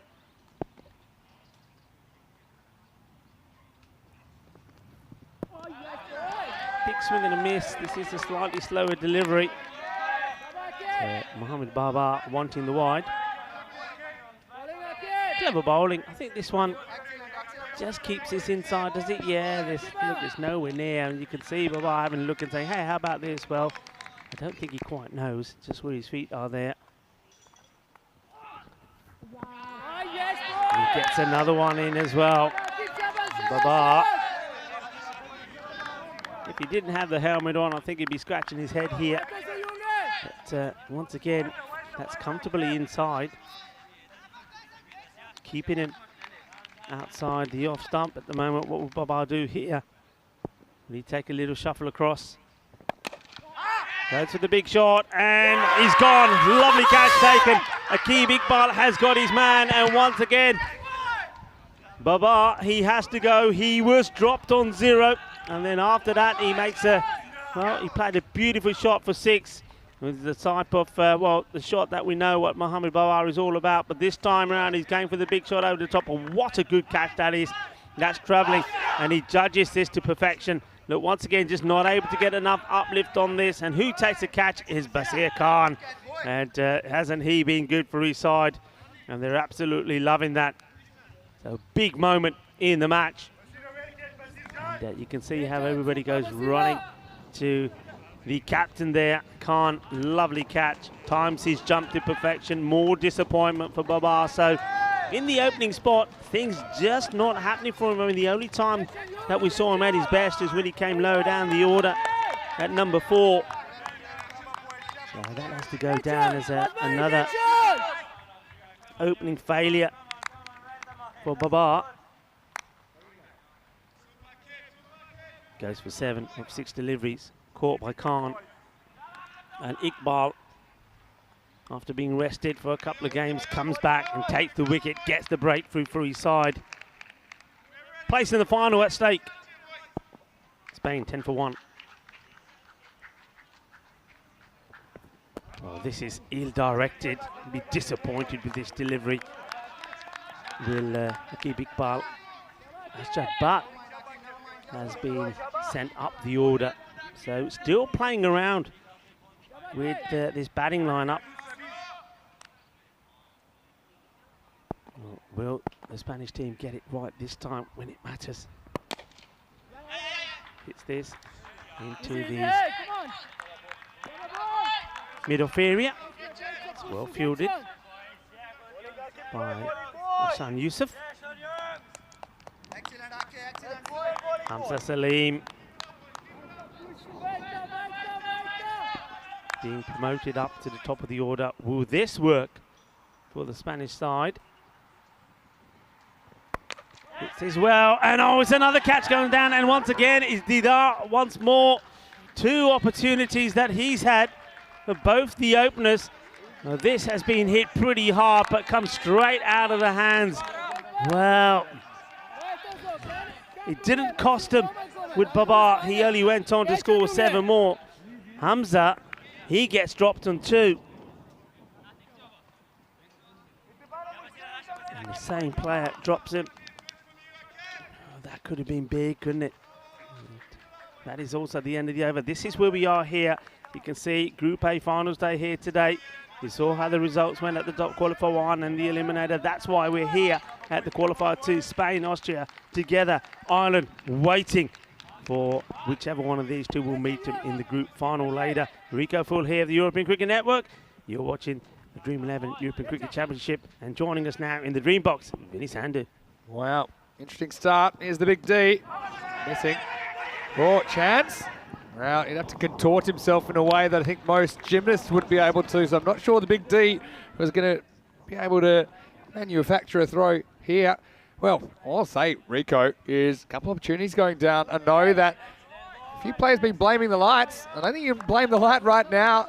Dita just struggling with a couple of chances early here. Yeah, 2 chances. One, he was trying to take above his head, which I think he slightly misjudges. That one is in front of him, hits his hands hard and pops out. I mean, that does happen. They're not easy, but, well, what a difference that could have made.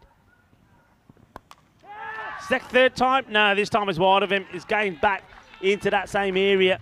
And Dida, this time, not in the frame, but he's not that far away from him, but it is 4 runs. Well, poquito de suerte ahí por el equipo de Español. Y por Hamza Salim. Well, has had one bit of luck already, hasn't he, when the catch is going down. This one, well, probably just a couple of metres away. Yeah, I mean, it's lucky, isn't it, really? X-Team's been so good to left-handers.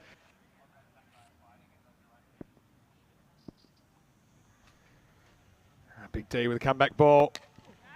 Well, opportunity. Big T gets under it. Massive moment. Takes a catch. And that is big. And just like that, well, there he is. Well, I think Basir Khan goes up to him, thinks about picking him up and thinks, actually, no, I'll go against that. I might do myself some damage. This is a good catch. He's under pressure. So once again, you see a batter who gives a chance, Hamza Salim, but he isn't able to make the most of it. He gets dropped by Didar on 2. He only adds 4 more to it, and he goes. He has to depart for 6 on the board. And the big D does it again. Austria have taken 2 of the Spanish wickets. I just think the X-Team's such a good matchup to left-handers. I think it's very different. I'd love to see kind of strike rates, right-hander versus left-hander with him, because yeah, I just think it's a lot harder, especially with lefties wanting to go leg side so much. With the big D, we see there, I think you're right. If someone thought about picking up the big D, well, I think that is a bad idea. But what I will say is he's been such an inclusion, a bit of a wild card inclusion really for Austria in this tournament. But he's doing the job. And now here's the contest. The big D against the DDC. And you're watching the ECN, and this is cricket like you've never seen it before. Yeah, Daniel Doyle Kayet coming in at number 4. So being elevated by 1 spot to where he normally would come in. This one would be a wide ball. Goes for that in-swing in the Yorker, but just gets it wrong. Beat off the ball himself a little bit, has Doyle. Yeah, I mean, This is when they need him to come good. They need one of the batters here, one of the top 4 to really hit form.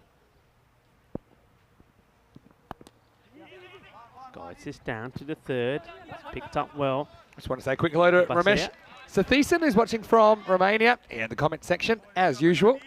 Loving reading some of those. Of course, you can send us in messages here and let us know your thoughts. I mean, what do you think at the moment? Spain, can they find their way again? I mean, they've really lost it in the last, well, 3 matches now, right?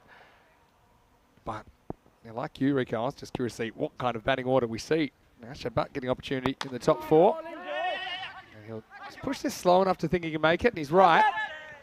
And so they will get a single. 16 again. What can you say about this guy? And I've got some trivia for you. Do you know that he was actually a teammate of Mohammed Kamran's when they played together in the UAE? Oh. So they got a bit of history, but I think it's quite friendly history. He has played a lot of cricket as well, hasn't he? All around the world. All around the world. So he's a very experienced and knowledgeable player, and as a result of that, and as a result of his performance in Austria in the European Cricket Series, I can understand his inclusion in the team. Oh, that's a very clever delivery. The slower ball is not being picked at all by Daniel Dolkaye. Gets a bit of an inside edge, could have gone anywhere, and that's a good finish to the spell. The big D, he goes for 17, but he does pick up a wicket again.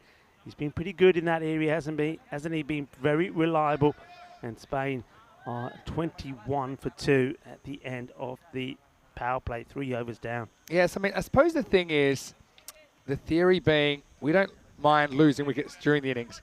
That's what Spain will say because they've got such a long batting order. But what they will mind is being behind what they think is an acceptable run rate, which they'll think is kind of 12 minimum, right? Now you've got a 21-run power play.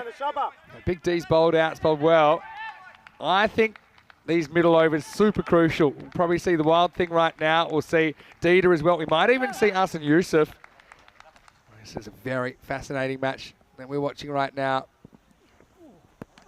This is quick, but just a little bit too wide. Good work there from Aslan Arif. Does really well to take this. And yeah, just gets a little bit late swing on this one, which takes the ball touching that line. Called straight away by the umpire.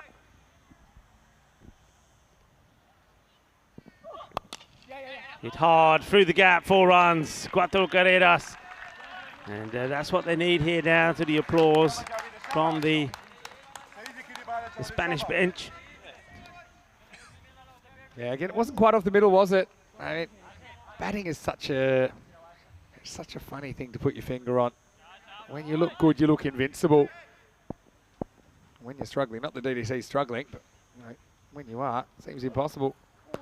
And what I will say is he's not as consistent as he has been earlier in the week, and he kept rolling out those 30s. This was basically his role in the team, to come in this kind of situation, in the middle overs, maybe face a bit of spin in the middle as well, and just make sure his team stays on the right track. So, yeah, bit of a hit and miss start. Let's see how he goes here against Zadran. Misses out on this one as well, but that's good from Masjad. Very good backing up.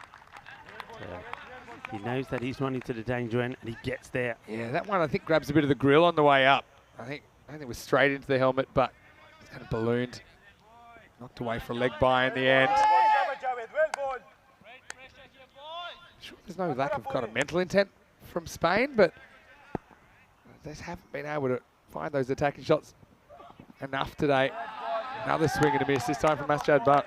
Yeah, just not compensating for the movement, the little bit of movement that Zadran is getting away. Look, you see there, once the ball is pitching, the ball is moved away, and they're just not getting to the pitch of it.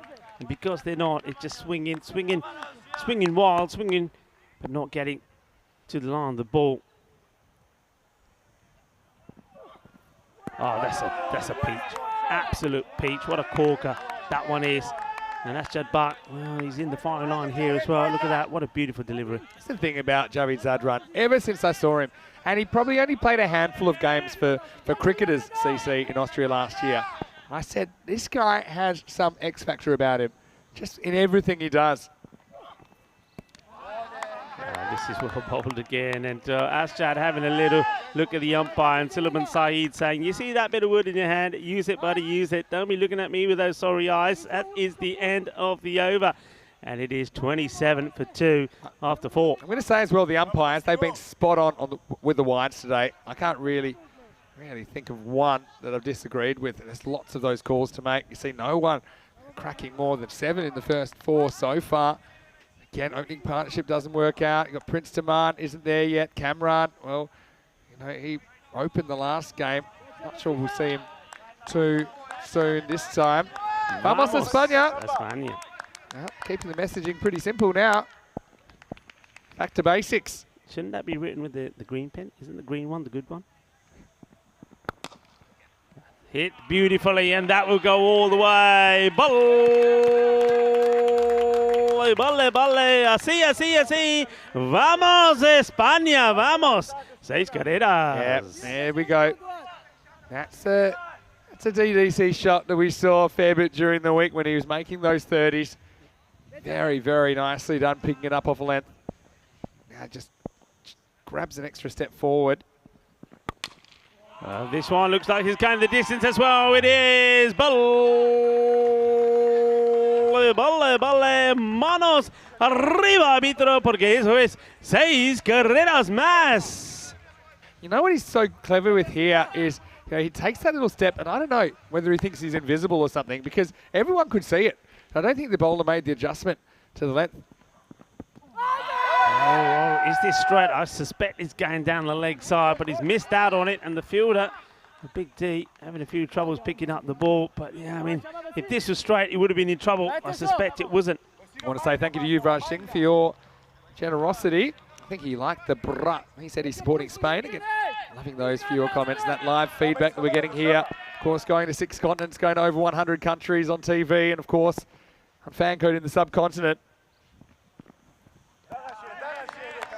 This is one that's been missed out on from by Asjad. Now here's the thing, we've seen Asjad Butt for 2-3 years now on ECN, and he is, honestly, when he's going, he is a wonderful batter to watch. He is a wonderful batter to watch, and he's very talented. But you can't argue, it's not really working for him here. Once again, we're seeing the brakes being put on here. Yeah, just quite happy in the end just to get bat on the ball. I think he makes the decision here himself, say, right, when I'm swinging, I'm missing. So maybe I just got to get the bat on the ball and get DDC on strike. But the question is, that's not what Spain needed to be doing. And if he isn't able to hit the boundaries, do you pull him off? That's what I was just going to say. We haven't seen the hook once. A lot of talk about it. We haven't actually seen it. We've seen a couple of situations today when I think it may have been warranted. A lovely shot, and that's going to be 4 more. You see the difference. You know, that's it, but he's not able to get the power in the shot. He's not able to find the boundary. And Daniel Dolkaya, well, he is. He gets into the 20s now. 22 he moves on to. He's the one who's keeping this scoreboard ticking. The score moves on to 45 at the halfway point. And what I will say is that the players will have a little bit of a break here because it's quite a hot day, and so they do get the ability to take a couple of minutes for a bit of a timeout and a bit of a drink. Well, it is also Peacock Friday, Rico. Yes, I'm liking your Peacock shirt Peacock Friday, today. It's a bit of a tradition that's been built up over the year that we do on the European Cricket Network, because don't forget, it's not just these big tournaments in Cartama that we do. We also do European Cricket Series during the year at various different locations. We go city to city, normally 2 weeks at a time. Yep. And on Fridays, just to bring a bit more colour, a bit more excitement, we kind of go the Peacock shirt. So I've kind of got a gold kind of a number. I thought that was kind of appropriate. Yeah, it's and I very kind of nice, like this. actually. It's kind of cool. In fact, So, I feel like I'm in the Bahamas and that you're going to make me some kind of cocktail with that jacket. It's also, what do you think? it's also Friday night. It's the start of the weekend, so I thought I'd put my dancing jacket on. A bit of night fever, you know. I'm liking it as well. What did you have for lunch? We had lunch just then? I had a nice wrap. Tuna wrap. Okay. That'll do me. I was just going to say, we're having worn white jackets before, it can be risky. Yeah. So what I was going to say is watch out for that. Look, guys, thanks so much for your support as well, because it's a different kind of cricket. Some people watching for the first time, but I think you'll agree, you know, it is fast-paced, it's exciting, and probably most importantly, it is kind of spreading cricket across Europe in a way which has never really been done before. It's an accessible format of the game for newcomers to understand as well. They see kind of all the best bits of cricket in a real kind of bite-sized format, and well, hopefully everyone's enjoying it as much as we are. Yeah, I'm sure they are, and it's a good point that you make there. And remember when we started with this, and it was all these little European cricket series, and then from those European cricket series with the European Cricket League, and people could see how club cricketers and clubs were getting into the elite and playing off in that European Cricket League. And now we've seen from the European Cricket League the international, the national setup, and how we've seen those good players from those top domestic clubs coming together and representing their country. I think the growth and the development of cricket in Europe has been sensational. Yeah, definitely has been. And look, if you want to know more about European cricket, you can always go to our website, europeancricket.com. That is certainly a website that there's plenty of information there. And that there's all the scorecards, of course, all the fixtures, all the kind of upcoming tournaments, squad details. A few pretty cool articles on there. Some previews as well. People always want to know which team is stronger. Well, we'll do our best to try and make a guess at that. But really, in T10 cricket, anything is possible. Now, right now, Spain have clawed their way back to probably not quite par, but 45 for 2. It's something to launch off, isn't it? Yeah. I think for me, a lot of this game depends on if Doyle Kayak clicks in this 5 overs versus if he doesn't. Because he's one guy that can hurt you and hurt you very quickly. Well, look at the score, and look at what he's got. 22 of them, almost more than half. And he hasn't been there that long. But this is going to be interesting for me. Oh, not sure what's going on there. And somebody's been attacked by a bee, I think. Anyway, Didar, important spell for him. Well, this is more like it. This is what he's got to do. Ashad Butt, well, I don't know what they put in his water, but he's livened him up a little bit. The next ball after drink has been sent out of here. Big hit. Boom. Shaka. That's a bit more like it with Ashad Butt. Well, maybe he had a jalebi or something that gave him a little bit of sugar, because that has come out sweet out of the middle of the bat. Was asking for it though, really, wasn't it? And yeah, Ashad struggled with balls going away from the bat. He needs to stay away from them, I think. Well, this one is an opportunity, is it? No, he dropped short. There's nobody in there. The fielder's on the deep. So he gets away with that slight miscue. But a bit of luck now again. Ashad's bat. You've got to say, look, all these batters have had luck. Babar was dropped off his first ball. Could have been another golden duck. Yeah. Hamzat was dropped on 2. That's a bit of chance there for Butt. But somebody's got to go on and make the most of the luck that they've had so far. What a great contest between these two teams. It's the third time they've played. They've split their matches in the group stage. Anything can happen. Maybe gets through. I think Daniel Doyle, a little bit disappointed here. Maybe with his shot selection, I think he's probably thinking he's perhaps should have played this slightly differently. Though, having said that, looking at it again, it just looks like he missed out on the shot. I think he does. I know what he's looking for here. He's looking for something he can drive. Doesn't have to be a half volley. He's looking for something he can drive straight. Get on that front foot. Better delivery, Fuller. 2's on here. This might give them more opportunity for a second, but no, good recovery from the fielder in the deep. I mean, I suppose I had a better view than the batters did, because I could see it was kind of knocked into a space where the fielders, I don't think they would have been able to get there and get to. But I suppose when you're out in the middle and you're running, you only have a split second to make the decision, so you can understand them being a bit careful there. Dida, 8 of 4 so far. This one's hit firmly. Chance, if he hits, he's in trouble and misses. MSP does the tidying up. Well, this isn't that far away, and that, I think, is the captain, Rasmo Shigwal, that has the shot at the stumps. I want to say a quick thank you to Humphries Singh as well. I think he's a big fan of yours, Rico. He's also made a contribution to European cricket. Thank you very much, everybody. Appreciate it much. Let's we have a look at this again.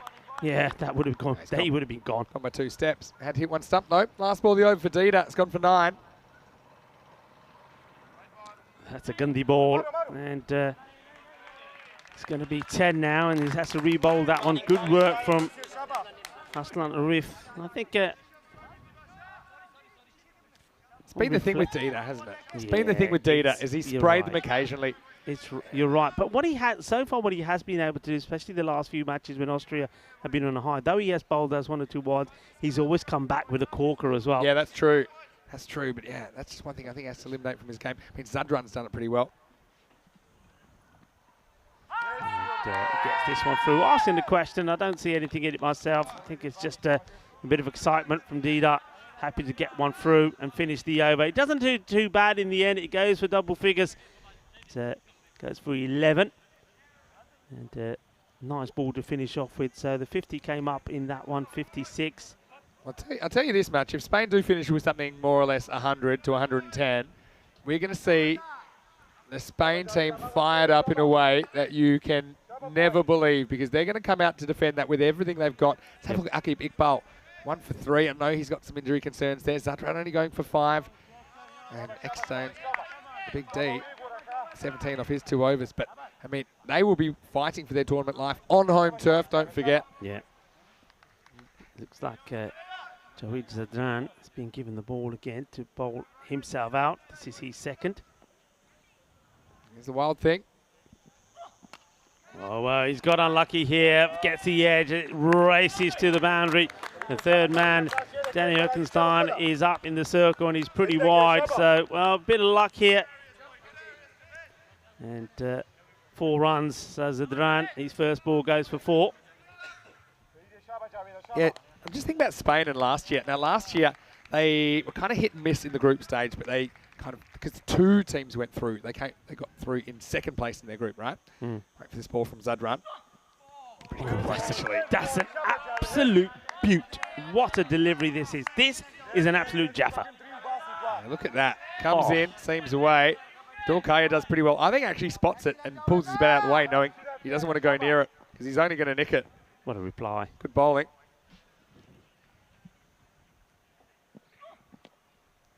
Takes a bit of pad on the way through. We'll take the leg bite. So it was kind of a curious tournament from them. So they got through the finals. It was a 6-team finals week. But then they did not win a single one of the 5 round robin matches. They were 0-5. But then with the format last year, with the 6-team championship week, they had to win to stay alive. And then they did twice. So they went from 6th to 4th. But yeah, they were, again, they had patches where they didn't play well. They had patches where they did. Oh, this one ends up a full toss, but it's a chance. It's hanging, and it's put down. It's another let-off. Big let-off. Oh, well, can you believe it? And I think that's Zishan Arif. Yeah, I think he gets a couple of chances at this as well. They've been so good in the field up until today, you know. Dida's put 2 down, and, well, that one is one that gets put down for Zishan Arif. So Ashjad Butt gets another life. Yeah, Ashjad. You see here, pretty knee-high full toss. Zishan Arif does all the hard work, doesn't he? And has a couple of fumbles. He's probably lucky in the end it doesn't go for 4. Bowled in the block hole. And then, yeah, there's a lot of people that were talking around the ground about, you know, when we talk going back to the first match where Ireland totally destroyed Spain, and a lot of people were saying, well, where do you bowl to somebody like Samish Lynch? Well, that's where you bowl to, right in the block hole. Yeah, and they still might get you away, but at least you got more of a chance, right?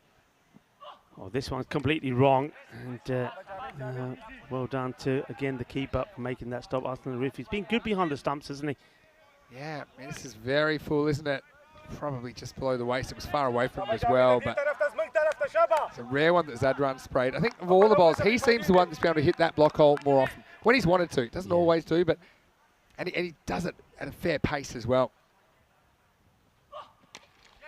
This is not hit cleanly. Is he going to get lucky? And, well, he's not. It. What a good catch this is. He's come from a long way, hasn't he, the captain? This is quite amazing. I mean, I didn't think that this was Roswal Shigwal, the captain's catch. I didn't think he was going to get anywhere near it. But look at the way that he takes this. This is quite extraordinary.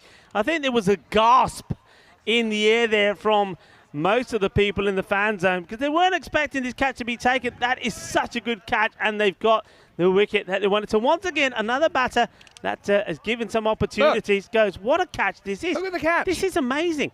Look at this again, folks. This is sensational. Look how he takes this. He spends all his... Oh, my word. That is incredible. Spends all his energy on getting there. He can't really organise a dive. And it was so casual. I had to I had to kind of second guess what I'd just seen because he just kind of catches it while he's running. So Matt got lucky a few times, gets really unlucky there, I think. What I would say as well, that seemed to be the slower ball from Javid Zadran. And one thing I noticed from Austria, he has got a dynamite slower ball, but I've hardly seen him bowl it this week. Yeah. I've hardly seen him bowl it. And you think, well, he's been doing so well with the way he's been going. I feel like that's just a trick he's got up his sleeve here on finals day. Yeah, I mean, that's almost like what we were talking about with Mohammed Cameron not bowling his Yorkers, saving them for the last maybe. That's not the best of deliveries, but again, it was a slightly slower one. They're taking one. Are they going to chance a second? I don't think they will. But yeah, I mean, talk about sensational start. Well, keep a lookout for that catch. That was quite extraordinary. I don't think there's still people out there in the fan zone can't believe he took that catch. I mean, I couldn't believe it when I saw it because he created it falls into his hand, arms that are moving the way he's running, and the ball just nestles into the middle of the hand. Amazing stuff. Full shot, chance, another, and this one is more straightforward, and that is the end of another batter, and it is the Prince that has to go, and that is a big disappointment. Prince Diman goes off his first ball. He goes for a golden duck. And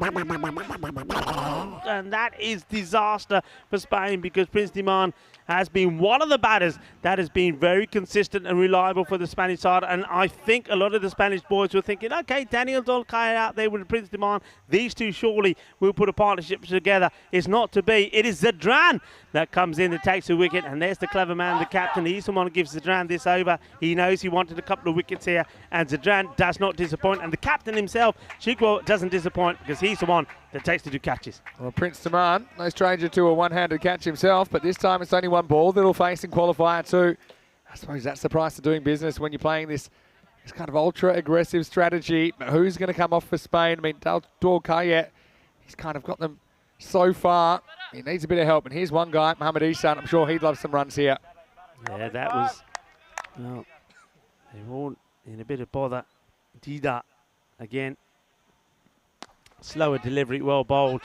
Gets it in the right lines, has a go. Bit of a wild throw, turns and wants it, but that's good from Ki Iqbal. He's there, he's backing up, patrolling and tidying up.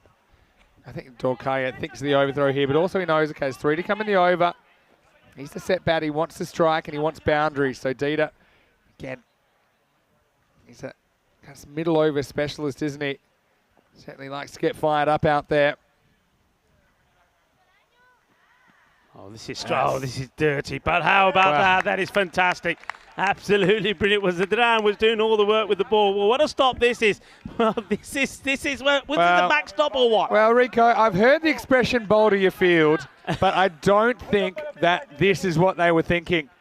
And he just gets lucky. It's so wide that it goes to Zadran. I mean, that's what occasionally he's just bowling these ones that... He does a couple of those every over. Just are really wrong. And he cost him one or two runs, I guess. Better, good comeback. That's what he has been able to do, though, this time around. He gets a couple of bad ones in, but he makes up for them with a few good ones. But the thing is, it means that he's always bowling sort of like an 8-ball over. Yeah. Giving the opposition an opportunity to get valuable extra runs from those extra balls. Only Daniel Dolcaya being able to have any impact in this inning so far. This will be a wide again. Yeah, I mean, he hasn't been hurt too badly, Dida. I remember his first ball went for 6, I think.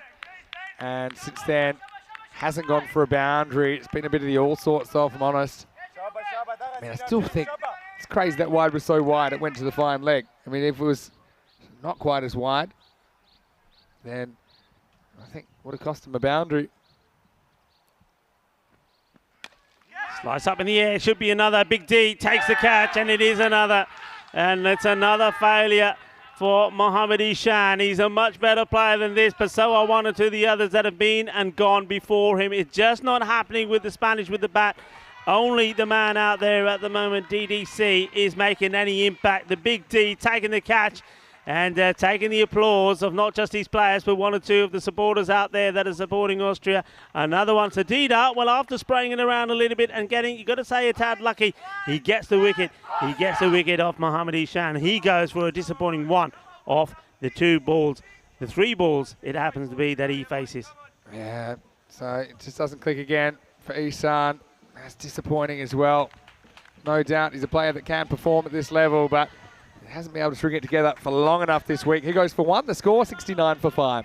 Yeah, so, well, this could be maybe, I mean, you've still got the captain to come in, so he's holding himself back. And remember, Christian went from opening the batting, we did pretty well, to, well, we haven't seen him yet, but it's nice to see that Adam Aljar here coming up slightly higher up the order where we've seen him. I mean, he made a classic 60 plus, and then since then we haven't seen much of him. It's only slightly higher.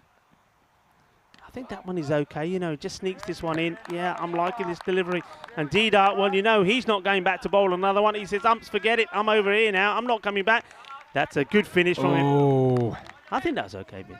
You want to see it again? I think that's I don't think that's inside the line. I think some of that's getting the blue. Let's have a look. Final decision.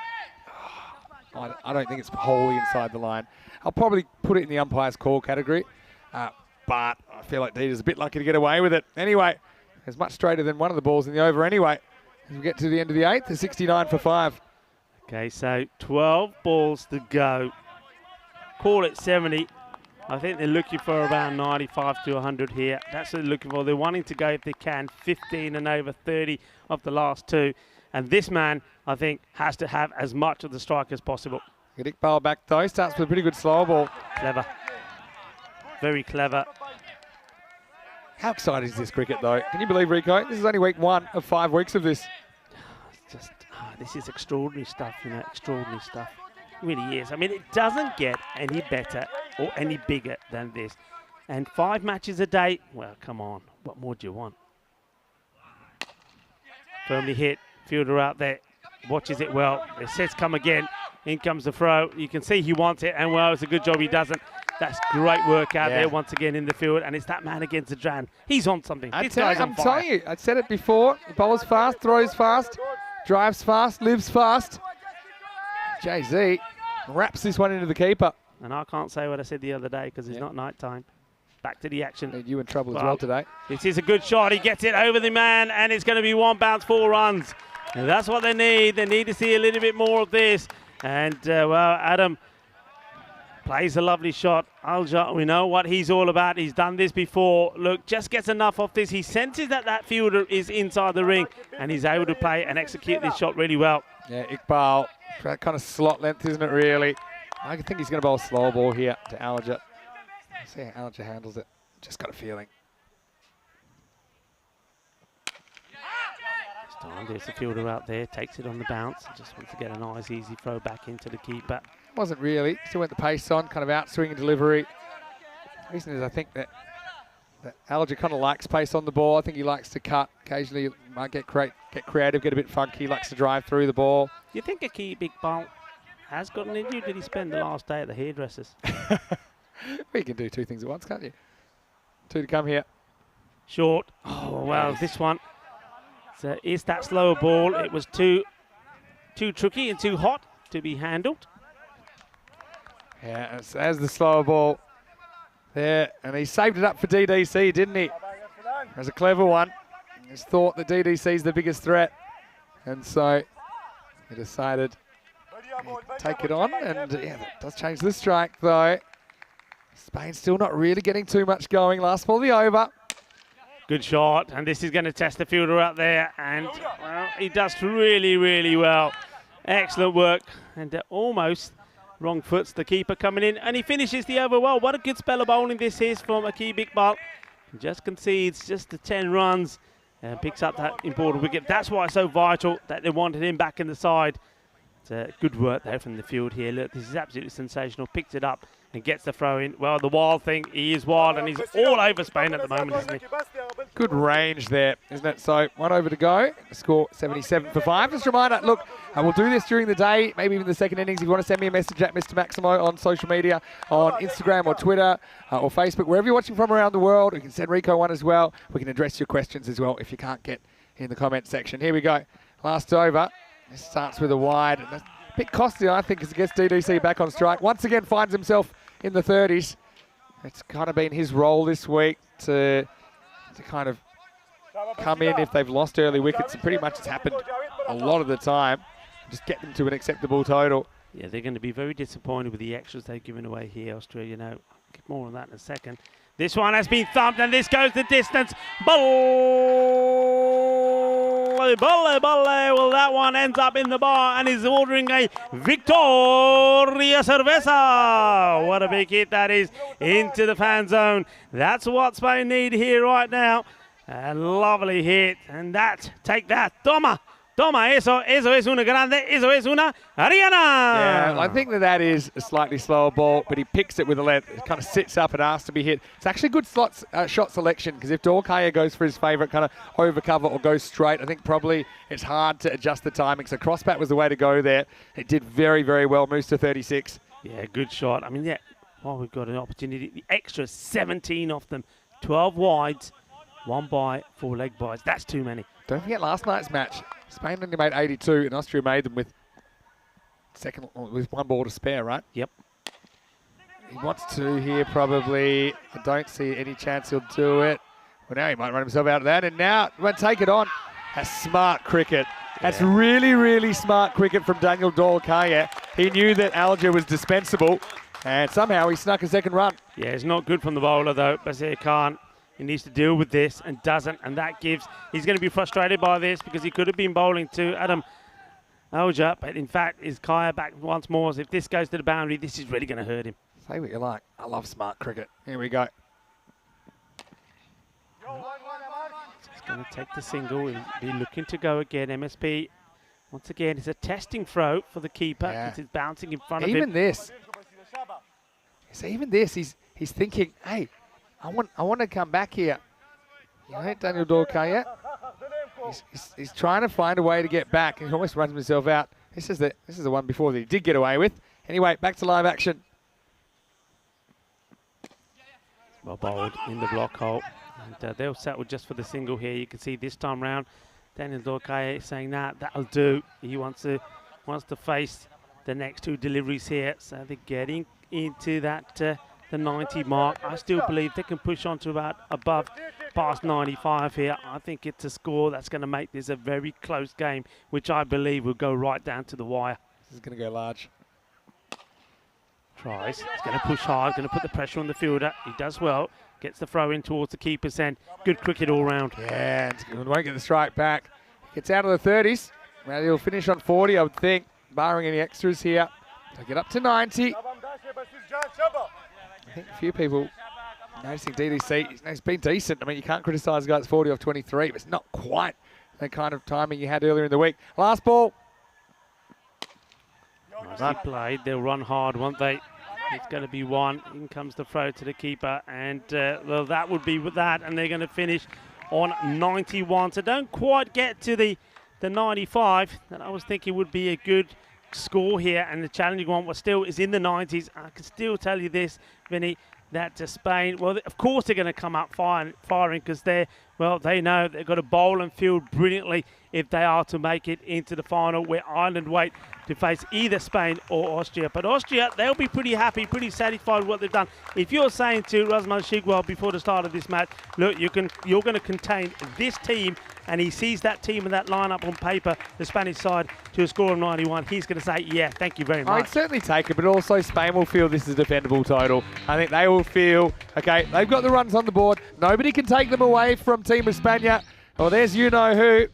And, well, hates the camera, doesn't he? But what I would say, the guys out there, they shuffled the deck again. They went for another different opening combination, didn't they? And there's no surprises that we saw Baba up there, but Hamza Salim Dar was his opening partner. But the big D, again, to the right-handers, I think they like picking him up if he doesn't get it quite right. And even if he does get it right, I think he rolls the dice with that. Well, that went pretty fast, but not that fast to the fielder on the boundary. And so, you know, when the left-hander was out there, though, I thought the big D also looked pretty dangerous. The Aki Iqbal, could see him back as well in full swing. Basir taking a good catch there. And yet, just seemed that Austria had Spain on the ropes pretty early, despite, you know, the odd shot getting away to the boundary. But having said that, there were some misses that you wondered may cost Austria in those early overs. Yeah, I mean, look, when you look at those again, I see what you're saying, but look, all the catches that went down, and there was 3 of them. It was Mohamed Baba was dropped on 0, Hamza on 2, Butt on 10. They were lucky, Austria, because they were managed to get those batters out. within a few balls afterwards as well. Either one of them could have gone on and really hurt the Spanish side. Vamos España was what it said out there, and one man who was going Vamos España and was hitting the ball well, Mr. Reliable for them, Daniel Dorcaya. But once again, Vinny, I'm going to say this batter should be opening the batting, and because he needs to face as many balls as possible, because again, he's not out. I kind of have to agree with you there. I mean, if you've got such a good fire, he's basically being used as a fire extinguisher, but maybe don't let the fire start in the first place, right? Yeah. And even then, like we said that he wasn't quite what he was earlier in the week in that innings. But the only reason we're saying that is he set such high standards. And I think really the rest of the Spanish batting lineup, with a few exceptions, has probably batted below what they would have expected this week. So, I mean, DDC, once again, it's the same old narrative, isn't it, for Spain? He kind of gets them to an acceptable total. It's not quite the 100. This was a remarkable catch. Got to say, Shigawal kind of ran out of ideas and took it behind himself. I think even he was surprised that one stuck. But, when it came down to it, Aschad, he'd had a few lives before that. He didn't get away with this one. Yeah, but for me, Daniel Dorcaya, again, super important when he went after the bowling. 3 6s, 3 4s, striking at 174. So around him, typically lost wickets apart from Aschad and DDC. No one hits double figures again. Spain, they had the kind of batters turning over, but no one was really clicking, except for those couple. Yeah, and Big D in the action again, and doesn't he love being out there and showing what he can do? And, there were some nice shots here, and you saw Adam Alja came out late on, but Austria, give them their due. Look, the only thing that I think will disappoint them, look, the catches they dropped didn't really hurt them, but what will hurt them is those extras. I mean, there was too many extras there, 17 off them. I think it finishes up with, and that in a close match like this could really go to hurt them. They're kind of clever at the end with the way Dorcaya was trying to steal the strike back, so I can understand that. The team's pretty keen to get in and get changed, have a quick drink, and I'm sure we'll see them out there before too long. So the final score, 91 for 5, Spain. Again, probably 30 short of where they wanted to be, but thanks to Daniel Dorcaya, it comes in at 4 this time, and he knocks 40 off 23 balls. Apart from that, Aschad Butt, 12 off 14, but again, that's not really what they're looking for from their number 3. And you look, Christian Munoz-Mills, we didn't see him in the innings. We didn't see Govind Singh either. So again, this batting lineup's highly unpredictable. But again, so is this form of the game. And Austria, remember last night they had to chase 83, and they only got it off the second last ball. That was under lights. With the ball, I think, Basir Khan went for a few, but apart from that, they all bowled really well. And you look at Dida, 2 for 16, even though he sprayed the odd one, he didn't go for too many. Zadran, I thought he's had a really, really good week. 1 for 12, just going to run a ball. But Iqbal, he was even better. He went less and took 1 for 10 off his 2. And Big D, well, got the big wicket early as well. Got to say, the Big D's a bit of a cult figure. 17 extras though. That shows you that Spain, they get this 90, but they probably didn't deserve it, if I'm honest, the way they batted. But they've got it, and Austria need it if they are going to survive in this tournament to the final. But one of these teams will be going home in just 10 overs. Join us to see who after the break. Vinny Sandu here, Mr. Maximo, Rico Full with me, and we'll see you soon for more Dream11 European Cricket Championship.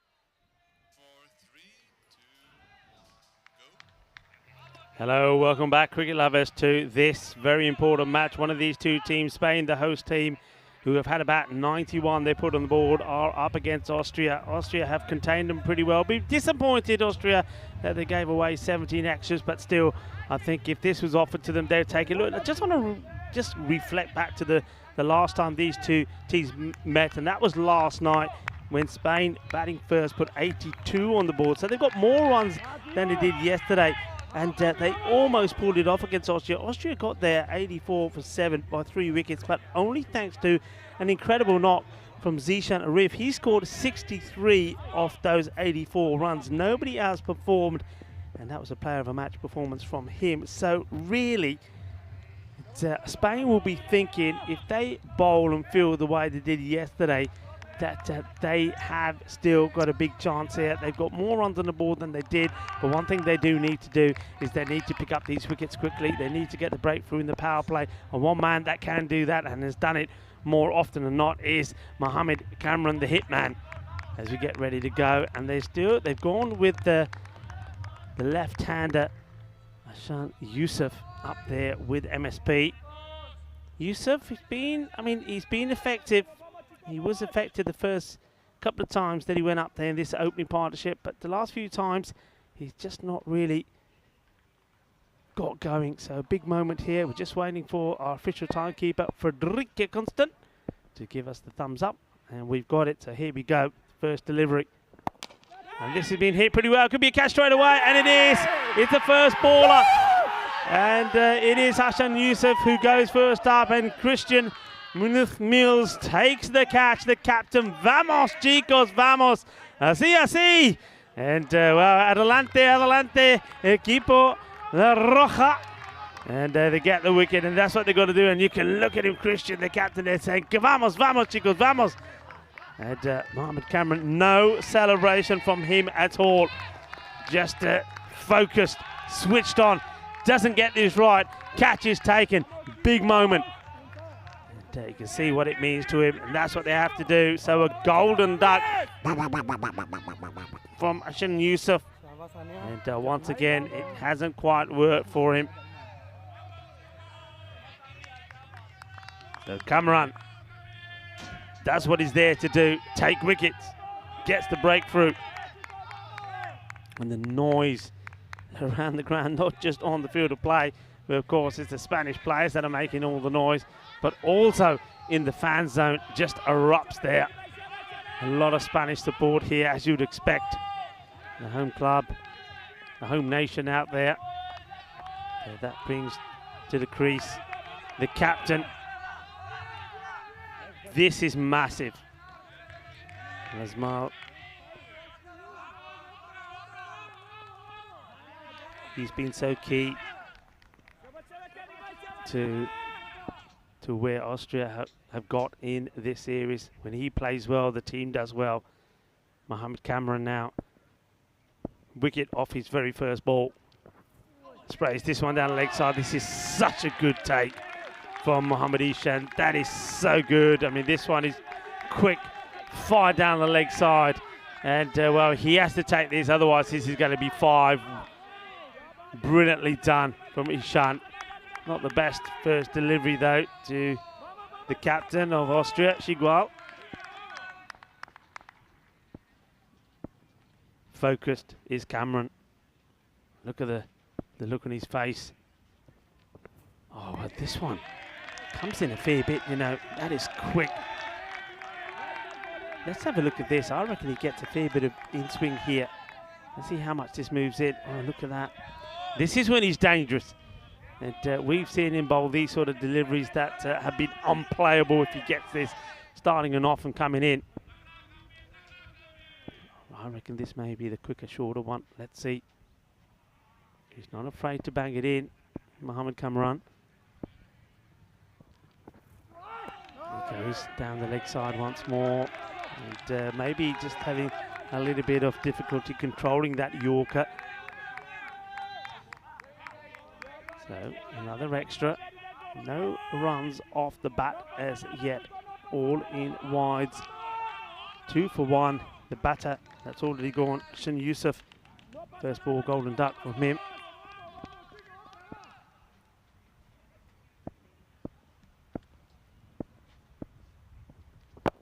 Oh, well bowled. Well, that's that Yorker. What a great bit of cricket this is. This is an absolute gem of a delivery, and how well this has been blocked. What a great ball that is. A great bit of cricket all round, and what a time to welcome back into this dream box up here.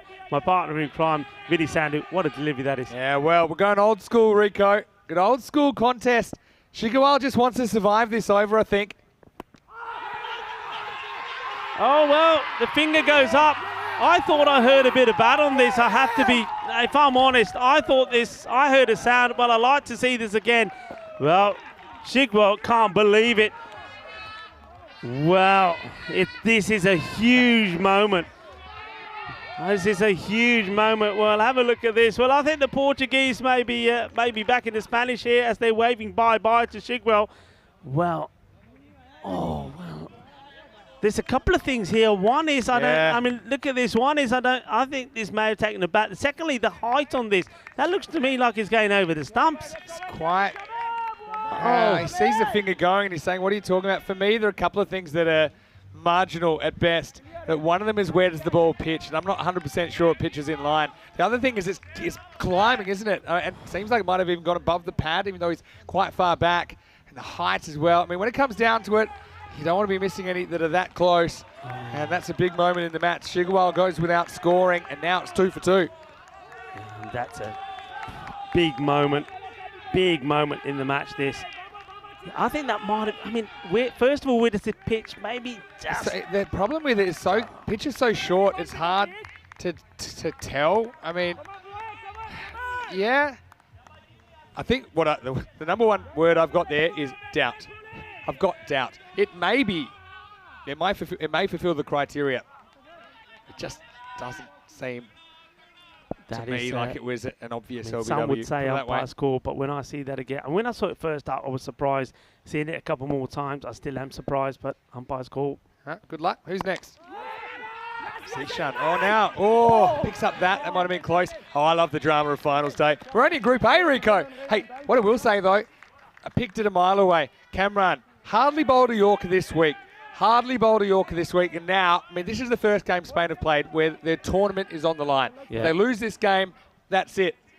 And Sam, we've seen a couple of times, he's really tried to spear in that Yorker. And now, normally when we've seen him bowl at club level, he just bowls, doesn't waste any time, bowls the first ball, bowls the guy out, and gets on with the day. But he's using it as a surprise tactic. And I'm telling you right now, Mark Simpson-Parker knows he's going to get a 140km/h Yorker at middle stump right now. But he also knows he's not going to be sure if he's going to be able to get bat on it, because he would have seen it a million times before. Big contest here, 3 for 2. Last ball of the first. Oh, wow. I wasn't expecting that. That was quick. Do you know what I think this is? Out of his hand. Well, Cameron's had a few little niggles this week.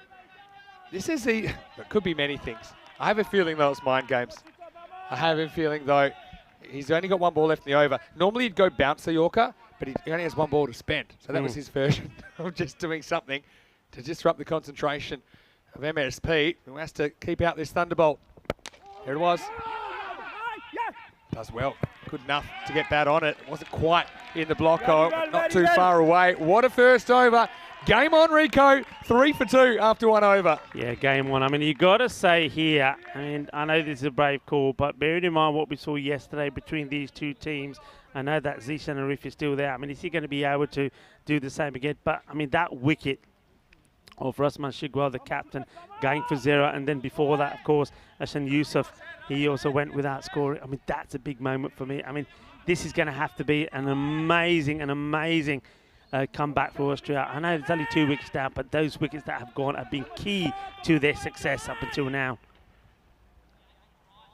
So, I know that Austrians, not the start they planned, especially the loss of their captain's a big one. You got Zishan Arif still there. Well, he's there, I should say. But he's been there kind of since his return from the team from let's just say, a self-inflicted knock, but he knocked himself into some good form, though, Rico, didn't he? And remember, he scored 63 in this contest last night when they chased down the 83 target. Prince Diman is the other opener that Spain elect to use. They've got a number of options, haven't they? Nice looking shot, work to be done for the field. Has got to get the slide in here and does get the slide in, but not able to get there. I mean, he's very, very wide, isn't he? Is Daniel Zoikaya. Comes from a long way, but he's not able to cut that one off. This is a nice looking shot. And they needed that, didn't they? So MSP, now I've said this many a times. I've probably said this every time MSP has gone out to the bat. He's made contributions. He's got into the teens. He's got into the 20s, but he hasn't gone big. Is he saving the best to last? Big shout. Say, come on, get going. Listen to my call. We'll take another single. I feel stressed. Here. I feel stressed. You feel stressed? I'm not even playing, but I mean, just watching this hanging on a knife's edge. Just knowing all these players and how much it means for them as well. It's Harper. I think I feel it. I think now, obviously, worked with some of these players for a couple of years. The fact that they've got such big dreams. They'll want to come back. Only one team will be able to. This match is right in the balance right now. Spain have made a good start to this defence. Prince Demand had a good week, hasn't he, with the bat and the ball. Not a chance. It's up in the air. Prince Demand says, I'll take it. And, well, Mohammed Ishan says, no, leave it to me. Well, that's another one. And there's the celebration. And this time it's Prince Demand that is being picked up as another wicket goes. And the hero of yesterday, Zishan Arif, well, he's not going to be the man to take his team to victory this time round. He has to depart. He goes for 2 off his 4th delivery. And it is the Prince Demand, that takes the wicket. Yeah, it was miles in the air, wasn't it? Really was. Don't know what Prince was thinking. He just had to get out of the way. And I know it's the keeper's ball. I don't know if Prince outranks a wicket keeper. I don't think on a high ball you leave this to anyone else but the man with the gloves. I was just worried that Prince had kind of put off Isan, but he tracked it all the way. And when it came down, slight little adjustment at the end, gets 2 gloves around it, preferring Isan to Alger with the gloves in this game, Spain. And now they've made another breakthrough. It's the 3rd strike, and now it's Austria 9 for 3. Yeah, they're in a spot of bother. So, I mean, if you think about it, when you look at all of the victories that Austria have had and all the batters that have got them through, well, all of them are gone. So somebody new has to perform. I keep mentioning MSP. Is he going to be the one? Or is it going to be this man who's coming out, Utman Zai? You know that he can hit the ball pretty well, but once again, hasn't really, though. He's got scores of around the 17. He hasn't gone big. So, big moment here. Partnerships desperately needed for Austria to settle things down. 9 for 3, a ball to go in this, the 2nd over. It's the single, making them hustle. There comes the throw. Oh, this would have been really close. And actually, it's Arslan Arif that actually comes in. They don't go with Utmanzai straight away here. Yeah, interesting. They've done that. Oh, he just kind of didn't take off that quickly here. Arif wanted to run, but wasn't really that enthusiastic about the speed at which he was taking it. Anyway, it's the end of the 2nd over. Score is 10 for 3. Look at this. I mean, how close would this have been? Cameron fires it, and he would have been out. Yep. I think that would have been out if he hits. I think Cameron knows it. Well, just a reminder, if you've just switched on to the European Cricket Network, maybe through one of our partner broadcasters all around the world, we have more cricket coming up tomorrow and Sunday. That's on our YouTube channel. And then we have more cricket coming after the ECC in the European Cricket Series. We'll head to Malta, and then we go to... Actually, we go to Croatia, then we go to Malta, and then we come back to Spain. But this time we'll be in Barcelona, where quite a few of these players are from, including Mohammed Kamran, who's getting another over here. Yeah, Mohammed Kamran, they've always bowled him out, haven't they? They've never held him back. And I think this is all about probably Cammy saying, look, once I've started, I want to finish. I don't want to get cold and have to come back again. And the way he's been bowling at the moment, especially getting those Yorkers going, you wouldn't want to save him. Well, this is clipped away. This is a nice shot. There's nobody out there. Intelligent batting, just using the pace of Cammy. And Cammy straight away points and says, right, okay, I want to change in the field. And he's getting that change. So Gurwinder Singh, he's making his way back to the boundary here. So somebody from somewhere will be coming in. Let's have a look who's coming in now. So we've got the man who's gone on the behind skirt boundary. Yeah, so that's kind of getting the bouncer in MSP's head by putting that guy there. But I think it's a bluff. I think he's still going at the stumps here. Chance, a miscue. Christian comes in, takes a catch. And, well, this is a soft dismissal from MSP, and he knows it. He doesn't really hit this at all. It's almost like he is expecting, as you said, the bouncer. I think and, so. Well, gets a bit surprised that it's not, and then just hits this ball straight into the safe hands of the Spanish captain. It's another wicket that goes. And look, really, when you lose 4 wickets in the power play, there normally is no coming back from it. Yeah, normally. There's nothing normal about this game, though, at the moment, I don't think. And I think, you're spot on, Rico. I think we kind of nailed it. He put the deep square back. You only get 2 outfielders, so where they are, as a batter, you use it as an indication of maybe what you're expecting. So even though it wasn't a full Yorker, he wasn't really prepared for the drive. MSP, disappointment for him. He's not going to get his nation home this time. He goes for 9, and the score now 15 for 4. Yeah, 15 for 4, and they're in a spot of bother. Mohammed Cameron, look at those figures. 3 wickets, just 8 runs conceded. And, well, with that wicket, he goes joint at the top of the bowling stats. The wicket takers level now with Matthew Humphries from Ireland on 13. Well, Cameron's had an interesting day, put it that way. Didn't start great, but now it's starting to turn around a bit. He's got 3 for 8. He's still got 3 balls remaining here in the power play.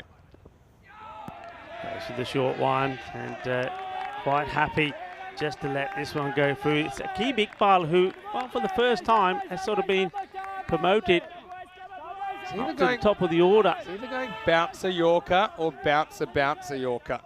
There's definitely a Yorker coming up. Either this ball or the next. This is the scary one because you don't know which one it is. And if you guess wrong, it might be lights out. Iqbal on strike. He's quite happy just to defend this. And Kami gives a big smile back to Aqib Iqbal. Not often you kind of see a bowler off at this level of T10, but I think this is one time that you do. You can't afford a 5th wicket. Okay, you can kind of reset a bit with a Cameron-less attack from the next over. Last ball for Mohammed Cameron.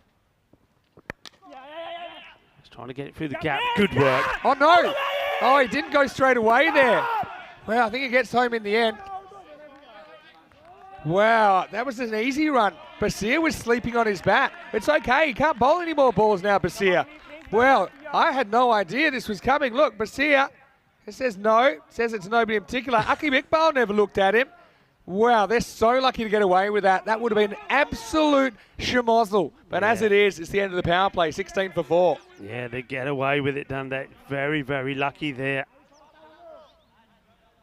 Oh, well, 16 on the board. 15. Oh, can you imagine that, though? That really should have been a run out, I'll be honest. Yeah, it should have been. It just takes a little bit too long, doesn't it, to get the ball through. That was Prince Diman as well. I think he just was a bit confused which end to go, and by the time he made his mind up, the batter just got back. Yeah, look, I mean, he had to do a bit of work first. Prince is like, what? Prince just thought it was a single. He didn't realise either. Here's the thing. You know who I blame there? Both the batters, because neither one of them were looking at each other. That's a lesson you learn, right, if you want to run between the wickets. Well, you got to know, it's not just about you. It's what the other guy is doing. You should never have 2 batters at one end. Okay, get a sense of where the ball is, but then look at each other. And it's not just calling, it's also body language. If a guy's saying yes and standing still, don't run. Sometimes under pressure, people do funny things. You got to kind of work off the body language and have that eye contact and that understanding with your partner.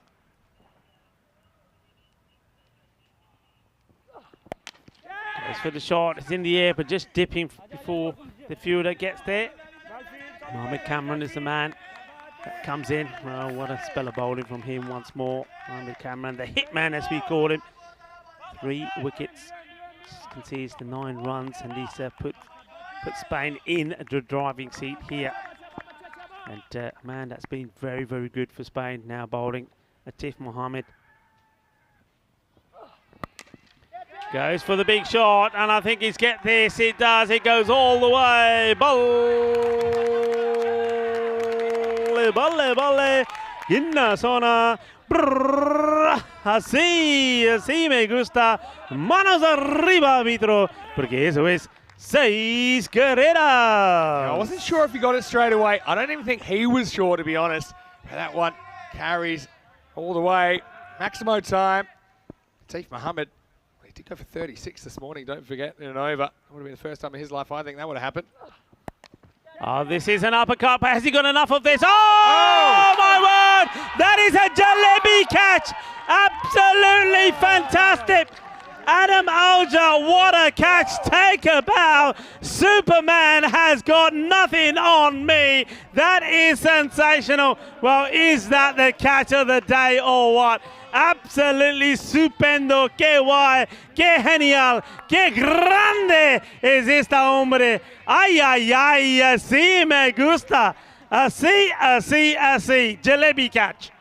We've seen two remarkable one-handed catches in this innings. This one for me is better. He has to kind of improvise, but he knows he can't follow through with steps. He's got to stick the landing.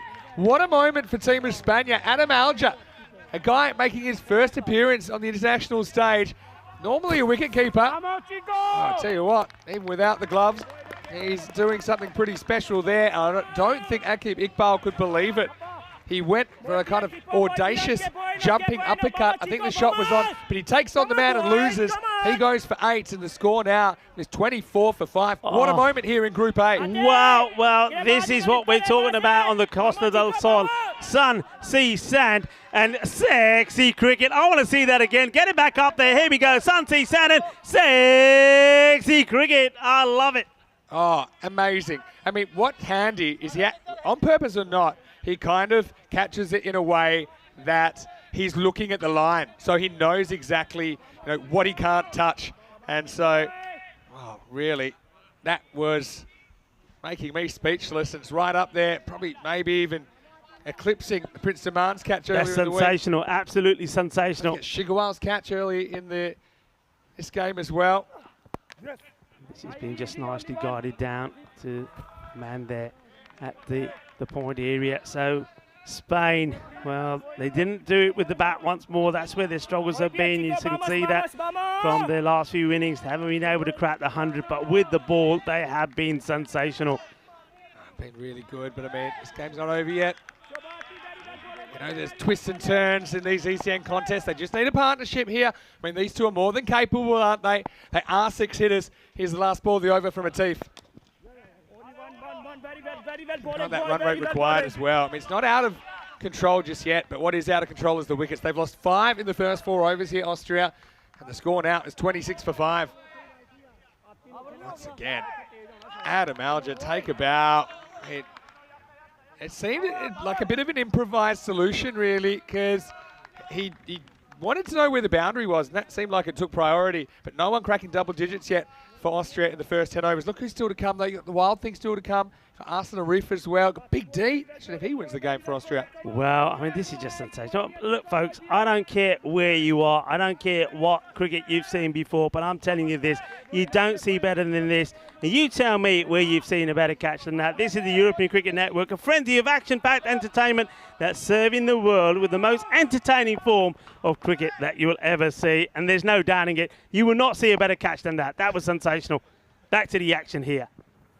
This is down the leg side. I think does he get a bit on this? No, the umpire signals the wide.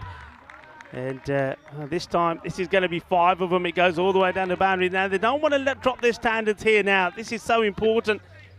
Well, this is one that he just couldn't get hold of. The wicketkeeper, Mohammad Ishan, diving full length to the left. Got to keep this tidy. Wow. All right. Just a couple of things going Austria's way. Like this wide. Oh, he likes it. Ihsan might need to get his prescription checked here. It's a wide called again. Yeah, seem to think that was quite wide. Must have thought there's maybe a toe of the bat on this. I don't think so. This is Hamza Slim Dar. Just feel this game's got a twist in it. Just got a feeling. It's got a feeling when you look at the batters here at the crease. They're both very capable. If they come off, you may have a bit of a close contest. May not, though. Oh. Well, this is going to be 5 more. Well, what's happened to Hamza Salim? Now, I remember back in Barcelona when he has had these sort of issues before. And we haven't seen any of that. And I kept going on about it, that it's good to see that he seems to have got his rhythm right. He seems to have got his line right. But it's all going a bit haywire here just when it matters. And they don't want to open the door here again for this Austrian team. They want to keep it closed. They want to basically seal this victory. That's just, well, that's 11 runs in extras, just like that. Swung after it past the stumps. It was so hard for Muhammad Isan. Next ball a bit more on target. They've got a single here.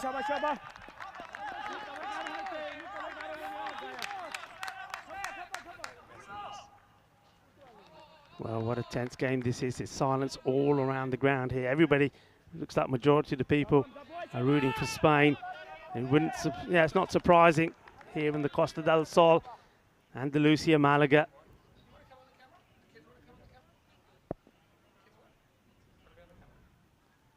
Hamza Salim just drops the bat on this, thinks about taking a single, and decide against it. Well, that was just 12 just off one ball, which is quite incredible. When have you ever seen that? 12 runs off one ball, courtesy of those, well, 2 lots of 5 wides and the other wides there as well.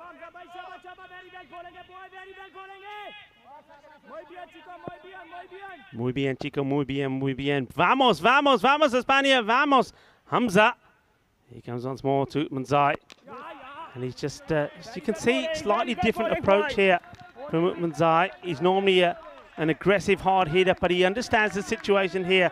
And the situation is all about just trying to build some sort of partnership, trying to get his team back in the game. Look, that required rate, thanks to the way this over started. I mean, it's gone back down to that 9, just under 10 and over. They won't mind this, but what they do need is that one of the batters to get going. At the moment, you'll see that extras is the highest scorer. Short, and this is nicely played. 4 carreras. Well, Hamza, he's having a few problems, isn't he? This over could go magical, and this could be the over that gets Austria back into the match. Twisting like a length of old rope. I called it. There's a twist in this. You're watching it right now. The filthy 5 wides, the boundary. I mean, like I said, they're on target actually when it comes to the run rate required. The only issue is they've lost half their wickets so early. But I mean, one good partnership and Austria will be ahead in this game, and this one's looking promising. Still early days though for Bazir Khan and Manzai. 2 to come here for Hamza. Nicely played. That's good cricket, isn't it, from Basir, using his feet well, getting to the pitch. At the moment, he's sensing that he doesn't want to play a big shot. He doesn't want to give his wicket away, and that's what both of these batters have to do. I think they're looking to bat maybe another 12 to 18 balls together here. This sort of style, maybe put a bit more pressure on the Spanish before they play the big shots, but they want to keep wickets in hand. That's the key thing here. They've lost 5 of them already. Last ball of the over.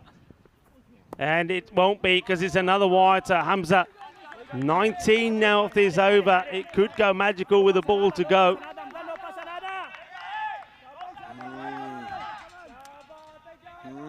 Watched a lot of cricket, Rico, you know that. You have to... No idea which way this is going to go. I mean, you double... They say they're going to wicket off... They say they're going to run off this ball. 46, you double at 92. Right on the pace. Who's going to stick around and get them there, though? The Austrians just hanging in there by a thread at the moment. Be another wide. Well, the extras, Vinny, the extras. Well, they were given 17, weren't they? And I think of those 17, 12 were wides. And Spain now, well, they're being pretty generous themselves and giving a few back. And just have a look at the extras here now. That is already 15 extras, 15 all in wides. That is not good from Spain. They've let Austria back in this match. They have. Needs to get this on target. And he does finish this over, and he'll be thankful for it. It goes magical, and Hamza, you can see he's totally disappointed. The face tells the story.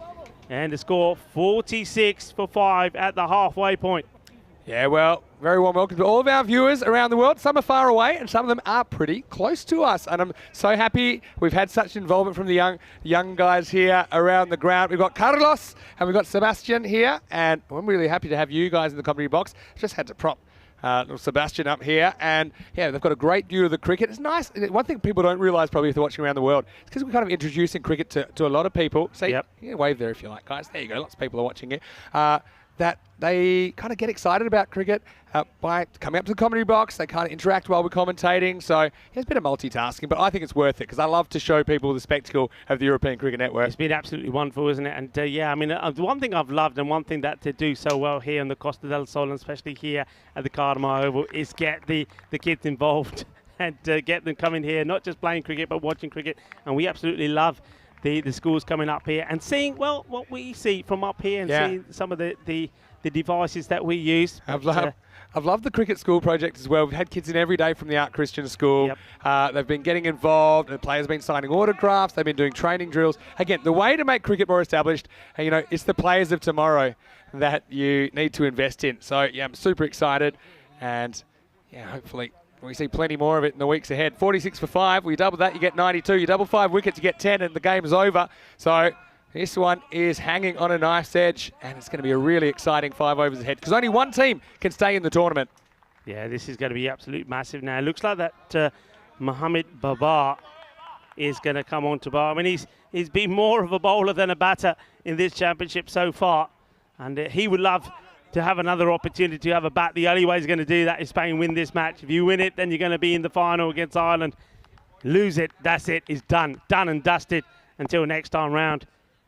That's what these two teams are playing for. A chance in the final. Goes for the big shot. Has he got this? And, oh, well, a superb effort on the boundary to try and stop this, but he's not able to do so. He goes all the way. Boom! Shaka! Lagia! 6 carreras más. The Spanish captain trying to pull off an incredible stop here. And Christian Mills diving in the air. Let's have a look at this once more. And look, just not able to get fingertips onto it. This time now played out onto the offside. They'll take a single. Now this match has come back to life, and Spain know that they need to try and pick up another wicket to try and kill this match. But at the moment it's Basir Khan doing the damage. Utmanzai, you know he's dangerous as well. He's waiting to unleash. Babar, will he click or not? Placed his hand onto the off. It bobbles down to the fielder. They take the single. So I think one thing in all this kind of, I suppose we call it Belgian ball, like the hyper-aggressive, go for everything kind of mode of cricket that we're seeing a lot of teams going for, is I suppose you can underestimate the importance of partnerships. If you do that, just think when you have good partnerships, you make good scores. I think with the ultra-aggressive approach of just everyone going for everything all the time, I suppose, when it comes off, you make heaps of runs, more than you'd make on average. But it also has a higher variability. I think it has a higher kind of standard deviation. Whereas if you can kind of work on the kind of more traditional partnerships-based things of, okay, look, we've lost a wicket, let's just be a bit careful a bit. And once we're in, we'll be able to accelerate. Then maybe be a bit more consistent. Maybe. I've got no idea. But I know this one's out of the ground. Maximo Basir, well, I called it. He is a 6-hitter. And he is coming in at a time where his team needs him. He moves into the 20s, Maximo time, and Austria hit 60. Yeah, Basir Khan in that last match to win against Portugal, when he came in, he faced 5 balls and smashed 22 not out. He is a player that's in form. And look, the field is set. The players are back, but at the moment he's clearing them. What a big hit that was. That was sweet out of the middle, like a bowl of rasmalai. Mohammed Babar is under attack. What can he do about it? 1 ball to go in this, the 6th over. And tries to get the Yorker in. A really good delivery is blocked out. And, well, that's it. That's the end of the over. Over has been called. 60 is on the board. 5 wickets down. And, Vinny, have a look at that rate. They brought it back down to just 8 required per over. But the wickets are the concern. But finally, Austria have done one thing that they needed. They've got a partnership going. Most of these runs coming off the bat of Basir, and also the extras which the Spanish have given away. I mean, that could be so expensive. 15 wides, Vinny, in this inning so far. He's still got Utmanzai there. I mean, he hasn't got going yet, but he's keeping this partnership going. He's on 3 of 5 deliveries, but it's all about Basir Khan at the moment. He's the man they've got to get out. 23 for 12. And I think they will know that once they get him out, that really that should be it, though. There's 1 or 2 others in there that could cause a bit of an upset as well. Who's ahead in this game right now? Oh, well, you tell me. Exactly. Hit hard. Shout to catch. Where's this one ended up? And it's a sensational catch. That is absolute brilliant. It is the Prince, Prince Diman taking a brilliant catch when it needs a moment of magic, and maybe it needs a little bit of royalty to put this one to bed, and there's the man to do it. It is Prince Diman. Well, what a catch this is. He had to get this right. He does get it right. He takes the catch. He's a big player. He's a good player. We've seen him with the bat. We've seen him with the ball. And, well, we've seen him in the field. And this is another jalebi catch because, well, once you eat the jalebis, you have sticky fingers. And once that ball gets in those hands, it ain't coming out. That is sensational. Good catch to get the breakthrough. Utman's eye goes, but Basir Khan, the danger man, is still there. Yeah, but the partnership is broken. They can just throw the other batter a bit, no doubt about it. I mean, what a catch by Prince Diman. I mean, it wasn't quite Alger-like, but Prince has already got his one-hand stunner down this week. And look, he made really good ground there to even get there. So, yeah, I mean, I say running out of wickets, but I mean, they're not really. They've got some good batters to come. And this guy, Javed Zadran, well, here's the thing. They did 8 overs. He said, okay, you don't do anything too crazy. But he's crazy. He will try and smash everything, or almost everything. So he's not coming to play second fiddle here. Oh, I really think this game is one of the best we've seen this week. The tension's been up the whole way. The feeling's there. I mean, it's an elimination game. One team will stay on their journey here, and one team will be done. Here's Atif Mohammed. Atif Mohammed doing it again for his team. 2 for 11 now. And those 2 wickets have put him right up there as one of the leading wicket takers now. He's on 13 as well, along with Mohammed Kamran and also Matthew Humphries from Ireland. What a 24 hours we've had here in Cartama. Oh, he drops him. Drops a dolly.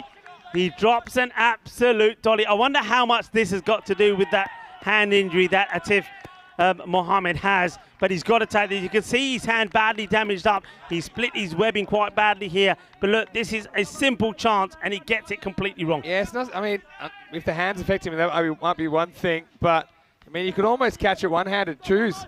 You know, it was so slow. It was kind of drifting to his right. Atif, oh, big moment as Basir's dropped on 23. It just guides this out now, Basir. You can see he's batting quite cautiously. He's picking and choosing, isn't he? Picking and choosing the ones that he wants to go for. Takes the single here. And he needs support now from Javed Zadran. Oh, talk about the whole spectrum in 1 over. I mean, you take Prince Diman's catch, or even if you go back a bit, you take Adam Alger's catch. And then it was like throwing your car keys to your grandma to pull it out of the driveway. Wow. And Atif, I know he's got that hand injury though, but still, big moment. And this one is going to be taken. Yes, it is. It's not a good shot. And you can see the disappointment from Basir Khan. And the captain of Spain, Christian, takes another one. And it comes straight back to the bowler, says keep going. And just like that, well, Atif now tops the table of wicket takers. He's 14 in this championship so far. But more importantly for him, well, he gets the wicket. He could have had another himself. The corner ball would went down, but he kept going. This is not a good shot, actually. Yeah, I mean, Zadran, this is what I mean. They're taking aggressive options at every turn, and Zadran can afford to, you know, kind of take a more conservative option. But that's just not him. He thinks he can bang it out of the ground, but instead he just flat batted it straight to the captain, Christian Mills. And so Atif Mohammed, he has been outstanding for Spain this week. Had a bit of a blip this morning, but it's good to see him coming back and coming back strongly. Austria running out of batters now at 62 for 7. But look who's come to the crease. Here's a guy, he made one of the most impressive half centuries in ECS this year, I think. That was in the Vienna series. And that was opening the batting for his club, Vienna Cricket Club. So, I mean, he's a guy that is no tail ender, put it that way. Very experienced campaigner, can give the ball a clout. But also, he's crazy. So he likes to whack everything. He is going to hit the first ball he can for 6. That's the way he plays. Well, wouldn't it be something if, well, we've been calling to see the Big D for a while, that he comes and he turns it on here. Well, he goes for it. He's going to be gone first ball, I think. Oh, no, he gets lucky. Doesn't quite carry. Is that the little bit of luck that they need? I told you he's going to try and hit the first one out of the park. Well, I mean, Basir, even with his hyper-aggressive approach, he's got a bit of the WT something about this with his expression, saying, what are you guys doing? Yeah. Look at me, I'm here, and I can't even get the strike back because the big D, he'll be facing, as we get to the end of 7 overs, 63 for 2. Well, this is where we are. Qualifier 2. It's the second last game of the week here in the ECC.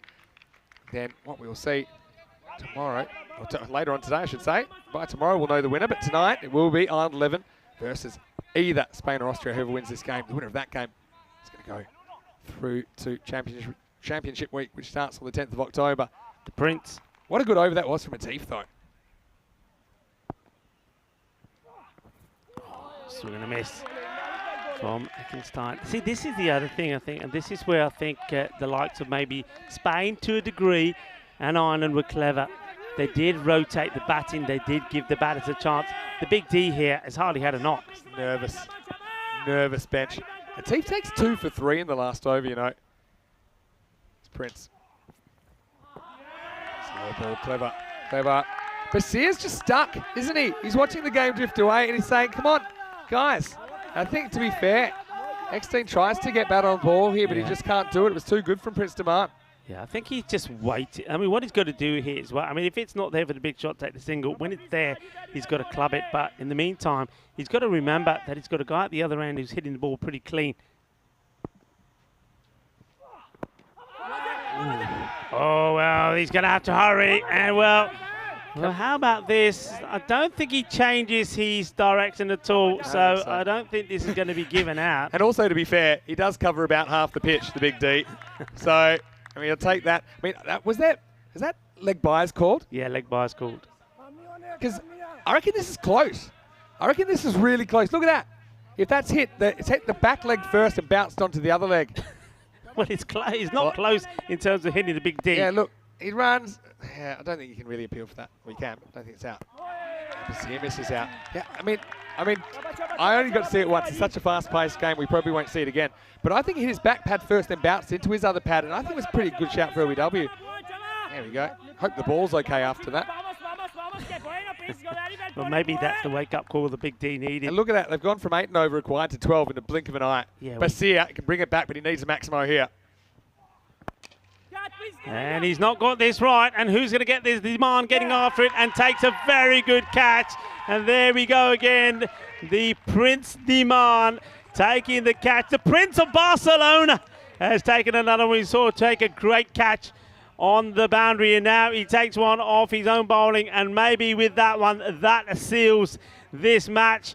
Because not only does he get the wicket, there's another dot ball, and that required rate is really going to spiral up here now. And Basir, well, he was a setback, but you can see he was getting frustrated with all the dots being joined at the other end, and he needed something to happen himself. What a good catch that is, Vinny. Yeah, I mean, but really, I'm looking at Basir. I mean, like last night's leftovers, he just went cold, didn't he?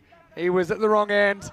He lost his mojo, and then he knew he had to go for it, and then kind of that extra pressure, I think, forces the false shot. Prince Demand, not an easy catch, but he made no mistake. And now Austria down to their last legs at 64 for 8. Yeah, 24 for 16, off 16 is what Basir goes for. I mean, it's a good effort from him, but I think he just got a little bit frustrated.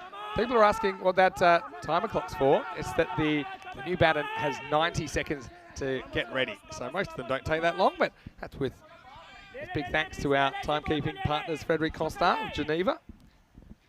Appreciate their support. All right, here we go. Still 28 to go for Austria. Yeah, this is not a bad shot, and this may go to the boundary. It does go to the boundary. So 4 runs, and that's what they've got to do here. The batters have got to come in and not waste any time, play the shots. They've got to eliminate any dot ball. That's the key thing. Yeah, Aslan Arif's come in. He comes in number 10, but again, he's a guy, he bats up the order for his club. He's not what I'd call a tail ender. Maybe not really the destructive kind of hitter that you'd associate with T10 cricket. He's being used more as a wicketkeeper in this series. But, I mean, yeah, you can see from that shot that he's no bunny. Anyway, 68 for 8 after 8. 24 required off the last 12.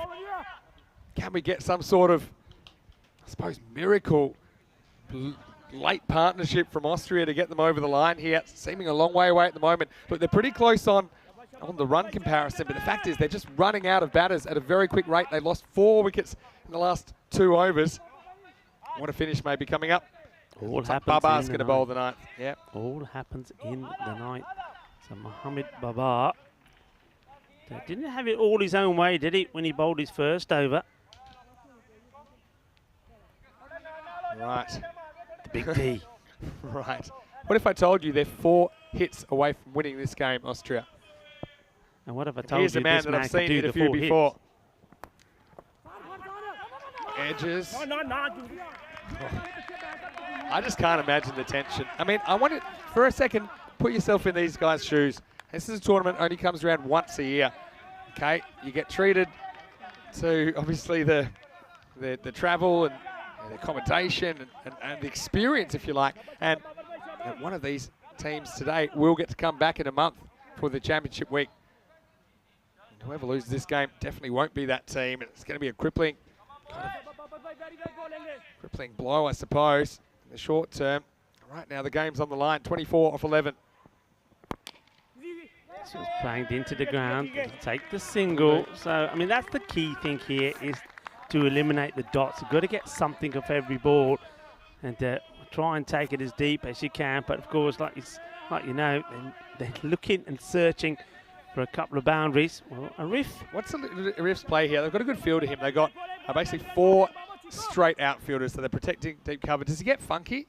Be brave. Does unintentionally, I think, here, but he'll get a single. Big D's the man for me. He's the 6 hitter out of the 2 of them.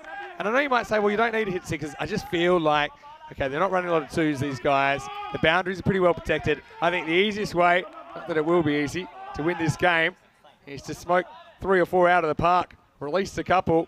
Where's it going to come from? I don't think they can win if they don't hit at least 2 6s. That's just the difference, isn't it, between a top order batter and a guy who you know, is capable, no doubt, but he's just coming in low, hasn't really had too much time at the crease in this tournament. Again, you can't really blame these guys because you'd expect, that's highish by the way, you'd expect the batters to do the job, chasing 92. Nicely played down the ground for once again. It's just a single. There's not singles that they need. Every time this ball is a single and not a boundary, it's a win for the Spanish team. And they're doing it the hard way, are Spain. And they did open the door slightly for Austria, but it looks like they're closing it once more and seeding it shut and seeding themselves into the final. And that will help. That's really well bowled, and that's excellent from Baba. And you can see they come from everywhere to congratulate him for a really good over. Look at that. Look at the way that Govinda comes running over and goes straight to Baba and says, bye. Well bowled bye. That is a really, really good over from Mohamed Baba. And, well, gets a dot ball in to seal that. So he doesn't take any wickets, but only concede just the 18. His first one was expensive. 72 on the board after 9. Yeah, so only 20. 4 of the over. They'll need 20. It's a magical finish they need. And they're 8 down. Look, after the 6th over, they were 60 for 5. And that was an over that went for 14. But 7, 8, 9 have gone for 3, 5, and just 4 in that over. It's also kind of coincided with wickets falling. Just 4 singles in that over. So, last overtime. It's going to be Hamza Salim Dar to bowl it. 20 to win for Austria. Oh, well, this is such a good stop, isn't it? I mean, the batter, I think, has missed out on it.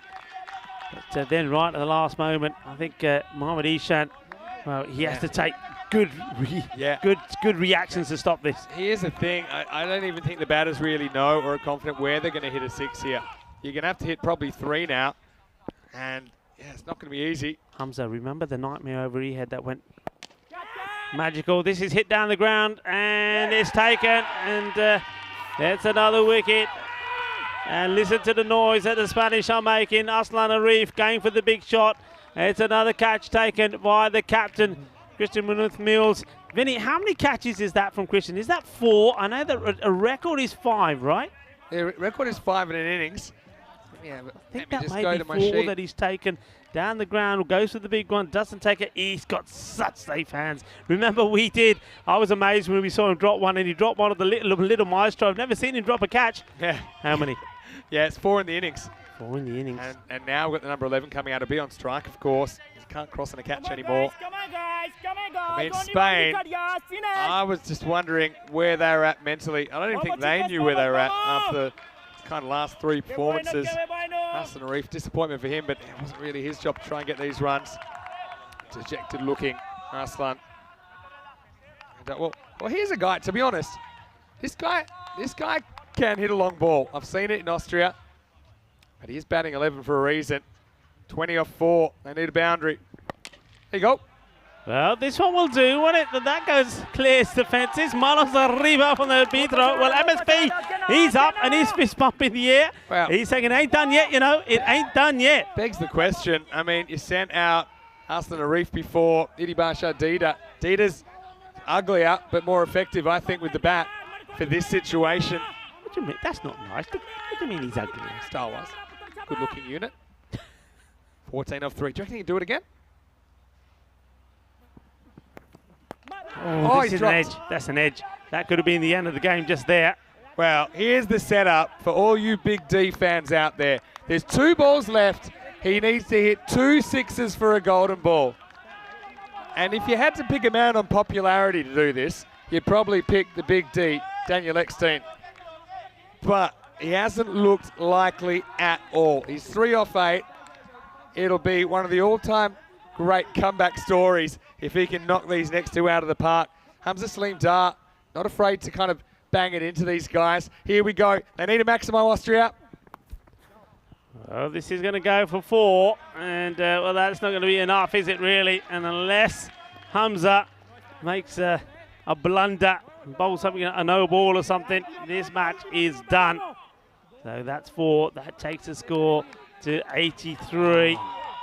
You know what's been weird in this game is the amount of wides. In the first innings there were 12. This innings there have been 15. Yeah. And such a big game. It's interesting that the bowlers have kind of lost it a bit as well. So we keep going on how the batters have lost it, but the bowlers kind of lost it as well. Don't forget 10 of those came with that 2 5s from Hamza. Yeah, that's true, but I mean still. Yeah, I mean he's responsible for that's what changed the contents of his match as well, that over.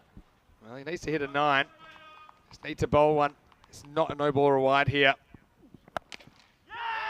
This will probably go. It'll just be 1 in the end. And it might even be a run out. I think they'll just take the 1, and it's going to be all over. And so Spain back on the winning bandwagon, but they've got plenty to think about, Rico. What a match we had. It had twists, it had turns, but ultimately Spain, they make the final. It's the final, really. A lot of people predicted Ireland 11 will take on Spain in the decider for Group A. Yeah, I mean, it's what a lot of people were talking about, but I have to say that they expected it to be a much more, easier route for Spain. They had to do it, and they did do it the hard way. Austria did push them hard. I think Austria were fantastic in the field, and they restricted Spain to that score under 100. But then in reply with the bat is where it all fell apart. Nice to see both the teams here acknowledging each other's efforts. I mean, once again, I keep saying this, but the sportsmanship between all the players, the coaches, the staff, the management has been absolutely fantastic.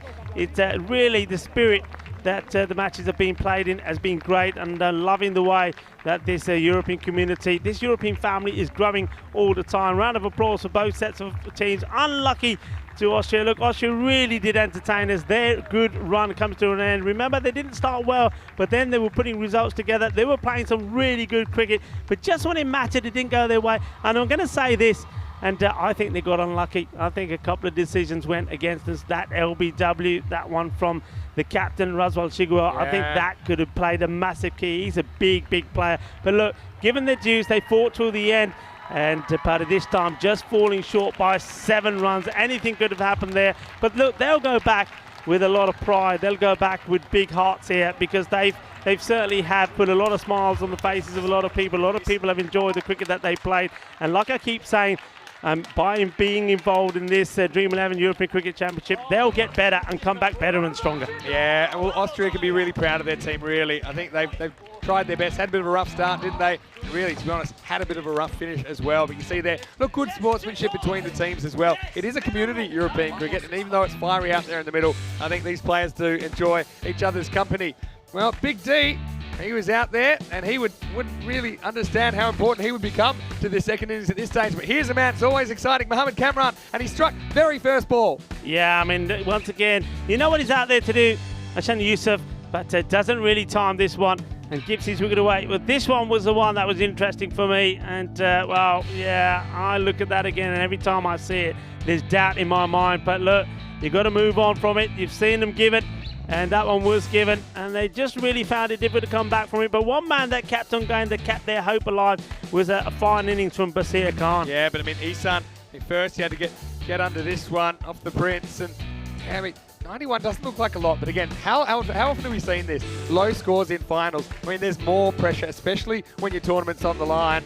And yeah, Austria just couldn't recover from the loss of some of those key players, I think. I mean, the chances were coming thick and fast. Even this was a bit of a brain snap, if you ask me, because he should have made that easily. Would have been out. Very first ball, Basir. But it yeah, would have been. Kamran was really impressive here after a game where he went the journey in the first game. I mean, he was intimidating here. He was the enforcer, wasn't he? And he's really the reason that Spain got in a winning position in the first place. Yeah, soft dismissal that after playing a lovely shot, MSP on the leg side. He just literally didn't get anything on that shot and gives the catch to Christian Manu. Well, if you want to talk about catches, well, you're going to see one of the catches of the tournament so far, one of the catches of the year. And you saw it right here on the European Cricket Network, and that's going to be coming up here any moment. They don't come any better than this. This is world class. That is something extraordinary. What a catch, what a ripper. Yeah, it was almost like time stood still for a split second there as Alger held the ball, and then we just had to make sure that the kids were ready. And you know what? Sometimes it's nice to sign the cast. I was just asking if he wanted to sign anywhere else, but I tell you what, he might want some Spanish autographs now, because this Spanish team, I mean, they got in a winning position, but then, I mean, that was this key partnership, wasn't it? It was the key partnership that you just felt Austria, they could get back in the game. It was a lot to do with momentum as well, because Basir, he had some momentum. And, you know, it kind of all started to go wrong when Utmanzai got out, and then he just couldn't find a stable partner. But what a catch.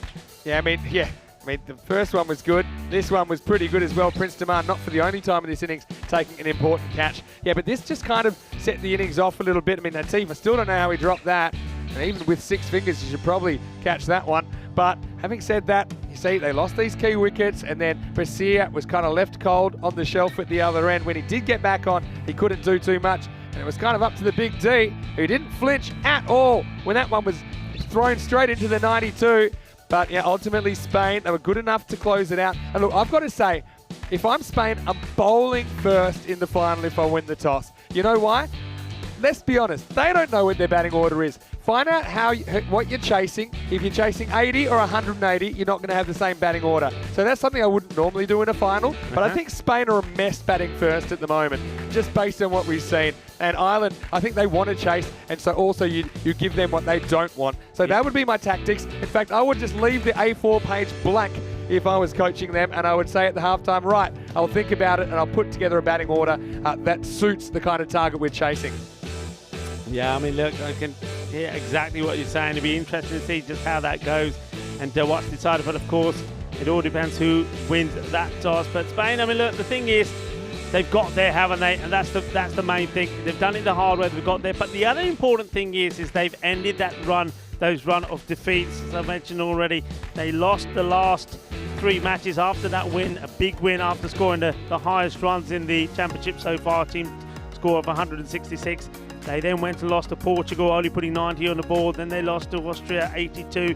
Then Ireland again, 86. So they've gone back to winning ways, and that is important going into a final. It's important. They'll be a little bit more confident. I think the mood in the camp will be better.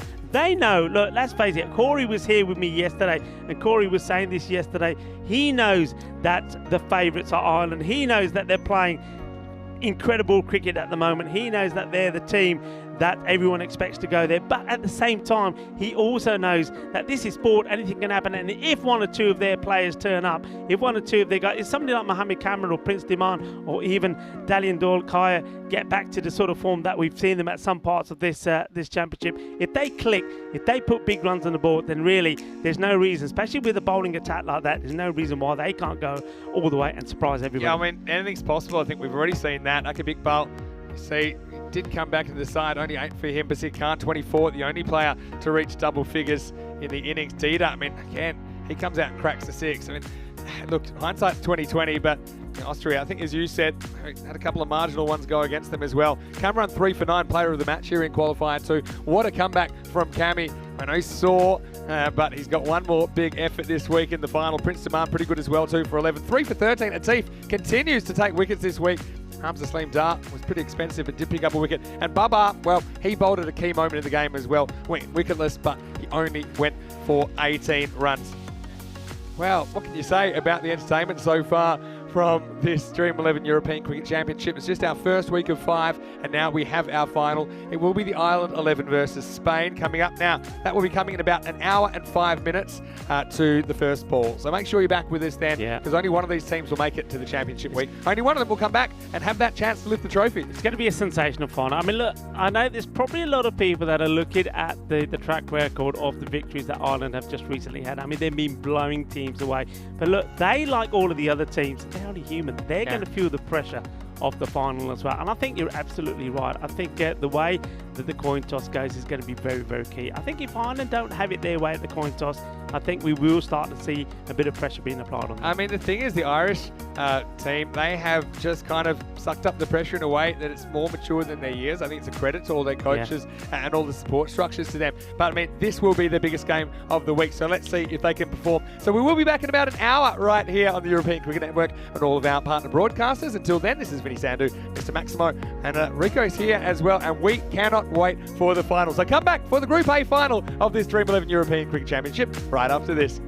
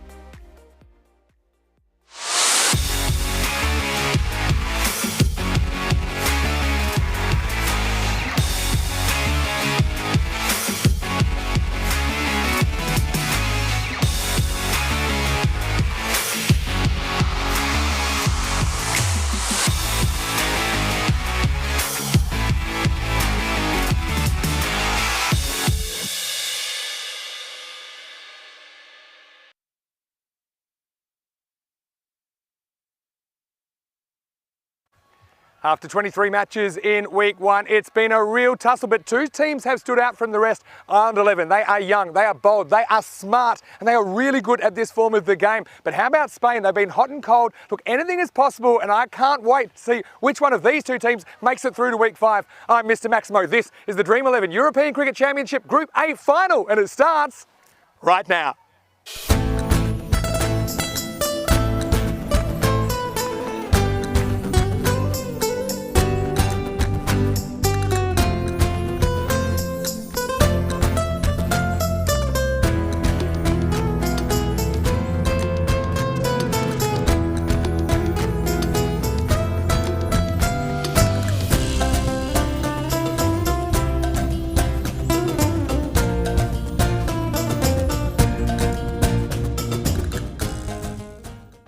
Hello and welcome back to the Cartama Oval on the Costa del Sol. Well, I'm in the fan zone and everybody is super excited about this final. It's Ireland 11 and Spain. Only one of these teams will get to return in about a month's time for the championship week, and it's a big game, that's for sure. Miguel Marcos is a special guest of the ECN. He is the general manager of the Sunset Beach Club and he'll be tossing the coin. He's with Rob Kemming and the two captains for the toss for Group A match 24, the Group A final. Tails is cool. It is hits. Real bad first today. So Ireland 11, they win the toss, and this time they elect to bat. Now, that puzzles me a little bit because I think they have been so good chasing, and we know how good they've been playing kind of anyway, but the fact that they've changed tactics, I'm not quite sure what that's about, but sure, they have the batters to do the damage. And the machine, Seamus Lynch, has had such a great week. He hasn't been alone. I have a feeling that Maxi Burton's due for Ireland 11 as well. But Spain, I mean, they've been Jekyll and Hyde. They played a lot better earlier in the week. Of course, they beat Ireland 11 earlier in the week, but since then, they were beaten twice pretty comprehensively by them. Can they turn it around in this final? We're about to find out. Well, big thanks again to Miguel for tossing the coin. Has been a big day, a big week. It will continue on Monday with Group B. But right now, let's get ready for the national anthems and then the voice of Rico Full. Thank you very much to Mr. Maximo there. Vinny Sandu giving us the insight to this, the Group A final. It's going to be absolutely sensational as we have a look down at this beautiful Cartama Oval. And as you saw and heard Vinny say there, we will start with the anthems of both the teams, starting with the anthem of Ireland and also then followed by the national anthem of Spain. Teams are ready to come onto the field of play where they'll take their places for those anthems. But look, before they come out, let's just remind ourselves of how these two teams had booked their place in this Group A final. Ireland and Spain finished 1 and 2. Ireland top of the group, Group A, Spain second, which meant that they had the right to have this first qualifier, and it was gave them the right to have two bites of the cherry, if you like. Ireland only needed one. They thrashed Spain in the match early this morning, chasing down the 86 required in, well, once again, record time, thanks to Seamus Lynch, who is in the form of his life at the moment, 69 off 18, and that got him the player of the match performance, which meant that Spain had to wait to see who they would play, and that was to be between the eliminator of Austria and Portugal. Austria, well, they were victorious after scoring 151 runs, losing 6 wickets in doing so. Portugal were beaten by 38 runs in that one. So it was Austria and Spain with the right to take on Ireland in the final, and it was another close game, wasn't it? Spain held on, didn't get many runs on the board once again, so the batting will be an issue for Spain. They got 91 for 5, but they restricted Austria to 84 for 9. It was a win by just 7 runs, and it once again, when Spain needs somebody to perform with the bat, is that man Daniel Dolcaye. 40 not out from him off 23 deliveries. That ended up being the key. And well, Mohamed Cameron was on top form again with the bowling. You see there that the players, they are getting ready now for the anthems. And first up will be the anthem of Ireland.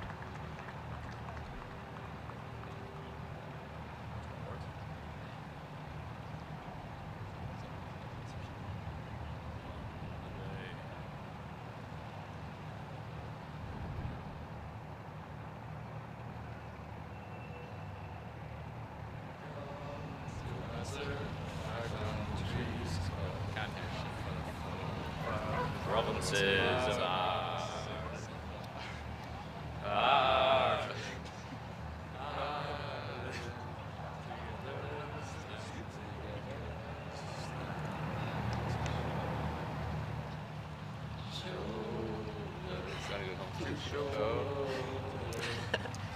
Answer is told.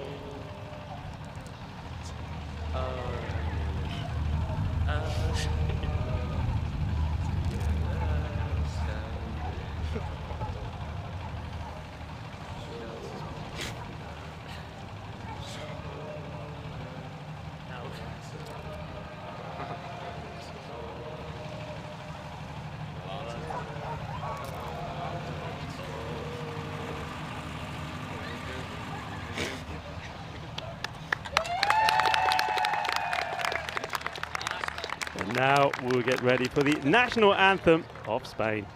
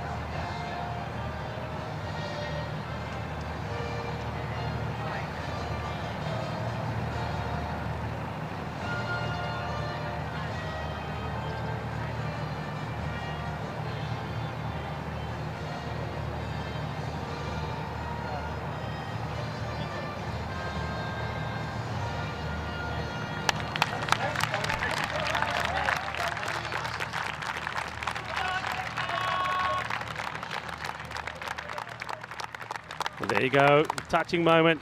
Corey Rucker's there, and he'll be hoping that he'll be smiling at the end of this as well.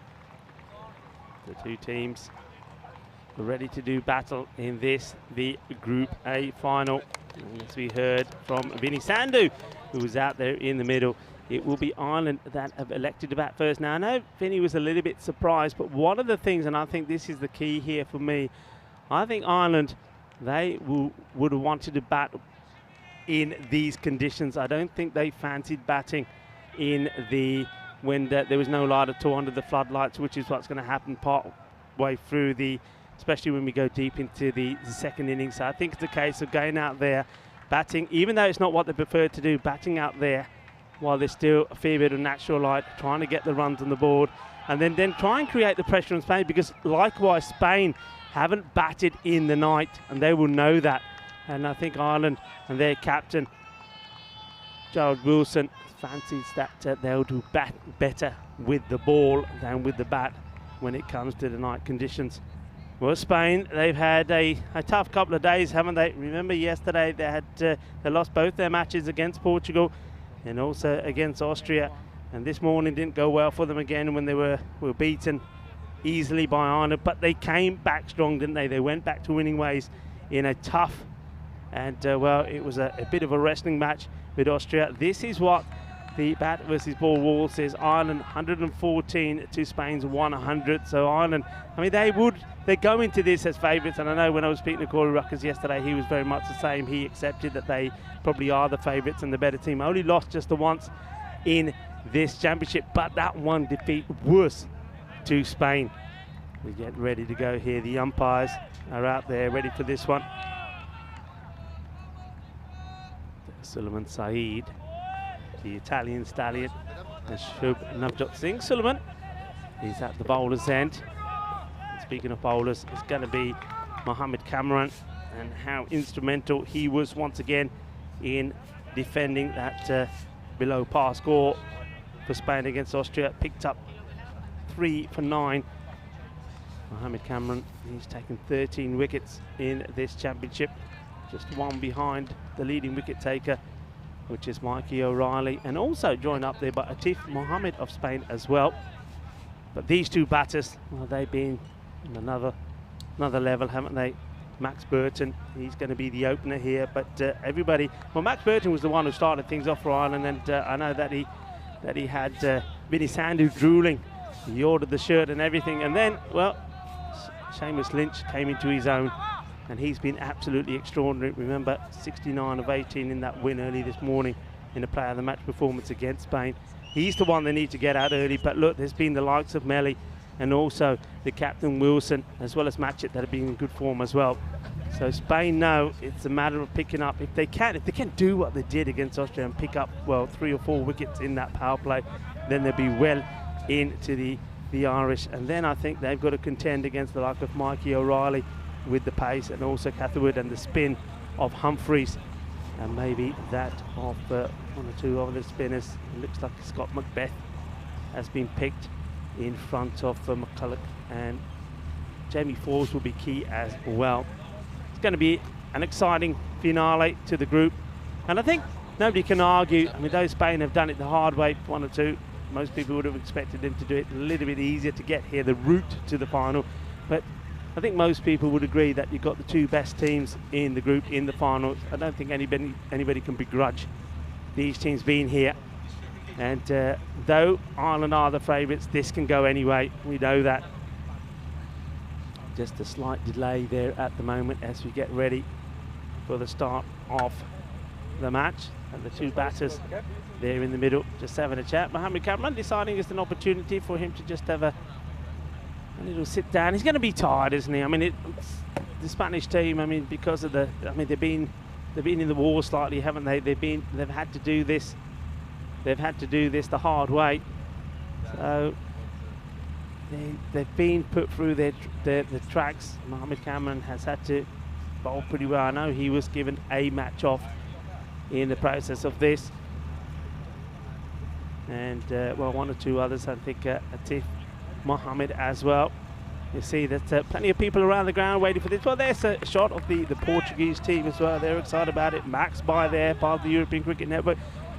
So it looks like we are getting ready here now to start. So the official timekeeper and a proud partner of the European Cricket Network, Frederique Constant, looks like they've given a thumbs up. So we are ready to go. Mohamed Cameron composes himself. He needs to be at his best. Burton to face the first ball. Here we go. It's time for the Group A final. This is guided away. Well stopped on the boundary by Hamza Salim Dar. First runs off the bat straight away from Burton. And this is the moment. This is the man. Seamus Lynch. How will he go about things? Will he just bat the same way he's batted so far? He's been ruthless at the moment in this championship. Can he continue the sort of form that he's been in? Well, they will be hoping so. Good crowd here as well. Combination of Irish and Spanish supporters in the fan zone.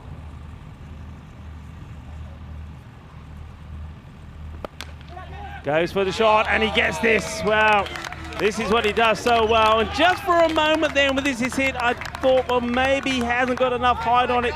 But he's got the power, he has got the height, just does a little bit of stretching when maybe he's feeling a little bit stiff himself. You see what I mean? He doesn't get a lot of height on it, but it's a good shot to play in the power play. He's off, he's up, he's running. 6 runs, big hit, and a good time to welcome back into the Dream Box, Mr. Maximo for the Group A final. Wow, how's that for a start? Is that the T10 version of a forward defensive? I think for Lynch it is. We were calling El Machina the machine. Started pretty well there. Cameron though, be a big wicket if he could get it. Here he is, goes short, and this could be gone. I think it is gone. It's off the glove. Well, he's not going anywhere. The umpire's waiting now. He gives it. So big moment in the final. Lynch takes it on the horizontal bat shot, and he's just beaten for pace. It hits the glove. It balloons up. The keeper takes the catch, and Spain, they're away. Cameron, you can't catch him now. And what a start to this final. Ireland 11, 7 for 1. Yeah, well, this is brave bowling, isn't it? I mean, he goes for the short delivery. He says he knows he's going to take him on. He gets a short one in. It's quick, it's fast, and it's a little bit too spicy for Seamus Lynch. He gets a bit of glove on this. The catch is taken behind. And the batter doesn't want to go. He says the umpire's there to do a job, let him do the job. And the umpire does the job, puts the hand up in the air, and he has to go. No mistakes there from Ishan. He knows he's got his man. Mohamed Cameron knows he's got his man. And there he is. Well, the hitman does it again. That's the first wicket, and it's the big one. mean, it kind of felt like it had to be off the gloves, didn't you? That was the instinct anyway. Isan gleefully accepts the chance. So how about that Cameron? His day has had pretty much everything. He is one of the kind of cult heroes on the European Cricket Network. Seamus Lynch gone for just 4. Here comes John Matchett. He's been a bit of a mixed week, actually. Certainly looks very, very capable. Now, he is the oldest of the Ireland 11 batters. He's 25 years of age. Let's see how he handles. Cammy in full flight. Is Got this him. nicked? Oh, it's caught. He's got it. Yeah, he got it. He's in got the it. end. It's 2 in 2. Mohammed Cameron, he's off. He's off to the races. This is what it's all about. Well, when the big players have to step up to the mark, well, this is what they have to do. This is an absolute juicy delivery. John Matchett has gone first delivery. Mohammed Cameron is quick, he's fast, he's electrifying, finds the edge. Vamos, chicos, España. 2 in 2 for Mohammed Cameron. This is absolutely amazing. Well, I tell you what, Mohammed Ishan's, his heart was in his mouth. I don't know how many attempts he had at this, but eventually he takes it. 1, 2, 3. Oh, well, I mean, Isan's kept to Cameron a lot, so he should be able to handle the pace. But I think, you know, he almost didn't handle the moment there. I mean, if he dropped that, that could have been a huge turning point early in this final. But Cameron's on a hat trick, and it is crazy scenes here at the Cartama Oval. This is what ECN cricket is all about. And here's the guy, Cameron. He told me he could barely walk, but he's finding another gear here in the final. Ireland 11, 7 for 2. Well, he may have been feeling a little bit lethargic, and maybe he couldn't walk, but now after picking the first wicket up, he is firing in. He's already taken 1 hat-trick in this one. Remember that? 4 for 7. That was against Portugal. Now he's eyeing up another. Well, this is certainly cricket like you've never seen it before. We say it all the time, it's cricket on steroids. Everything's happening here. We've had 6, we've had 2 wickets. Cameron, and the thing is, he's full of confidence. He's still got 1.2 overs he can bowl here. He really wants to get into the middle order. That's how Spain knocked over Ireland 11 the other day. And here he is, bowling a hat-trick ball. And, well, Melly just lets this go by. And don't forget, though, look, I know this is a great start from Spain, but Cameron Melly, he was in very good form yesterday. He cracked a cracking half-century. So it's not done yet, but this is a sensational start. It really is. Unbelievable. Really like what I've seen from Melly. I think he's the kind of guy won't mind being in early. He beats him again. Good pace from Mohammed Cameron, and that is the end of a cracking over. And 7 on the board, but look at that, 7, 2 wickets down. And, well, puffing and bluffing, there is the coach, Ruckus. What a journey. I mean, where are we going with the leading wicket takers now? I mean, Teef Mohammed, he's got to be right up there, and so is Humphries for the Ireland 11. But I mean, Daniel Doyle-Kayet, head and shoulders the best batter for Spain. We haven't seen him really up the top or in the top 3 ever. But Mohammed Cameron, I think with that wicket, might have just overtaken Teef Mohammed because he's got 2 in that first over. Seamus Lynch, though, he's a big man to be out. He's either daylight second, you've got Burton and Melly, they're second and third. They're pretty close together. What a week it's been. And no matter where you're watching from around the world, it's great to have your company. And I'll say it, said it before, I'll say it again. I am so impressed with this Ireland 11, the way they've handled this week. Such a young team. Let's see if they can do it in the final. They're in a bit of a hole at the moment, and well, this will help because it's not a good first ball from Prince Taman, who comes on, gets a little bit short at the body as well. And I just had a feeling, I said it in the introduction as well, Maxi Burton is due. I think he's too good a player to stay down for too long, and that's a pretty confident looking shot. 4 runs. Yeah, absolutely. I'm thinking the same thing. You know, remember it was Burton that started things off. He looked the part early on when Ireland first introduced himself to this championship. Is he going to finish well as well? Off cutter this time. Let glance, but straight at the fielder. Have a pop. And Isan making full use of the padding. Yeah, so Lynch going early. I mean, he is a guy who we've seen bludgeon attacks. I mean, almost in a way like we've never seen before on the ECN. So what do you make of his early dismissal? Do you think that'll shake the Irish, or do you think they're pretty confident they've got other guys that can step up? I mean, they do have a lot of guys that have made runs this week. Yeah, I think I mean, look, when you've got a team like this, carry on after this delivery. Lovely shot. Take the single, making them rush. Look, they are a team. And, you know, there's no I in team. So they're not looking at it an individual. They're looking at them as a team getting to a score. Yeah, they will look at something like Seamus Lynch to be the main contributor. But if he goes, they'll be looking for somebody else to stand up. So I don't think, I mean, look, the pressure is on them. If they can weather this early storm, I think they'll still get a good score on the board. Goes upstairs this time. He is 2 balls away from Cameron coming back in the third. Prince Demand. Most players bowled pretty well. Don't think he likes that one. Seemed like a bouncer to me. You only get one of those above the shoulder and over, but it cannot be above the head height.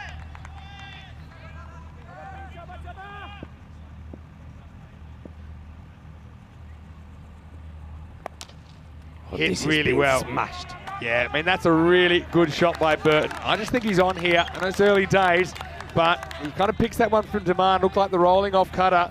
And almost like to a spinner. He was down the pitch quickly. He kind of made it into a half volley. That was a powerful strike down the ground. Cuatro, carreras más. Yeah, remember when Spain got that victory over Ireland? Remember their strategy was the short ball. Just remember that. Spain goes back at Prince. Shakes to throw a ball that he's not holding. And he does hold the stare though, doesn't he? End of the over. Game on here. It's 17 for 2. And once again, it's been a big day in action. It'll go into the night. Big day of action, I should say. You can see this is what's happened so far. Ireland 11 smashed Spain to smithereens in the first game of the day. And Austria beat Portugal, but then Spain beat Austria. So that meant that Spain, they are back. It is a rematch. To be honest, it's the final I think a lot of people wanted to see. I know that Austria got close to Spain, but they never really overtook them this week. They got close to grabbing second spot last night. But obviously, very entertaining stuff, and it's not going to slow down now. Here's Cameron. And the first ball goes to mid-on. And it'll be just a single. So, now Cameron, let's see if his second over is as effective as his first, you know. Risky shot to play there. I mean, it's a good ball. It was pitched right up. It's an unusual technique and style there from Burton. Gets a single. I want to say a quick hi to everyone that's tuning in, the viewer comment section as well. I know Oktay Galami's watching from Sweden. A lot of people are watching, sending in messages. Okay. I don't think we've really seen the genuine Yorker yet from Cammy. And one thing that interested me is he seemed to be bowling a lot less Yorkers during the week. And I think that they've wanted to kind of keep it as a surprise tactic. Because if you're playing 9 or 10 games, there's not too many surprises left if you show everything straight away. We saw it in the previous game when the game was on the line, right? Yeah, against MSP, yeah. Yeah. He's got a very slippery in-swinging Yorker, Mohamed Kamran. Wow, this one, is there a touch on this? They like it, and he's gone. Little touch, tried to get funky, now match it goes. And so Kamran, but it wasn't the Yorker, it was more of a kind of length ball. In fact, it's Melly who tried to kind of angle away. And so, unfortunately, he is the third man to go. Ireland 11 lose 3 in the power play, 19 for 3. Yeah, I mean, look, it's one of those. I mean, if it comes off, it looks good. I think when you consider the bat situation, it wasn't the right shot to play. He doesn't execute it well, and it ends up being a really soft dismissal. But the good thing about this is, and this is where class and experience shows, he sees what Melly is trying to do, so he follows him. He makes it difficult for him to play the shot. Melly still wants to play it, gets a touch on it. It's another catch taken by Ishan. This time, no mistake from him at all. Yeah, Melly shaking his head, not sure if that's about what he feels about the decision or maybe just disappointment. Of course, you can imagine that. Said it so many times. I've been so impressed with this Ireland 11 team, and especially this man, Jared Wilson. I think that he has led the team very well. Only 22 years of age. He's actually going to play in Australia, so if they do make the championship week, he won't be here. They'll be searching for a new captain. So that'll be the furthest thing from his mind right now. He's out there, and he's out there in the power play. Kamran with the third wicket, 3 for 9. And here's the thing, I mean, with Mohamed Kamran, so often it's theatre, right? And he'll kind of say, oh, I've got this injury, I've got that injury, this injury, and whatever. But when it comes down to it in a big game, we see him fire, don't we? We saw it at the club level for Pakai Care earlier this year. Now we're seeing it here. He's got 3 for 9. He's got 3 balls to spend, and he's bowling to the Irish captain. He plays and misses. So, well, right now, I mean, Ireland 11, they chose to bat. Yeah, you're right. I mean, I didn't really consider the lights as a factor, but I think that is why Ireland 11 wanted to bat first after winning the toss. I think typically they've enjoyed chasing, they've enjoyed kind of knowing what they had to do, and they've made the chases look so easy. Yeah. They haven't really been under pressure a lot of the time. There's only one that they messed up, and that was against Spain during the week when they couldn't quite chase down 103. This is the big partnership now. Wilson and Burton, the last of the two recognised batters, really. Shot. Really good shot, but also good fielding. But you've got to say, the man has been outstanding. He's just kind of a Jonty Rhodes-like figure with go-go gadget legs and arms, isn't he, really? Covers a lot of ground, has a good pair of hands. It's the end of the over coming up after this ball. And look, Jared Wilson is out there right now. He's got his hands full with Cameron. But I did manage to have a bit of a chat with him before the final. And we'll get a chance to hear what he had to say. But first, my eyes are locked out there in the middle. And Cameron has one more ball to spend here in the final. How will he use it? He goes too short, I think. Is this a wide? Well, I've got to say, have a look at this. Oh, well, not sure about that one. But anyway, it's the end of the over. And like I said earlier on, I had a bit of a chat with the Irish captain, Jared Wilson. That's right, I'm here with Jared Wilson, the Ireland 11 skipper. Only 22 years of age, but a very mature cricketer in my opinion. Well, Jared, how's the experience been? I mean, you guys probably had no idea what to expect when you came here earlier in the week. Yeah, no, first of all, thanks to the organisers for inviting an Irish team to this tournament. It's obviously our first year. So yeah, very grateful to be a part of this tournament. Again, we didn't know what to expect. We've obviously watched a lot on YouTube and on the TV. So we did come here a bit open-minded, but it's been an absolute first-class tournament. And yeah, we're glad to be in the final. Now, look, from Monday to today, obviously you've played now 9 matches. Kind of what are the key takeaways? What have you learned during the week?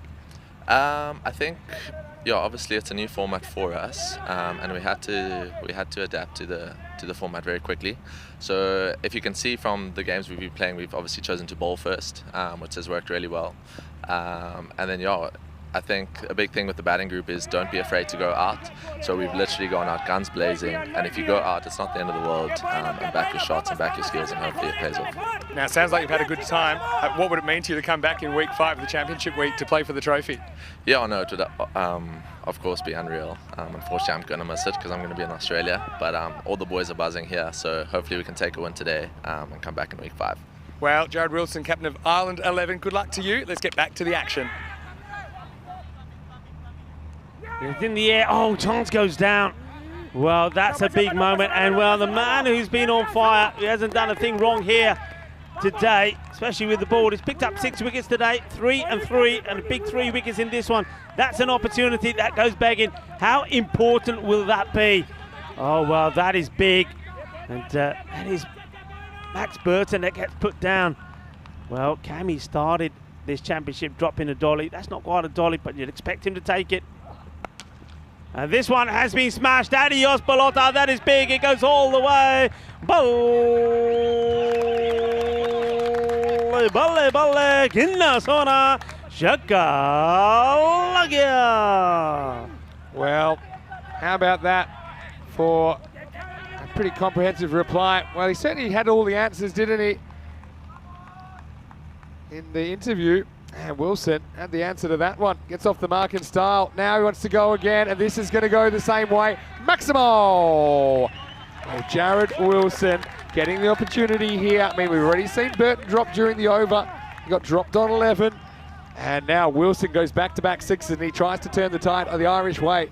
Yeah, I mean, this is such important. But look, you heard what Wilson was saying there, that look, just going out there and tap, that's a philosophy. If you lose a few wickets, they don't mind. That's the way they're going to play. And, well, he's demonstrating it, isn't he? Teeth went for 36 in his only over this morning against the Irish. It was close-ish, but I think the pitch is outside the leg stump. But, yeah, Cameron riches to rags there for him. Where's this pitch? Yeah, definitely. Probably wouldn't hit anyway. Regardless, definitely pitched outside the leg stump. Mohamed Atif, though. Good young player. Oh, gotta say, a lot of feeling in the air. You can feel the tension. The lights are going to take over. We've never had a final under lights here at Cartama. Last ball, the 4th over coming up. Goes for it again and gets it again. Really good batting from Jared Wilson. Maximo!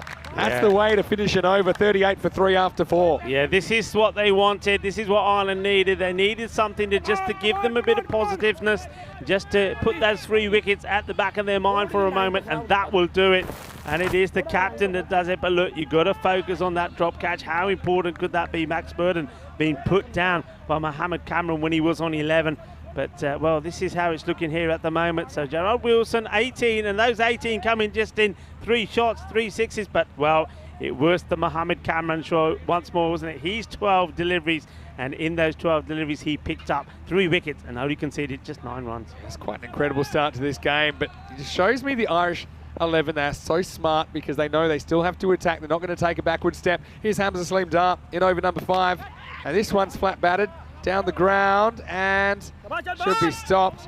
See there, Asjad Butt putting his body on the line. He had a few issues in the field under lights last night, but he does make the stop on that occasion.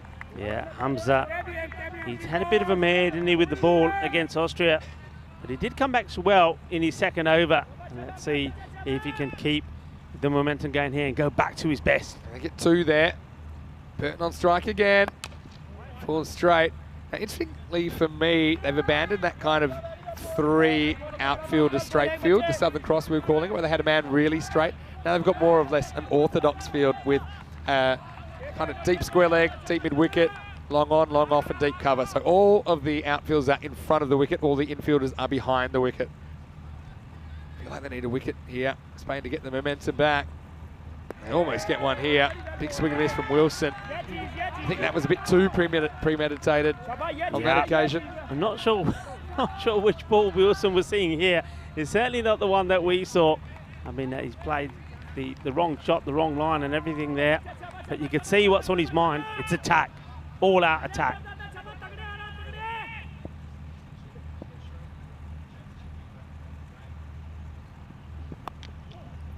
He really pins his ears back on this one. He's going to get 4. And once again, I think Wilson's kind of dabbling between the aggressive and the reckless, but he's getting away with it here in this over. You see, this time it's a heave from a ball outside off stump, but he does get enough bat on it to get it racing away to the boundary for 4. Yeah, 4 runs, and well, stronger together. That's what Ireland have to be here at the moment, just to regroup after those wickets have gone. And remember the key wickets: Lynch gone, Machette gone, Melly gone, all batters that have performed from Ireland. These 2 are the last 2 remaining ones that have performed for them in this championship.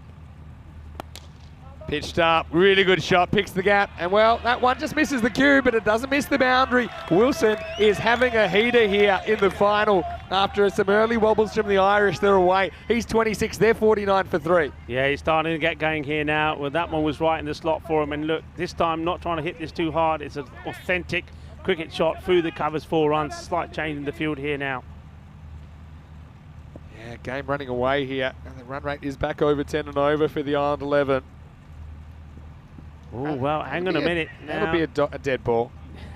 Well, it's just been picked up. Well, if it's not, it could be out, so that'll be... I was going to say, he should have waited here. He drops I think it early he sees here, the signal early. Yeah. That's the old backyard one. Yeah, there's the dead. Your dad always bowls that one at you. You had 2 options there. Do nothing. Or... I would have liked to see him whack it. Why not? Get the shine off it. Nothing would have happened, would it? Last ball of the over then. Should be bowled this time. Oh, shot. Oh. Really good shot. Not a good ball, really. Slot length picked and dispatched. Maximo. Jared Wilson, when we just heard that he can't come back for championship week, but he's making the most of his time here. He's 32. The 50 comes up, and at the end of 5 overs, it's 55 for 3. Oh, wow. This was absolutely awesome, wasn't it? Boom. Shakalagea. What a lovely shot that is. Sweet. Out of the middle, off the bat. Well, that one is as sweet as a bowl of glove jumbo. What a lovely shot that is. Wow, halfway through this final. Jeez, it's all happening so fast here. And if you want to know the structure of this tournament, okay, we already have one team that we know will be in the championship week. It starts on the 10th of October. That is England 11. They will be joined by the winner of Group A, and that will be written in after this game, of course. Then next week we have Group B, the week after Group C, the week after Group D. They are the 5 teams that will have the opportunity to play for that fantastic trophy thanks to our partners at Local Lifestyle. So nothing is for sure. 55 for 3 after 5. Ireland back to even Stevens now, I think, and they're building. Maxi Burton He's not doing badly. 16 off 12. I suppose what he is doing at the moment, getting the single. Wilson comes on strike now, and let's see what he does with Mohamed Baba. Well, there's the Austrians, and they've had a bit of a rough day, but they also know it's been a big week. They need to let the hair down a bit. Shot. Really good shot. That's 4. Wow, Wilson's batting so well. We've seen glimpses of it, but this is something else. Next level stuff. You know, big players, they perform in big games, and Wilson right now, he's untouchable. Oh, this is a shot. This is a shot of class. And look, to play a shot like this, you've got to be seeing the ball big, and you've got to be playing it with loads of time. Great shot. Had a lot of great fans in as well along the way. Baba, he wants him again. This is into the gap. It's kind of that really straight man again, so he has to do a bit of work to get there. It's Christian Munoz Mills. They're trying to encourage each other. Look, you can see Mohamed Ishan, 1 or 2 of the others. Hamza Salim, good bowling, very good bowling. I think the good thing here about is what Baba, he'll take some of that pace off, but he's just got to get the right areas with his line and hope for a miscue from either one of these batters. Well, there's ECN founder Dan Weston. He's enjoying the action. Once again, this is hit hard. Should just be 1. I've got a question for you, Tell me. and it won't be an easy one. What do you think is the maximum Spain can chase down here? Okay, I think they'll struggle for a score around about 125. Yeah, I was going to say 120, but we're thinking the same. It's pretty well bowled. Just a little bit at the end and dug out by Wilson. I mean, that's just based on what we've seen in, say, the last 5 innings. Don't forget, they do hold the record of the highest score being scored in this championship, 166. So we know they can go big, but they've had issues, but they can bounce back at any time. Nice ball the over, Burton. Let's see if he can get going as well.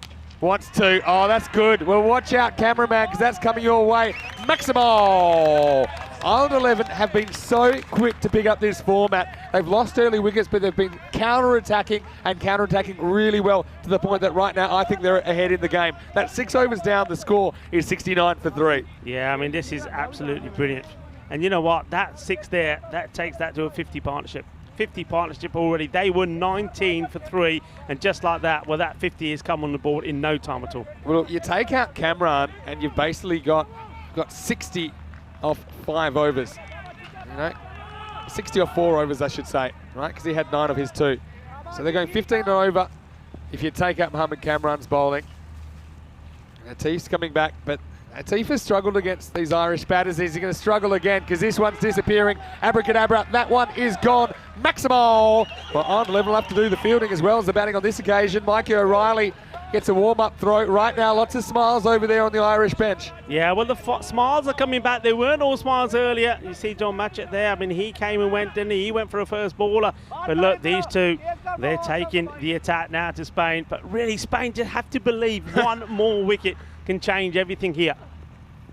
This time, Atif gets one past him. But here's the thing with Atif. I mean, he's been really effective with this kind of a length because it's hard to drive because he's tall. Hello to everyone, the fan zone. You see us over there.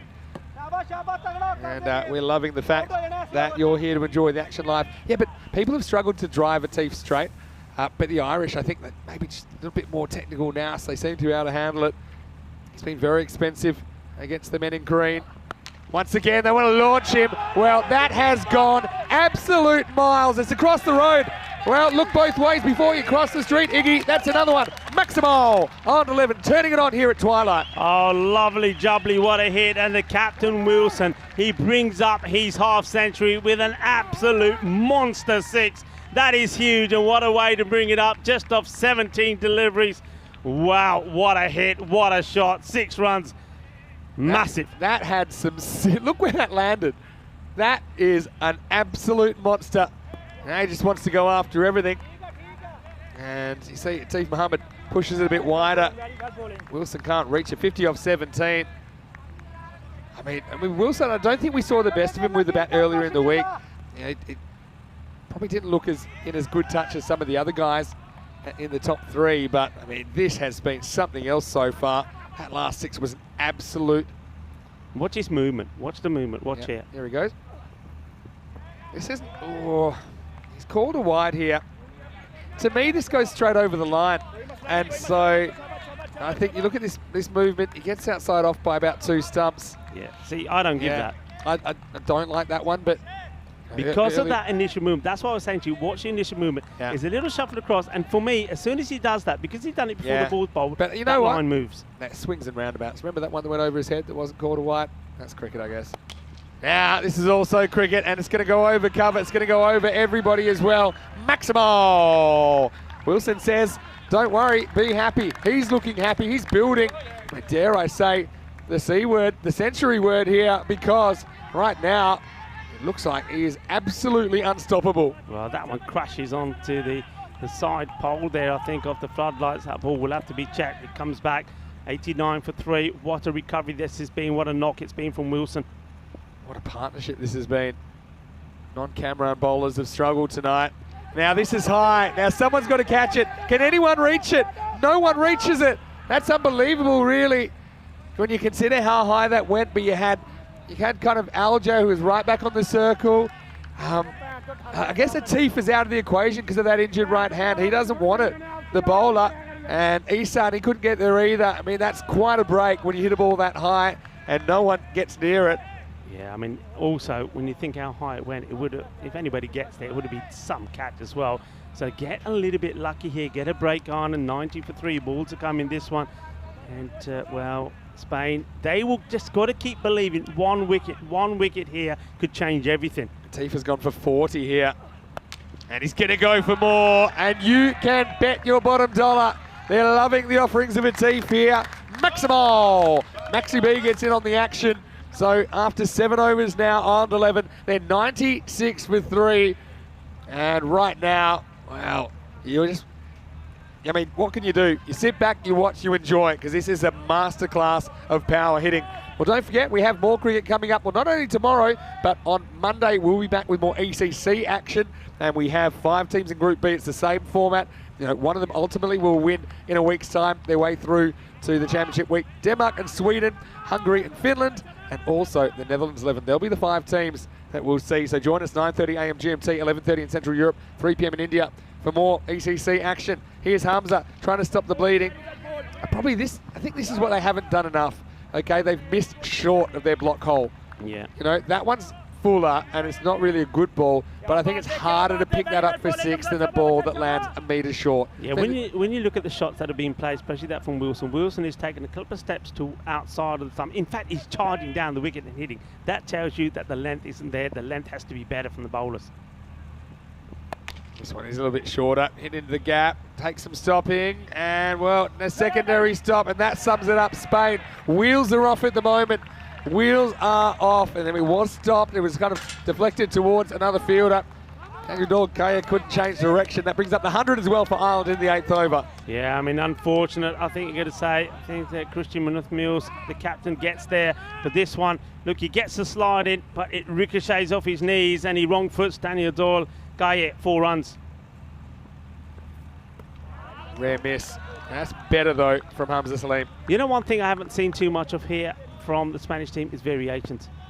Yeah. We haven't seen the slower delivery. We haven't seen, I don't know what it is, rolling your fingers around it, the knuckleball. Whatever it is, we haven't seen the variation. Well, yeah. And I think it might be because they're a little bit afraid, because they're afraid, well, if it goes wrong, I'm going to get back to the boundary. You've got to try it. You've got to try something different. No Tom Vine in the lineup. You know, they went all pace last time when they beat them. That's what they're trying again. This is hit, but it could be a chance. Fielder comes around and catches it. So it's Asjad Bat that stops the bleeding for now anyway.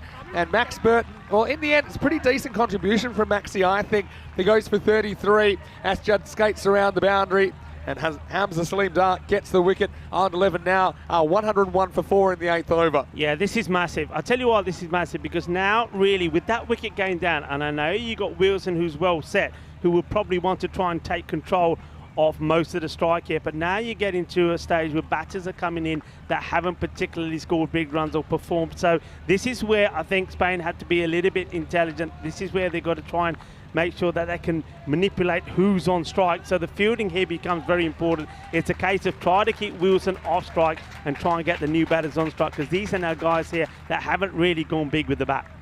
I mean, just thinking, my ears are hurting from how loud these cracks are off the bat of the Irish batters, particularly Wilson in this innings. I mean, it's been deafening. It's been just unreal ball striking. I've got to hand it to the Irish. I mean, a lot of people said, okay, they're young. They wouldn't have played this format, but they've got all the skills to do it, and they've got the brains to do it as well. That's what I've noticed today. Hamza comes in to Scotty Macbeth. He's happy to dig the first one out and take one. Yeah, Macbeth. I mean, this has got to be the role, surely, of somebody like Macbeth now. While Wilson's still out there, just take unless it's a ball, a shot that you can fancy hitting to the boundary, take the single and just keep giving it to Wilson. Wilson, though, I think he's got to realise there's still plenty of balls left in his innings. He'll want to bat all the way through and trying to get past that 125, 130 mark. Last ball, the over. No full toss. Nailed down the ground. Wilson will get a single. Time to take a breath. 8 overs into this final. Ireland 11, 103 for 4 and climbing. Oh, here's the thing, though. I mean, if you can somehow get Wilson, if you can kind of do what you did last time against Ireland 11, if you're Spain, you can still, I know it sounds crazy, you keep to 120, which is kind of what we said. You know, we felt it was kind of the maximum that they could chase, but we're saying that based on what we've seen. But what we know is they've got some players that can also, really turn it on. They will attack the game. They'll take it on. It won't be easy, but for sure, I mean, Ireland are batting very well here, but they haven't batted Spain out of the game just yet. Yeah, the other thing worth pointing out is when Spain have scored big runs, they've scored them batting first, not when they've chased. That's a good point you make there. Here's Babar in the 9th. In the block hole, squeezed away. Atiq Mohammed do the fielding. Yeah, and the other, I mean, Spain, they've got to stay focused. I mean, the first thing is he's just finished these, the 11 balls to come here. Try to keep that score to around, I mean, even if they can keep it to 124, 130, and then they're going to say, look, guys, look at that batting order. Look at the class and the talent we've got to line up. Let's go back to batting the way when we were winning 1, 2, 3, 4 on the spin. If they can do that, they've got in this. But they need the likes of this man who's bowling now to get back. Oh, they could be out here. If this hits, he's gone. If this hits, he's gone. Yeah. Well, Mohammed Ishan, he misses the stumps. And, well, that could have been the end of Macbeth because he thinks Wilson is coming. Wilson then says no and sends him back. And Macbeth, well, he was stranded in no man's land. Yeah, you see here the fumble. I think they see it late and they think about it. And then he says, well, hold on. Again, no eye contact there from Macbeth. And when he does, it was the wrong time to look. 10 balls to come here. It's been good from Babar. Don't often see him bowling this late. Just want to bounce over him for one, but I've got to say, Babar's someone we associate with opening the bowling with Mohamed Kamran at club level here in Spain. But they've kind of changed his role. I think because Prince Demand has bowled so well, and it has been a bit experimental, more than a bit, from Spain this week. Yeah. But as far as their bowling goes, Babar seems to have been turned into a bit of a death bowling option. Wilson's going to go after this. Whatever this is, he's game for it. It's well bowled again, and he boots it. So, got to say, I mean, for what we've seen, it has been something else, but it's kind of just been Wilson that has been that dominant. I think, Maxi Burton played some nice shots. I think the other batters haven't quite been able to replicate it. So the net result here is they're on 121 pace, which is just a few above par. Fake ramp, proper straight hit. Maximo! Oh, I've got to say, big fan of this. Jared Wilson is toying with the bowling, and Babar, he goes full, but this is a proper cricket swing. Holds his shape and gets 6. What a lovely shot this is. First of all, he does the old dummy, and Babar just bowls it straight up there. But it's the way he executes it. He knows he doesn't lose his shape, the batter, even though he gets that the early bit of gamesmanship then, and then just punches it straight over for 6. I don't think Babar changes his game. I just think he misses his Yorker there. He misses 2 full. I don't think he's bothered by what Wilson's doing. He's just trying to land the ball in the crease. Oh, no ball called. That's the front foot no ball, and that hurts, doesn't it, at this point? Can't be bowling that at his pace. I mean, we'd like to see just how far over he is here. Oh, a long way over. Too. Great call from the umpire there. Suleiman Saeed, the Italian stallion, spot on. So free hit coming up. Now, this would be interesting. I reckon Macbeth is going to try and get funky here. You think so? Yeah. Look at the field, the way the field is. The thing is, Babar would have been out of the over. Kind of out of the game, but now he has to bowl one more. Will it be costly? Macbeth, what's going through his mind? Babar is trying to play with his mind here. Yep. Big hello to Ryan Macbeth. I'm sure you're watching. Ryan played for Brigade earlier on in the season in the ECL. Free hit time. Yeah, well bowled. And for the most part, he's got this right. They want to get him back to the bowler's end, but I don't think they will because it's the end of the over. So Wilson won't have the strike. There will be Scotty Macbeth on strike. 9 overs down, Ireland 11, 114 for 4. Yeah, you see, this is what I was talking about. This is what I was saying when that partnership was happening between Burton and also Wilson. Spain needed that one more wicket. And, you know, I know it's always hard to reflect on these things, but Burton being dropped on 11, just think at that point, if he was out then at that point, that's when Macbeth would have been in, and I think Spain would have been able to control the strike of Wilson a bit better. Probably made the difference. I mean, you saw Burton, he was dropped in 11, made 33, but I think also Wilson was put a good partnership on together. I think there could have been about 25, 30 runs less at this point if that catch was taken. So how big is this over? I mean, if you have an absolute blinder, I mean, Baba's over turns out to be a pretty decent one. You could maybe keep it low 120s, but it could be a lot more. And it might be a lot more because Prince misses and Scotty hits. What a good straight hit. Maximo, big hitting, and Ireland hit 120. Where does that come from? There's me thinking he just wants to take a single or something. Wallop, that is big. Yeah, what a shot that is. Dream on, I knew he was going for it here. I mean, you can try and hit a 6, it might turn out as a 1, but Prince just doesn't get his Yorker here. That's what Baba did so well, probably with the exception of 1 last over. 5 to come. Slower ball. Does he get enough? Kaya goes back and he misses. Maximo. Back-to-back 6s. Well, I said low 120s if you can bowl. You know, a really good over. Right now, we're past that. That ship has sailed and we're looking 130 plus. Maybe even 140 here, Rico. Yeah, hit strong and hard and gets enough off this. Goes all the way over. 6 carreras más. Boom. Shakka lag gaya. Eso es una grande, una Ariana. Got to get it right. Goes short.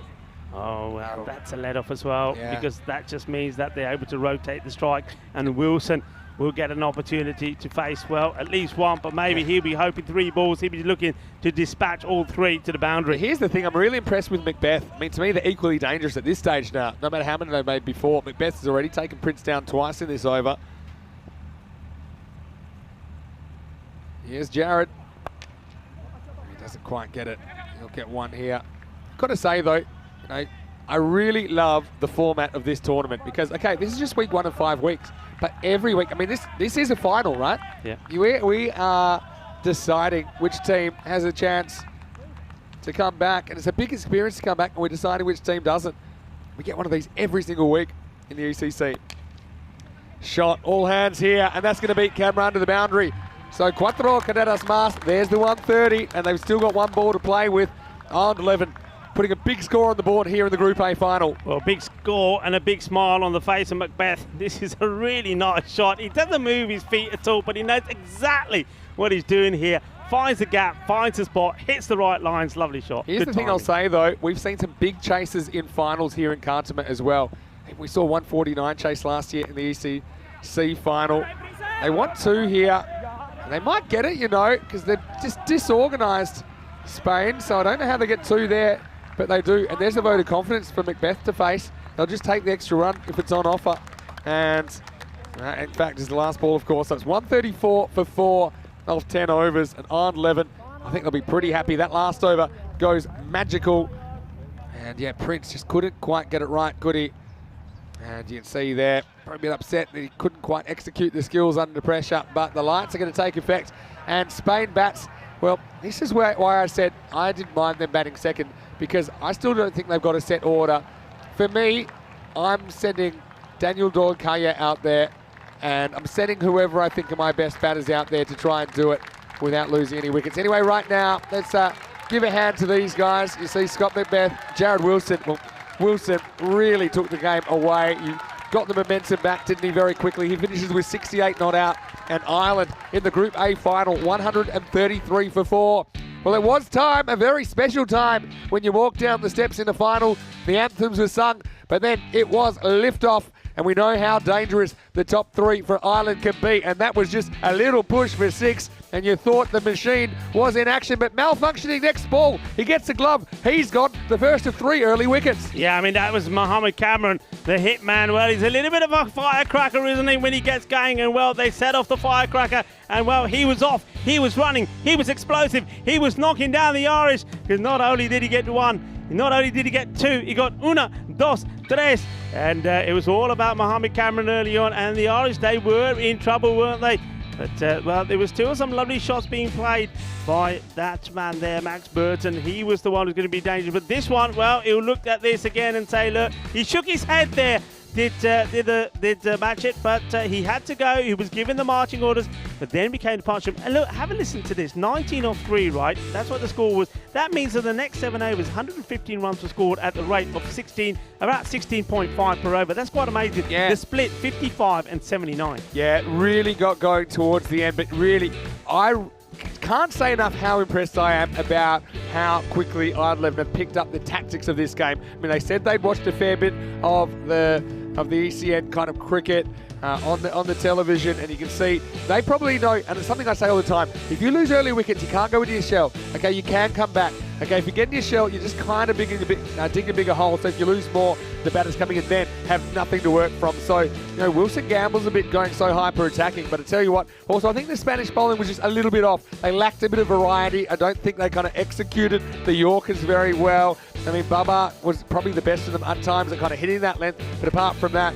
you know, after Cameron departed, there are a fair few balls flying out of the ballpark. Yeah, absolutely. I mean, look, you can see the length here, and unfortunately, somebody who's bowled really well all the way through the championship was guilty as well. Atif Mohammed, just a little bit too short, and that allowing the batters to go, look, once again there, that's too short, that's not the line, it's got to be fuller. I mean, there's going to be some tired bodies out there, maybe that's what it is, maybe just feeling it. And there was that fantastic half century from the captain of Ireland. I mean, that was absolutely brilliant from Wilson. Didn't he bat well, and he was well supported by Burton. But look, take credit as well, Scott Macbeth. I think when he came in, things could have got bogged down, but he didn't. He played some lovely shots himself. It was a great comeback from the Irish. It really was, and this kind of summed it up as well. The stop was made, but just deflected away from the secondary fielder. That one went to the rope, and Ireland 11, they are in the box seat here. But like I said, there's a bit of a precedent of big runs getting chased in the final. England 11 did it twice last year. They did it in their group final. They did it in the overall final. But right now, you'd say the way Spain have been playing, it's hard to visualise it. But one thing I know is that if their best batters get going, they will very much think that this total is within their sights. Yeah, look, at the end of the day, they're going to go back into their tent there, into their group, and it's going to be, I mean, Corey's going to be saying to them, and Christian, I know really well, they're going to be trying to G up the batters, and it's just very simple. They're going to say, look guys, if you want it, it's there for a take it. It's not a 150 score, it's not a 160 score, it's a doable score. Look back at the scores that we've posted in the championship so far. We've scored 140s, we've scored 160s. If we want it bad enough, if we can get into the right frame of mind, if we can be positive, assertive, and attack the Irish like they attacked us, do exactly what they did back to us, then we can go and win this and book our place into championship week starting on the 10th of October. But here's the thing, the best that Spain's done against Ireland in 3 goes is 102. So they haven't made this many, but having said that, they have batted terribly. There's probably no other way to say it. They've batted terribly against the men in green for the most part, probably with the exception of DDC. As far as the bowling went, well, it certainly was the Cameron show, if you ask me. He finishes with 3 for 9 off his 2 overs. All the other bowlers went to a ball or worse.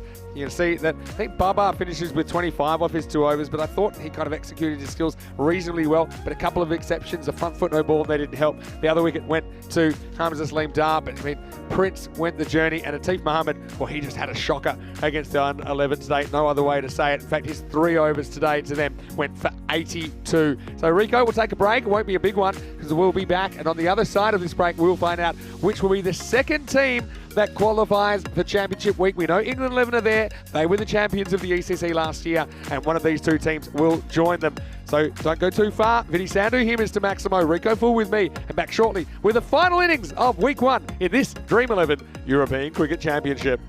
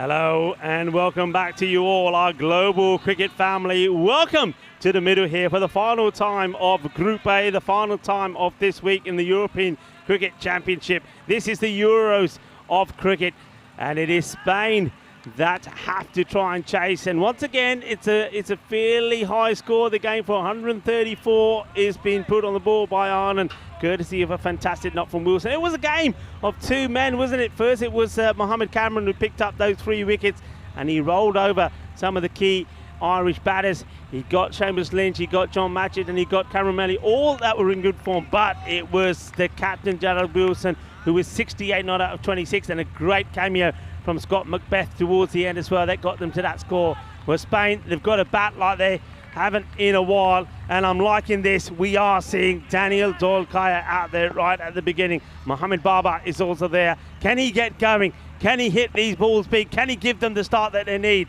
O'Reilly with the first ball, and yes, he can. This has been hit like a laser beam. 4 runs. Well, Mickey O'Reilly just getting his line wrong, and Babar is onto it as quick as a flash. This is what they need to do. They've got to be assertive, they've got to be positive, they've got to believe, and that's a perfect start. Not the right line though from O'Reilly. So Mikey O'Reilly, he's been good, hasn't he? But he won't be happy with that start, and he'll be wanting to get that line right straight away. And he comes again, and this time goes down the ground, and it's going to be 6 more. Beautiful shot. And this is what Babar is all about. And when he's hitting the ball like this, this is it. He's up and about. Look at him, Corey. Come on, Babar. Come on, when he's saying, get back to your best. Beautiful shot. Look at the way he plays this. That is Mohammed Baba at his best. Vamos, chicos, vamos. Eso es 6 carreras más. Ay, ay, ay. Tengo mucho que ganar por ese partido. Adelante, adelante. And this one's in the body, and they don't take the run.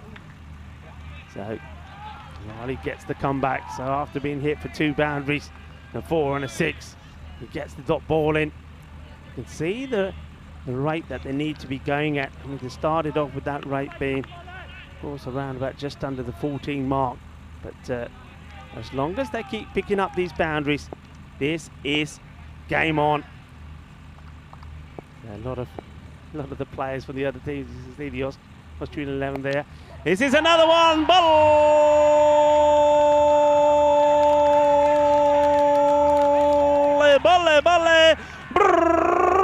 That is huge. That is a monster hit. 6 more. Mohammed Baba is in the house, and he is in the mood to party. Well, the sun goes down and the lights come on. Well, maybe there's a little bit of disco fever about Babar here. He wants to party, and he's got 16 off this over already.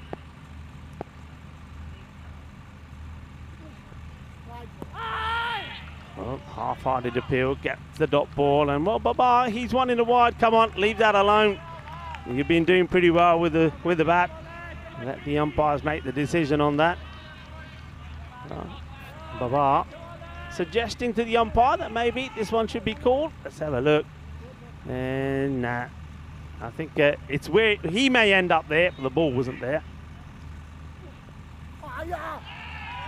Holds this one back slightly. And once again, I don't think Babar knows his whereabouts. Look, don't focus on that. Focus on hitting the ball.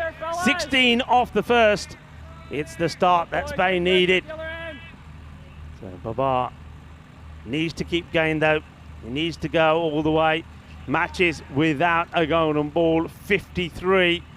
Well, wouldn't that be something if this Group A final goes right down to the wire and scores are tied 134 to 134? We will get the golden ball. Sun is on its way down, and well, what a lovely picture there of the sky. And pretty soon it will be complete darkness. Well, sticking with pace. It looks like it's going to be Catherwood comes in now. In the air, and this would go all the way as well. What a cracking shot this is. Daniel Dolkaya, toma, adelante, sí puede. Well, this is why we've been calling for him to be opening the batting. We think that he is the best batter. We think that this is where he should be. And the first ball he gets, it wasn't a bad delivery. It was right up there on middle stick, but this is as clean as a whistle. That is out of the middle, as sweet as a bowler. Rasmalai, 6 more. Catherwood. This is right at him. So gets the dot ball in straight away. Rico Full here of the European Cricket Network, and joining me, my partner in crime, the one, the only, the legendary Mr. Maximo. Welcome back into the Dream Box. Well, to quote a famous saying, where have you been all my life? Daniel Dorkayet, he's been in the middle order. I got to say, we've been probably rubbing out or scratching our heads about a few things today, but this to me makes perfect sense. You want to chase down a big target, you gamble, you put your best players at the top and hope they click. So far, it's working well for Spain. Here's Catherwood, and this is a little edge, and it's going to go for 4. That's in the cube, Rico. There's an ice cream. Claim your reward afterwards, but at the moment, it's also 4 runs. Okay, there may have been a little bit of luck involved in here, but it doesn't matter. Fortune favours the brave, and you have to be brave. You have to play your shots, and if you do, you're going to get the rewards. Cuatro más. Yeah, 10 overs. Anything can happen. I know Ireland 11 aren't undefeated. They lost to Spain earlier this week, but you remember Carlton, the Scottish champions, went undefeated. Didn't win the final. Can happen. And this time it's going to be 4, and it's very uncharacteristic from Lynch, who gets a bit of an awkward bounce here. It was an awkward length in front of him, so really a boundary from nothing. It kind of counteracts one that happened in the first innings where Dorkayet couldn't take a ball that was deflected away from him. Yeah. And so, well, luck's a fortune right now. All the momentum with Spain. Yeah, this is what it's all about. No para, sigue, sigue, no para, sigue, sigue. Keep on going, keep on going. Everybody on their feet. They're wanting this, aren't they? They're wanting this. 30 on the board already. Catherwood, he comes once more. Fuller, and hit straight. This is going to be 6 more. Bolle, bolle, bolle. Así me gusta. Well, this is it. This is what it's all about. The fight is on. And Spain are hitting back and hitting back hard. What a shot that is from Daniel Dorkayet. Beautiful. Both these batters, both these openers have started in scintillating form. Manos arriba, Vidro, porque eso es 6 más. Well, Catherwood's gone magical now in the second, and he still has one to spend. Lights taking effect, and Spain lighting up, and this is going to go in the air. The fielder comes in. It's on the bounce, though. And thinking of 2, no need to throw it away right now. I mean, that's a bit of luck as well, because that could have quite easily carried. Instead, it didn't. And so the second over goes for 21 from Catherwood. And the score now is 37 for no loss. What a start to this innings. Yeah, what a start. I mean, if I'm Wilson here, you're going to go with the spin of Humphries straight away. Now, here's the thing. If you are watching us and you're enjoying what you're seeing, we will be back with the ECC on Monday, but before that, tomorrow, we will be back with the T10 from Spain on this ground. So it'll be from this very ground, but it is the domestic teams. We have 3 teams this weekend: Madrid United, we've got Getafe, and also Sevilla, who are here. They'll play 10 matches over the weekend. Same starting time as well, 9:30 AM GMT, 11:30 in Central Europe, 3 p.m. in India. And it may not be on the channels you're watching it from right now, but it will be on Fan Code in India, and it will be broadcast live on our YouTube channel, ECN European Cricket Network. Also gives you a chance to jump in the live chat during the weekend, and we can probably talk a little bit about the ECC as well while we talk. I know, Rico, you're going to have the weekend off. You thoroughly deserve it, but I will be here tomorrow morning, ready to go with match 1 of that ECT10. Right, they've gone to spin an over earlier than I think they normally would, and it's going to be Matt Humphries. So I think it's been one of the bowlers of the week. So they've kind of won the battle against the pace. Can they get on top of the spin from Ireland 11? Dorkayet facing. Has a careful one first up. Yeah, he's happy to just plod this away. I mean, that rate is still around 12, so even though it's got off to a cracking start, it's still over 10 and over required. But I think this is where they can afford to be just a little bit cautious. But I think this is about Daniel Dorkayet saying, okay, Baba, you're the big hitter of spin. I'm going to give you this. Remember, both mid-wicket and mid-on are inside a 30-yard circle, so Baba will be eyeing up going over the top here. Will he get away with it? He will get away with it. And not just that, new balls, please, because that one's out of here. That'll never be found, Rico. That's gone miles. That is a monster 6. That is brutal. This is massive. This is the biggest 6 that we've seen in the week. This is the biggest one of Championship week here for Group A. This is thunderous. This is almighty. Lovely jubbly. That has disappeared. Well, that might be the first time that the new balls arrived before the old balls bounced, because that was an absolute monster from Babar. right now, Ireland 11. You know, they're playing at the Spain team. They're batting without fear. Hey, no, I think you're spot on. I think you said to me off air in the break that you think that Spain have more chance of chasing 130 than 90 because they just will bat freely. Now, Bubba misses, which is a funny thing to say, but I kind of see where you're going with that because I think you said they won't, if they chase 90, they'll bottle it. Was your exact words. There's no fear. It's go out, play your shots because, look, you know, and that's exactly what they've done. Look at Bubba. He looks a different player, doesn't he? Flatter, and he's got this one wrong. Now it's going to have to be caught. It's going along on, and it's taken. So Bubba holds out, and spin works. Both openers get to 22, but the catch has been taken, and Humphries does it again for his country. What a final this is, and it takes a turn now towards the men in green. It's 44 for 1. Yeah, I mean, this is a big play, isn't it? Getting Humphries to bowl this one, the third over. You're still in the power play. You can't have more than 2 men back. And both mid-wicket and mid-on were inside the circle. But because he doesn't get this right, look, he's on the back foot, isn't he? The ball creeps up. That's what Humphries has done all the way along. He gets the ball to bounce and bounce up. So it's very difficult to play that shot on the back foot. Doesn't get the power in it, but what a good catch this is. I mean, it's that time right now where it's not 100% darkness. So you've got still a little bit of this hazy, grey sky. You've got the floodlights out there as well. That's not an easy catch. He takes it really well. But look, he makes a start. He does what he needed to do. And really, look, he goes for 22 of 8. That is the Mohamed Barber that we know. That is what he's got to do. And the captain, he takes the responsibility now to come out there at number 3. Right, so, I mean, this will be the question now because, you know, they list a batting order, which is kind of provisional, but I have no real idea who they'll go for when here, Spain. But, yeah, the other thing about chasing a big target, I think you have to gamble with your big players at the top. I wonder if they would have done that with a lower target. And so the fact that DDC's up there, it's working out well. Here's Christian Munoz-Mills. Jams down on this one and will get off the mark. Let's see how Daniel Dordkaya goes against the spin. I mean, I think if you ask him, he actually kind of prefers playing the spinners. Obviously, he's pretty proficient against all kinds of bowling. He's had a good week. But this is his chance to really play a breakout innings. And so Christian Munoz-Mills, once again, he's out there in the middle.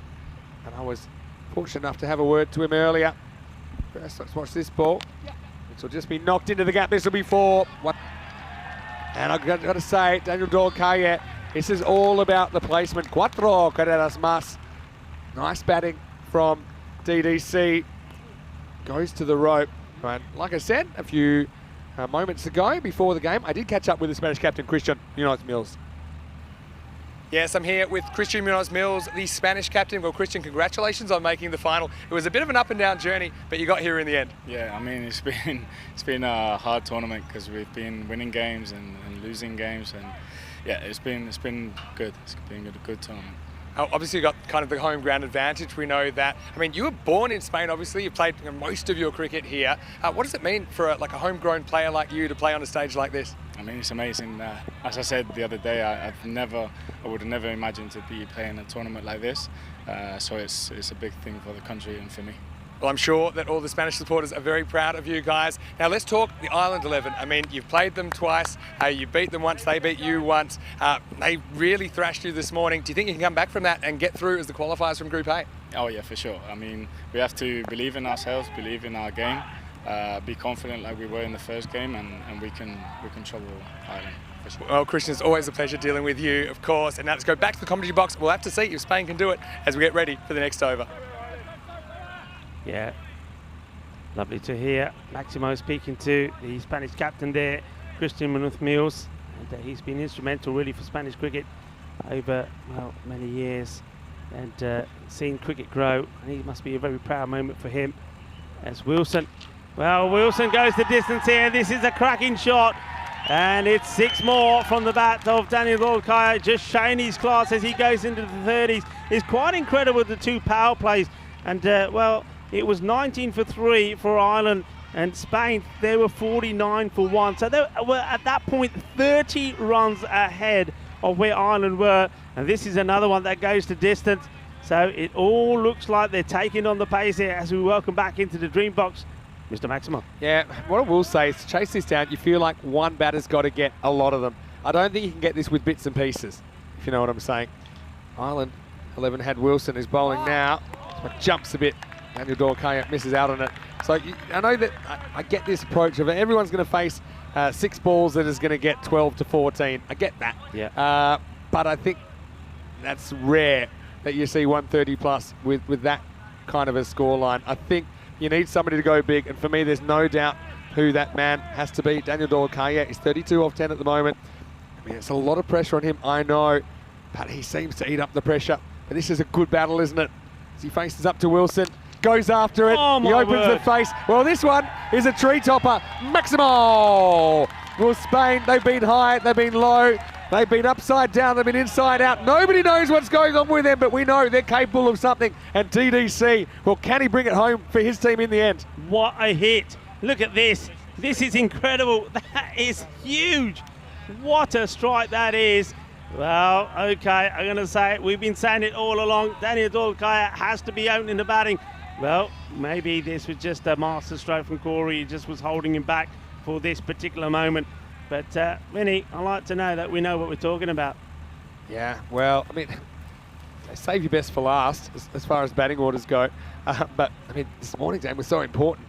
I think that was a nonsensical order they sent out. Anyway, it's off cutter this time. He goes for it. Does he get enough? You bet he does. That's in the fan zone. Maximo Dorkaya back to back. He's 44. Oh, this is sensational. This is sensational. We have seen some batting in this Group A of this European Cricket Championships. And, well, this man has been good as any. That was absolutely huge. And he moves on to 44 of just 12 deliveries. And now it's time for, well, Gerald Wilson. Well, he was hitting him all over the place when he was out there. But now he's getting a little bit of his own punishment back to him. Here's the thing, though. You've got to ride this wave of momentum as long as you can. I mean, right now, they've just passed the halfway mark of the chase runs-wise. You have to try and extend this. Dorkaya is so important. I think every player out there and everybody watching this knows that. Wilson's got one more crack at him here in the 4th. And, well, this one, he hasn't quite got it. And they've taken a catch. And that's the wicket they needed. And, look, he wants to know about the height of this. He's staying around. He's looking at the umpires, but nothing has been called here. The catch has been taken. There's been no call from the umpires, so the on-field umpires have not asked for this to be looked at. It's not being called. Oh. And, well, the catch is taken. And not sure what's happening here, but look, on-field is not being called. And they're having a look at this, though. Here's the thing. They're having a look. This is the playing condition. If it's waist high or above, so it's slightly different playing condition, it's slightly more batter-friendly. Well, If it's waist high or above, then it's a no ball. So it doesn't have to be above waist height. If they're going to have a look at this, and if the officials think that this is waist height or above, then it'll be a no ball. I mean, Dorkaya having to smile about it, but that's a nervous smile. This is a huge moment. No, I reckon he's fully confident. I think he knows this is too high because as soon as he hits this, he knows. The only thing I'm thinking here, it's the slower delivery. Is it dipping? That's the question here. Is it dipping? And this is what they're going to have a look at here, what they're saying. Let's call a no ball. So he's not out. That is a massive moment. Massive moment here. No ball called. It is not out, and this will be a free hit. Look, I got to say, it's very important, the wording of the playing condition. And if you're not sure it's below the waist, it's a no ball. It was just a slight adjustment was made because these are unfair kind of deliveries, and that's something that was made across ECN cricket. I know it's such a big moment in the game, but I think if I'm trying to be objective, and if it was any normal ball in a game, I have no problem with that being called. Just happened to be a huge moment in this match, and it creates a free hit now. Winoth Mills on strike. And he hits as well, and this is going to go the distance as well. The captain of Spain smashes this and gets his first boundary as well. That's the way to deal with a free hit. It's 6 more. They are racing away here at the moment. It's 76 for 1. What a shot from El Capitan. What a shot. What a shot. He just banged it in. He says, take me on if you like. He says, I will. Christian smacks that over the roof, 6 runs. And this is out of control cricket on a balmy night here on the Costa del Sol, 76 for 1 after 4. So let me just say something that I've said plenty of times. Obviously, we've done 2,000 plus games here on ECN. You know, those are the ones where you've got to give the benefit to the batter. They're not fair deliveries when they're full and they're straight. So that's why the adjustment was made. As a bowler, you can't really turn around and say, hey, because it's too full, you know, and the marginal ones should be called. I agree with the call, but it's one of those ones that could go either way. Well, what a night this could turn out to be here on the Costa del Sol. We are in Malaga. This is the Dream11 European Cricket Championship. It's the Euros of cricket, and Spain at the moment looking set to qualify for Championships week. Was there an edge on this? There is. And so he goes soon after, so they're not hurt by that because Dorkaya is gone. And this is a ball that he really thinks he should put away. Jamie Forbes gets the big wicket of his first delivery. And the big man has gone for 45 of just 14. The score, 76 for 2. Well, Forbes, he has been taking wickets and he's taking them freely. And this one, look, it's just out there. It may even have been the one you can see straight away that Daniel Dorkaya, he knows straight away he's hit it. He doesn't even look at the umpire. He's frustrated at himself. Well, look, it's been a superb innings from him, but that could be a game changer. They needed something to happen, and they get the wicket. 45 he goes for of 14 deliveries. A good catch taken behind the stumps there from Burton. But look, the thing is this, I mean, I know he's going to be disappointed. He's getting a standing ovation here for an absolute thriller of an innings. But look at the damage that he's done. He's taken that rate right down to something that is very achievable with the batting still to come, and the time they've got is just over 10 and over. They've got to stay positive. Yeah. They've got to keep playing this shot. This is why he's using an insurance policy. Let someone else be an insurance policy, because look what he's done there. He's got it down to about 10s. Speaking of number 10s, this is Jamie Forbes. Now, one thing about notes about Forbes, he does rip it, right? He gets a lot of side spin. Prince Demand finds that out the hard way, first ball. I would have thought maybe with 5 to come this over, he'd go a left-hander here. Yeah, just as a matchup. Yeah, could have gone for Hamza, couldn't they? But they go with the Prince. He's been batting well. Let's see if he can get back to his best. Gets a bit of width here, and this is a delightful shot. Too much width, and this will go all the way, and this is what they've got to do. Doesn't matter what wicket goes down, doesn't matter what the state of play is, just every batter has to go out there and play their shots and play assertively. That's a lovely shot, gets a 6, and that will make him feel much better. That will give him the confidence. That was a shot. Hit. Now, who needs a left-hander when you can do that, hey? Forbes has one and gets hit for one. This will be a wide.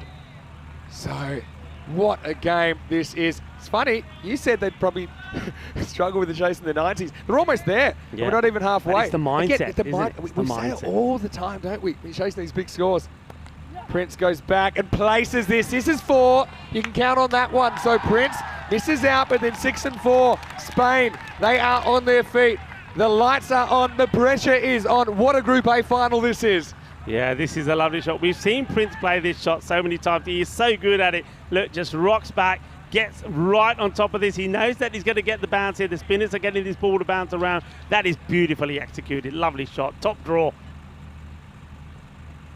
Now wide. Another wide. Yeah, but I love the spin Forbes gets, though.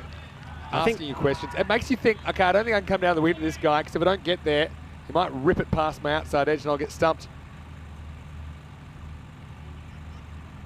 Oh, it's going to be another wide. I'm not sure what's going on here with Forbes. He just doesn't want to get too close to Prince Demand. So he doesn't mind giving away a wide, or maybe even 2, but I mean, this is a time where you're going to have to kind of bring it back a little bit. He'd rather miss left than right, is probably what I'm saying with that tram line. It's under pressure here, though. There you go. And now, I suppose, after a couple of wides, you can afford to take one. It's like getting 3 off the ball, isn't it? Munoz Mills there as well.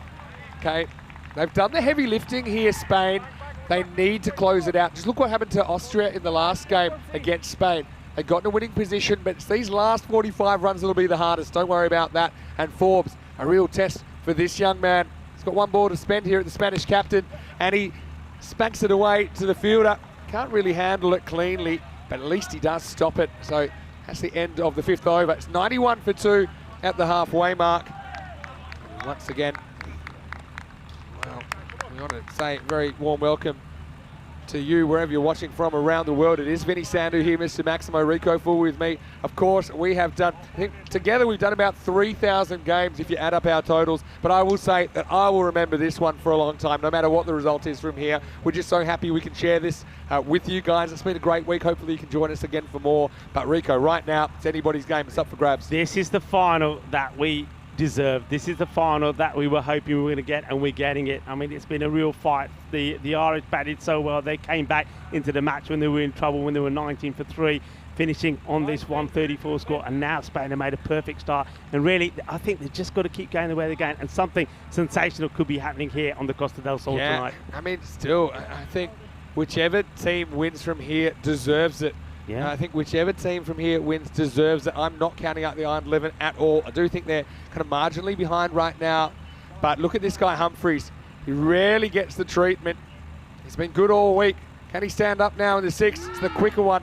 This is what I like about him. I think he's very deceptive. And that's not an obvious quicker ball, but it is one that beats the bat of Christian Munoz-Mills.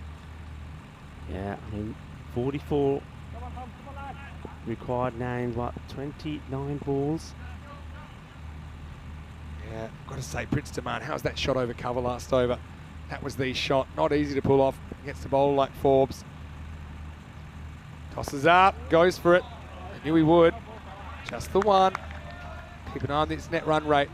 Pardon me, the run rate required. Currently it's in the 9s. This is the one now that Ireland will be targeting. They need to try and get Prince here. Prince Demand has played some nice shots, 11 just to 4. I think he's gonna go for his shots, you know, he definitely is. I wonder what Humphries will do here with the first ball that he bowls to Demand. Will it be the slightly quicker one? Cameron looks pretty chilled.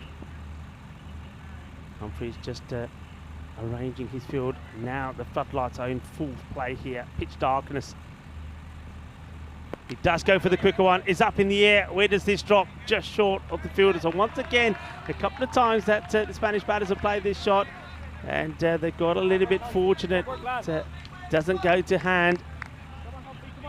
Yeah, I mean, whichever team wins is going to need a bit of luck as well. It won't be all luck, but that's the kind of shot which could easily find an outfielder. This time it doesn't. Humphries goes for a quicker one as well.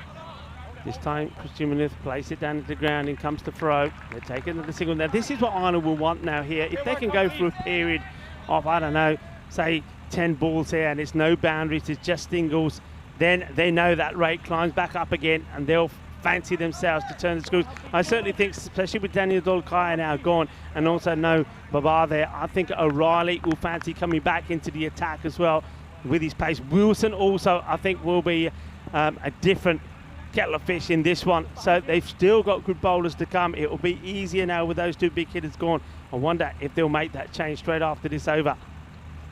Quick one, goes after it. Difficult shot. Fielder comes around, he can catch it. And, well, he puts it down. That's Matchett, who's a very good fielder.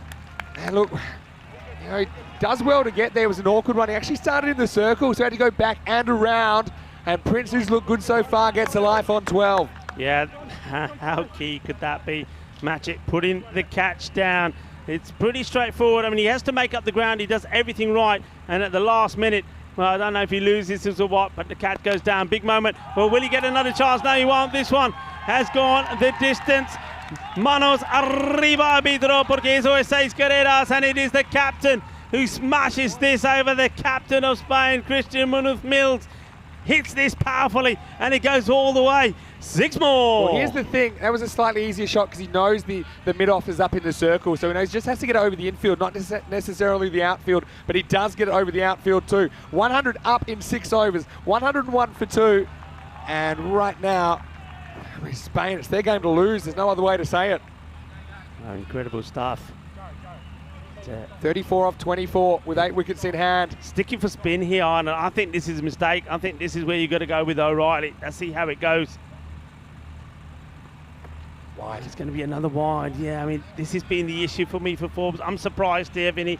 They've gone with Forbes again. I know that O'Reilly went for 16, but I know Wilson was expensive as well, but it was different batters then. This game is very much alive. Pitches up, takes the bait and misses. This is such a good cricket match. This is what we wanted when the lights would be flicked on here at Cartama. Creates a different kind of atmosphere. Big prize on the line here. Goes after him. See, they're a bit scared against Forbes. And they're going to have a pop at him. It would have been out if he hits, but it's not out. And it will be a single. Munoz-Mills now. What's his approach to Forbes? I mean, the reason it's hard to take Forbes' leg side. Number one, because the line he's bowling, but number two, because he does spin it prodigiously, kind of right to left, as you watch him from behind his back. A good piece of field and couldn't find the target. So he goes straight, but this is hanging in the air. Well, this could be match it again. Who's coming around to his right, and he drops it again. And now they're thinking of a second, but it actually bounces pretty much all the way back to the pitch. And you know, Ireland, I know they were pretty keen to make sure that they didn't have to bat under lights, but of course, you have to field under lights as well, which is a different experience. Yeah. Not many players have done it that much, and I don't know whether that's a factor here or not, but at the critical moment, Matchett just couldn't find the handle. Next delivery, gone. And well, there you go, Prince Demand. He misses this one. It's fairly straight, straightens down the line. A quick fire 14. It's the end of the Prince. It's 104 for 3. It makes it 31 off 20. New batter coming to the crease. And once again, this game takes another turn. Well, Matchett, at least you will know that dropping the Prince hasn't hurt them too much. He's only added just a couple more. But yeah, I mean, look, it's still one of that. I mean, you said it's Spain's to lose because, I mean, we know the array of batters that they've got out there. The foundation is laid. There should be no pressure on them going out there, just play a normal game. The rate required is under 10. They've just got to remain positive. No, every batter that goes out there has got to believe, be positive, be brave, play your shots. Well, there's the countdown there from Frederic Constant, and that basically is telling you how much time, how many seconds that the player has got from when the wicket falls to go out there, take guard, and ready to face the next ball. And it looks like Mohammad Ishan is coming out. Ishan hasn't been at his best. He's hit and miss a bit, but look, maybe he can come good here. He's out there with his captain. The captain was just dropped on 17 himself, so he's had a life. Matchett was the one that dropped him as well. Ishan, well, is this the making? Is this he's the scene for him to go big and finish this off for Spain? What a game, really. I mean, we play probably something like 1,100 matches this year. This would be kind of in the top 10 most important. And right now, it's in the balance. Here's Isan, likes to go leg side. Forbes cleverly doesn't let him, and that's one that he does keep within the tram line. It's a dot ball in. It's an early call, but you know what I'm thinking here, Rico. It's not impossible. Imagine if we had a final decided by a golden ball, especially a final where it decides who stays and who goes. Tossed up. Isan gets a little bit of bat on this, and he'll get a single. The singles are a win at the moment for the Irish 11. Yeah, they need to try and take this as deep as they can. That is the end of the over. It's a much better over from Forbes. He doesn't bowl so many wides in this one. He also does pick up the wicket as well. But this is what's coming up in Group B starting on Monday. Well, lick your lips, because this is just 1 week down, and there's still 4 more weeks to go. Yeah, a bit of a northern field to this group. I think you mentioned it earlier. Denmark and Sweden taking on each other in match 1. Hungary, we'll see them. Finland as well, and the Netherlands 11. I think they're strong, I've got to say. Netherlands 11. We're going to see some very good cricketers there, but we know in this T10 format anything can happen. So join us Monday morning, 9:30 a.m. GMT, which is 11:30 in Central Europe and 3 p.m. in India. If you can't wait till then, don't worry, we'll be back tomorrow with the fan code European Cricket T10 on this very grounds. It's a great opportunity for the club cricketers here to get an opportunity. So we're not going to slow down. 5 matches tomorrow, 5 matches the next day. That'll be on fan code and of course on the European Cricket Network on our YouTube channel. Here we go. Over number 8. And here is Catherwood. He went the journey in the first over. They're going back to him and he starts with a wide. Yeah, Catherwood gets his line wrong. Again with Catherwood here, I still maintain. I mean, okay, Forbes got that one in, and I was calling for O'Reilly or maybe Wilson to bowl it. But I'm still thinking they would be my first picks as opposed to Catherwood. But Catherwood, well, the captain's obviously got play in his mind. Starts with a wide. Got to say, pound for pound, I think you can't disagree. This is the most exciting cricket in the world, and you're watching it right here on ECN. This is a dot, and Isan hasn't clicked here. Well, this is one of those times, right? This is one of those times with 7 wickets in hand. If someone just doesn't look like it for 2 or 3 balls, maybe you could hook him. I mean, the game could drift away so quickly. Isan hasn't quite found his form this week. We know how destructive he can be. He's made a lot of runs in ECS cricket. But here at Cartama, hasn't really put it together. Got to say, Catherwood, credit to him, because he did go for 21 back in the second. Gets inventive. He'll get an inside edge for 1. So it comes down to this. I mean, you can almost choose if you are running the Spanish lineup, whoever you want out there right now, because you're not running out of you're not running out of wickets at this stage, right? Yeah. That's So good it's- bowling yeah, from it's- Catherwood, actually. He sees that what Ishan is trying to do and he follows him. Ishan, no credit to him, does get bad onto it now. Yeah. The But man who set the captain back on strike. I like Mills. Isan's tactics there because there's no way Catherwood's bowling at the stumps. So he said, I'm going to try and make something out of this. Munoz Mills on strike, hits it hard. But well, guess who? Yes, actually, now that's Jared Wilson down there, long off. Munoz Mills moves up to 19. What's the equation? This is getting really tight now. Talking 27 off 15 balls. Wanting a boundary. They're wanting a boundary here. And, well, a couple of boundaries in the over gets them back in front. Haven't had a boundary since the last ball of the 6th over. So that's 9 balls without a boundary. They need one. Isan blasts it. How far's it going? It is going to be 6.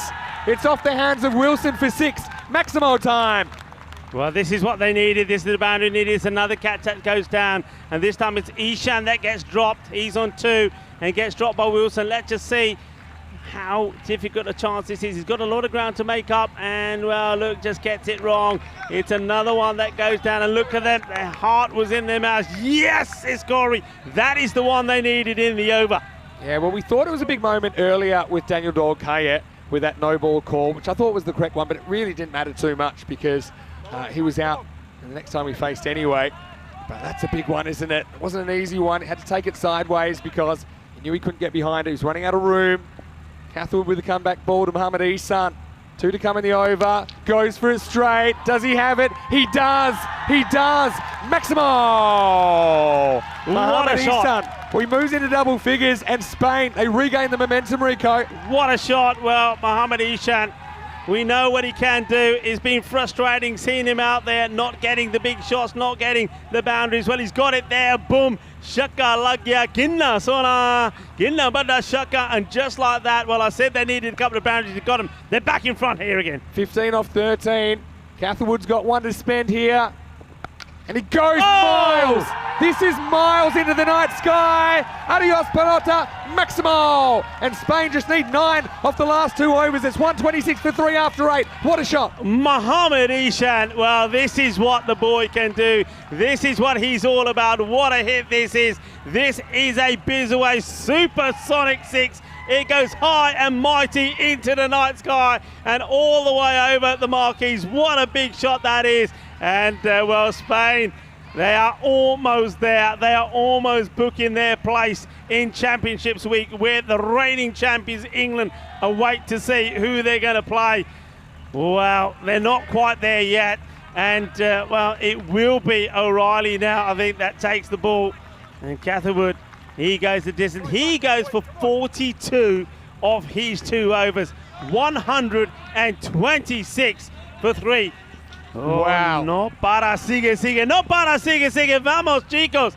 Vamos, España. Vamos. Equipo Roja. So Catherwood kind of counteracts Atif Mahmood. Is Mikey. Well, can he pull off another miracle here? Because don't forget, against Austria, it looked like they were going to struggle in a second half of the game there. Ireland. Mikey O'Reilly bowled probably one of the best 9th overs of the entire week.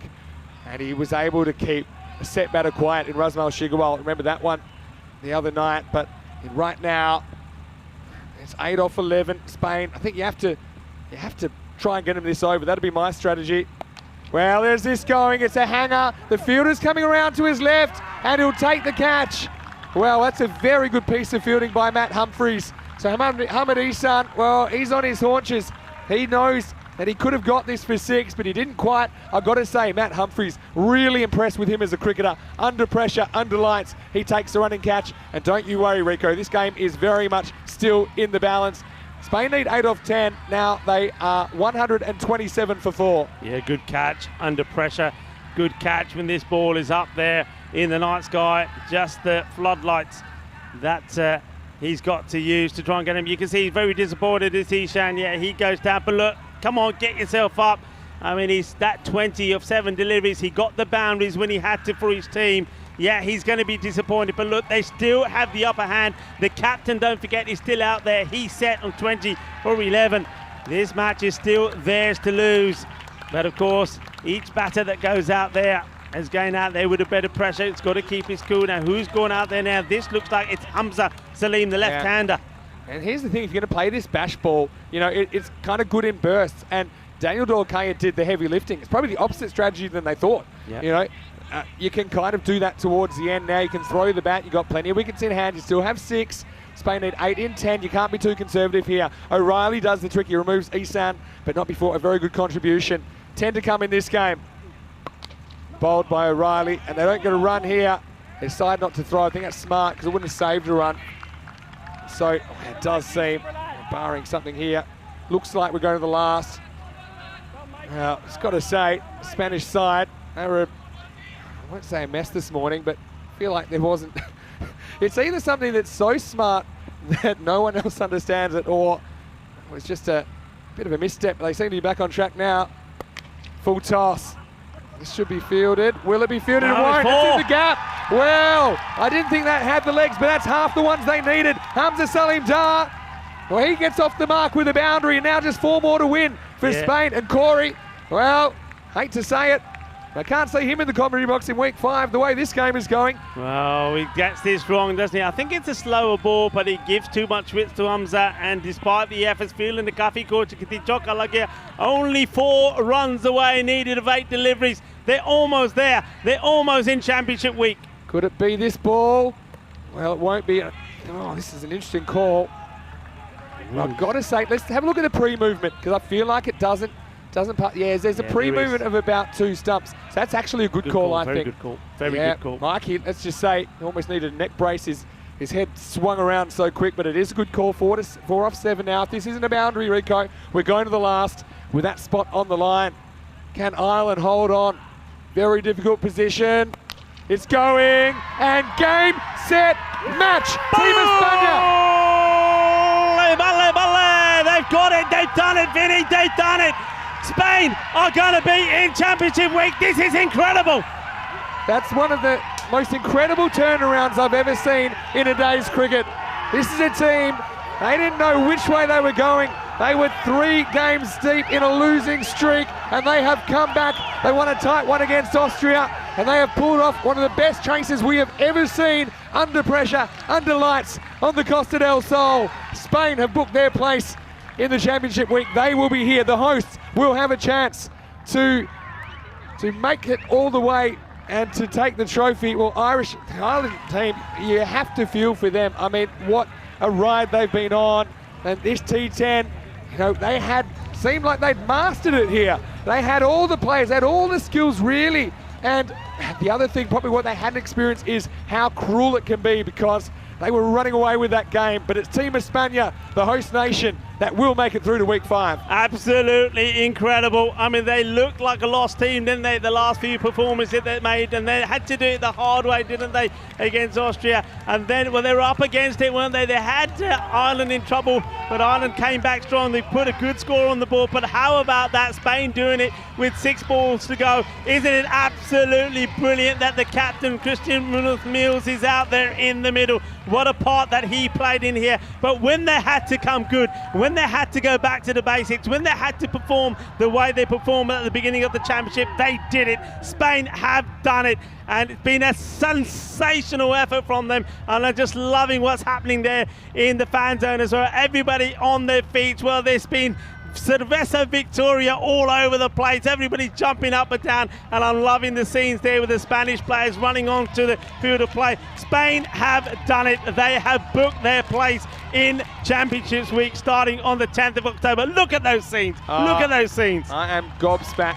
And that's sport, isn't it? I mean, one team's triumph is another's despair, but I mean, Spain are getting the ovation of a lifetime here. Christian Munoz-Mills, I mean, lots of chat about whether he's suited to the game. I think he answered the critics there, and I just don't even think they can believe it. You can see there's Juan Carlos Rodriguez and his family. Team España, that's probably the most dramatic turnaround I've ever seen. That's ECM cricket for you. They play 3 games on finals day, and they win the one that matters. Look at those scenes, incredible. Juan Carlos there, the president, John Howden, the CEO. This is just estupendo. Eso es increíble. qué guay, qué genial, qué extraordinario este equipo. El equipo España, el equipo está muy fuerte. Felicidades del equipo de España, because they have made it into Championship Week. And look at Corey. Oh, well, look. Well, he's playing everybody kisses there. Quite amazing. Look, we got to say, look, all the focus, all the attention will be on the Spanish team there. But look, congrats also to the Ireland team, because look, they've never played this format before, but they haven't let themselves down. They're a young team, an average age of 20. They've entertained us. They played some of the best T10 cricket that we've seen, but just today on this day, it just wasn't enough.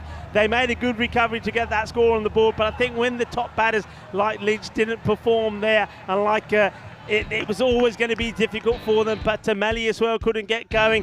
But despite the efforts of the captain, Wilson, it was all about, but one thing, it was all about the start that Spain got. And look, when the likes of Dylan Dorkai got going 45 of 40, Mohamed Barber as well crashed the ball over the place.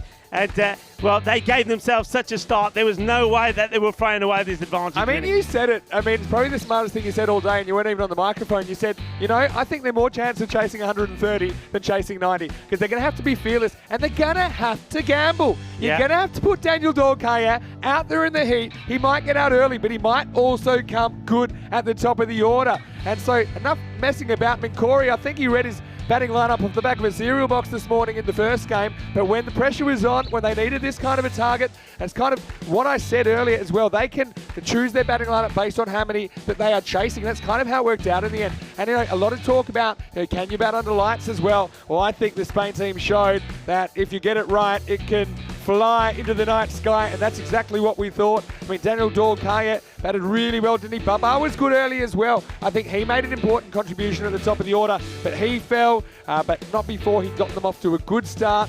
And so Baba there was chosen to open, and will Spain, you know, there were a few twists and turns along the way. I think Dorkaya, I think he batted intelligently. I know he was disappointed to get out when he did, because I knew that he wanted to take them all the way. But I mean, you remember how well Wilson hit in the first innings? I mean, DDC, he certainly turned it on here in the second. Oh, the shots were, I mean, that was unbelievable. Some of the shots that were played here, in not just by the Spanish team, look, by the Irish as well, were just absolutely extraordinary. We've seen the cleanest and the purest hitting that you'll ever see on a cricket pitch. This was just absolutely extraordinary. How about that moment, though? I mean, we thought it might come back to haunt the Irish. It was a waist-high full toss. They wanted a second look at it. They hedged their bets. The off-field officials say it's waist-high, which makes it a no ball on ECN. And then the free hit was cashed in by Munoz Mills.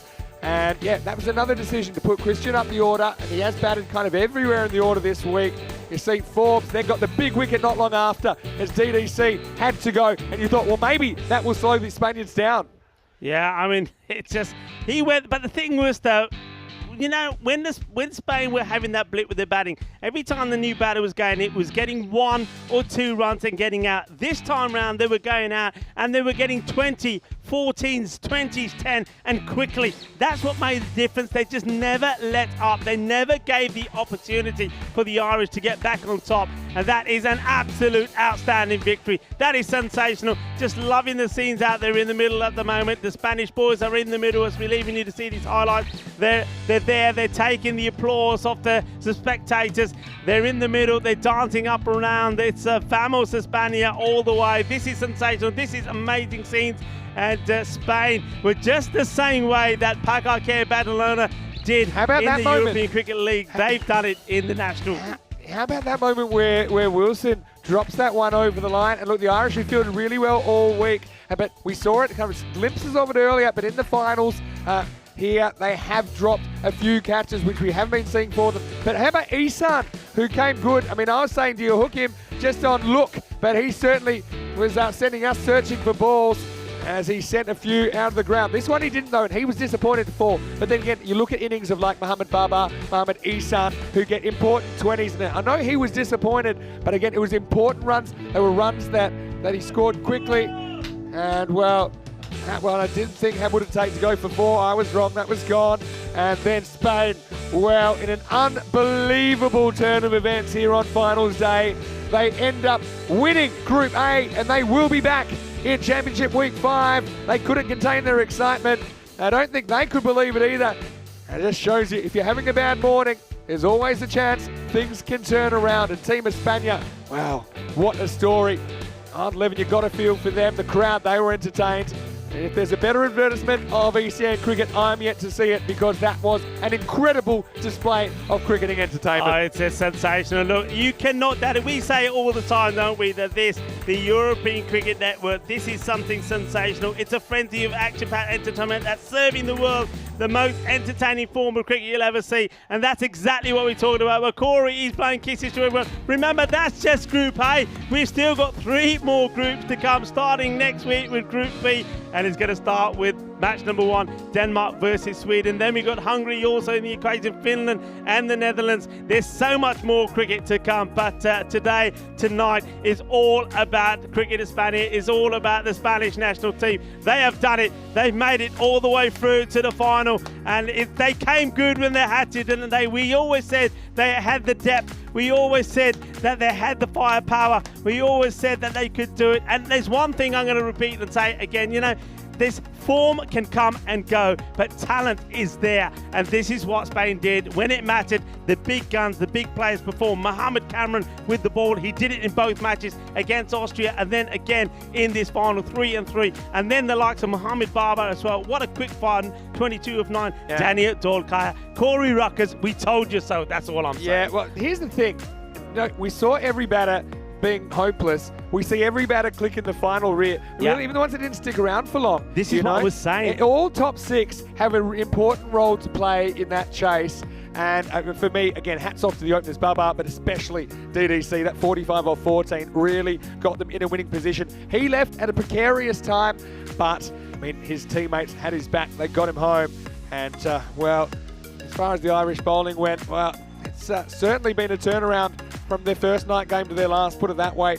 And we saw Mike O'Reilly get 1 for 27, Humphries with 1 for 22. Jamie Forbes, I think he was the best of the bowlers in the end. He was 2 for 19. He bowled well, had a plan, kind of stuck to it.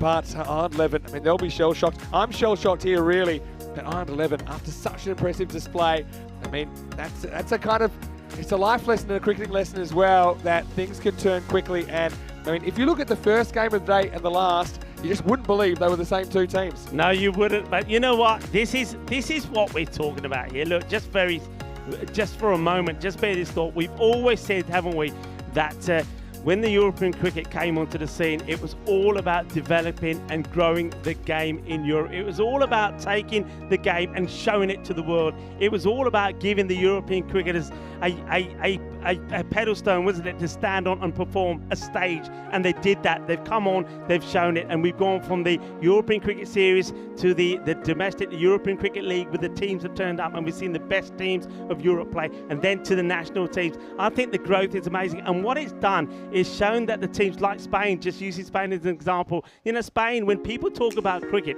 well, maybe now they're starting to, but when people talk about cricket, they're not expecting the likes of Spain to have world-class performance like this, but now it's being shown there on the big stage. I mean, Ireland, everybody knows about Ireland and their talents with the game. Spain have just beaten Ireland in the final. Spain are going through to championship. I've got to ask you, like, on a personal level, because you've lived in Spain for 22 years, so you are, I mean, obviously you try and be as objective as possible, and we appreciate that, but obviously as someone that has, you know, worked, for example, on juniors, probably even the players out there, to kind of groom them for a higher level of cricket, I mean, this must mean a lot to you as a Spanish cricket fan, and I'm sure there's lots of other cricket fans and people that have worked hard in the Spanish setup, just like you as well. Look, right? there's, you know, you've seen Juan Carlos out there, you've seen John Howard, and these are guys, as well as 1 or 2 other guys, and there's too many to mention, but you know who they are, the likes of Neil Brook out there as well. You know, there's people that have worked so hard for cricket in Spain, and a lot of the times these people are giving up a lot of their time and doing a lot of volunteering work, and it's all behind the scenes, and it's all about developing the game. It's all about bringing the game up and making it better. And with the European cricket coming in and joining forces with the federation, it's given them the extra oomph that they need. And I'm so proud here at the moment, you know, because, I mean, like you said, I've been here in Spain for a long time. I know a lot of these young boys, the likes of Adam Alja, and the likes of, I mean, you know, some of the players that we see in Barcelona that were just playing club cricket and some of the grounds that they were playing on. We know the stories where they've been playing. For those sort of guys to be picked up, Govinda Batra, Asjad Butt, Hamza Salim, I can go on and, there's so many names there. For them to be picked up and to be out there at the moment, the Little Maestro, they've gone from those little grounds to here. This is like the field of their dreams, and look where they are now. And right now, they've just conquered this group and they've booked their place in Championship Week. I'm so proud. I'm so proud of you guys. I'm so proud of everybody that's worked so hard for Cricket Hispania. This is an amazing story. It's been an amazing day, and I find it really hard to describe it. What I will say, though, is, one team's dream is taking another team's dream away, and I've got to say, the Ireland 11, they were incredible this week. I think all the questions that a lot of people that watch ECN a lot had about them, okay, they'll be talented cricketers, but can they adapt to the format? Can they kind of make decisions quickly with their youth? What's their kind of cricket IQ like? I think they were second to none. I think Ireland 11, they were really well drilled. Credit to their coaching staff as well. Both here in the Irish cricket setup, but also, all the club coaches and the coaches that brought them up. I think they were a really great team to have around. I know they will be incredibly disappointed, but I'm going to say on behalf of the European Cricket Network, we were so happy and so impressed with the Irish team here. And you look at the machine, Seamus Lynch, you look at players like Maxie Burton. Jared Wilson, that still, I think, was one of the best innings of the week in the first half of the final, and he did it under pressure. But this form of the game, it magnifies everything, doesn't it? And I remember saying it in the first half around the 7-8 over mark. I said, Wilson's batting the house down, but probably didn't have a lot of help, maybe with the exception of Burton, but they hadn't quite battered Spain out of the game, and that's the way it would be proved. Yeah, look, I just want to say, we're talking very much about Spain here. We're talking about Ireland, but look, all the teams that have played in this Group A. I just want to say, well done to all of you. You've been absolutely fantastic. You have provided not just us here our Dream Box. You provided the world with some fantastic cricket, and also I think what you've done is you've opened the eyes of the world to just how great cricket in Europe is. Yeah, you're not wrong there. Absolutely not wrong. Yeah, so the Austrians and the Portuguese and the Czechs, I know they were so disappointed to go out when they did, but I've spoken to them all individually, and I just keep echoing this message, guys. This is the platform for you. Keep improving. Yeah. You've done your country's proud. Even the Czech Republic didn't win a game, but I know those guys, they sacrifice a lot for their cricket, and they want to get better, and they will want a better result next year. We're running miles over time. You can probably tell it's about 60 degrees here because it is hot, and that was an incredible game of cricket. A reminder, there's more cricket coming up tomorrow, so you don't have to wait until Monday. If you want to see more cricket tomorrow, we do have the T10, and that is coming up, same start time, 9:30 a.m. GMT, 11:30 in Central Europe. It's 3 p.m. in India. You can watch that on Fancode in India. You can watch us on our YouTube channel, ECN European Cricket Network. But we have more cricket, of course. Group B coming Monday, which is on probably the same channel you're watching this on right now. And of course, we will have Group B starting then. And so, well, once again, one final time, we want to say a big thank you to all of you out there, to all the people that around the ground were so helpful to us, all the fans that came in as well. We saw so many new faces. We saw a bunch of kids this week that were super enthusiastic about what they were doing from the Art Christian School. A big thank you to all their coaches and all their teachers as well. Everyone that has visited us up in the commentary box, all the Blue crew, obviously all the ECN office staff that have come here. So many thank yous, but we will just give a blanket thank you to everyone that made this possible. Obviously the Costa del Sol Cricket Club as well, very, very important part of this. Okay, two more things. You can go to our website, europeancricket.com, check out Group B, see who's playing, see when they're playing. You don't want to miss it. It starts Monday. Also, you can go to our social media at European Cricket to find out the latest of what's going on. There's going to be plenty of highlights, I'm sure, from this final. And well, I'll be here tomorrow. Rico, I'm ordering you to take the weekend off. I've got to rest me. You'll be back on Monday. I'll be here tomorrow. And Corey, well, I'm a little bit worried now because he's meant to be splitting the duties with me tomorrow in the ECT 10. So hopefully we see you then. But for now, from the beautiful Cartama Oval on the Costa del Sol on a really hot Friday night. The action was hot. Thanks again to everyone for your company. Hope you have a happy, a safe evening. On behalf of ECN and the entire European cricket family, it was Spain tonight, and we hope you have a great night. We'll see you tomorrow for more cricket right here on the European Cricket Network. Good night, everybody. Adios. Adios, mi familia.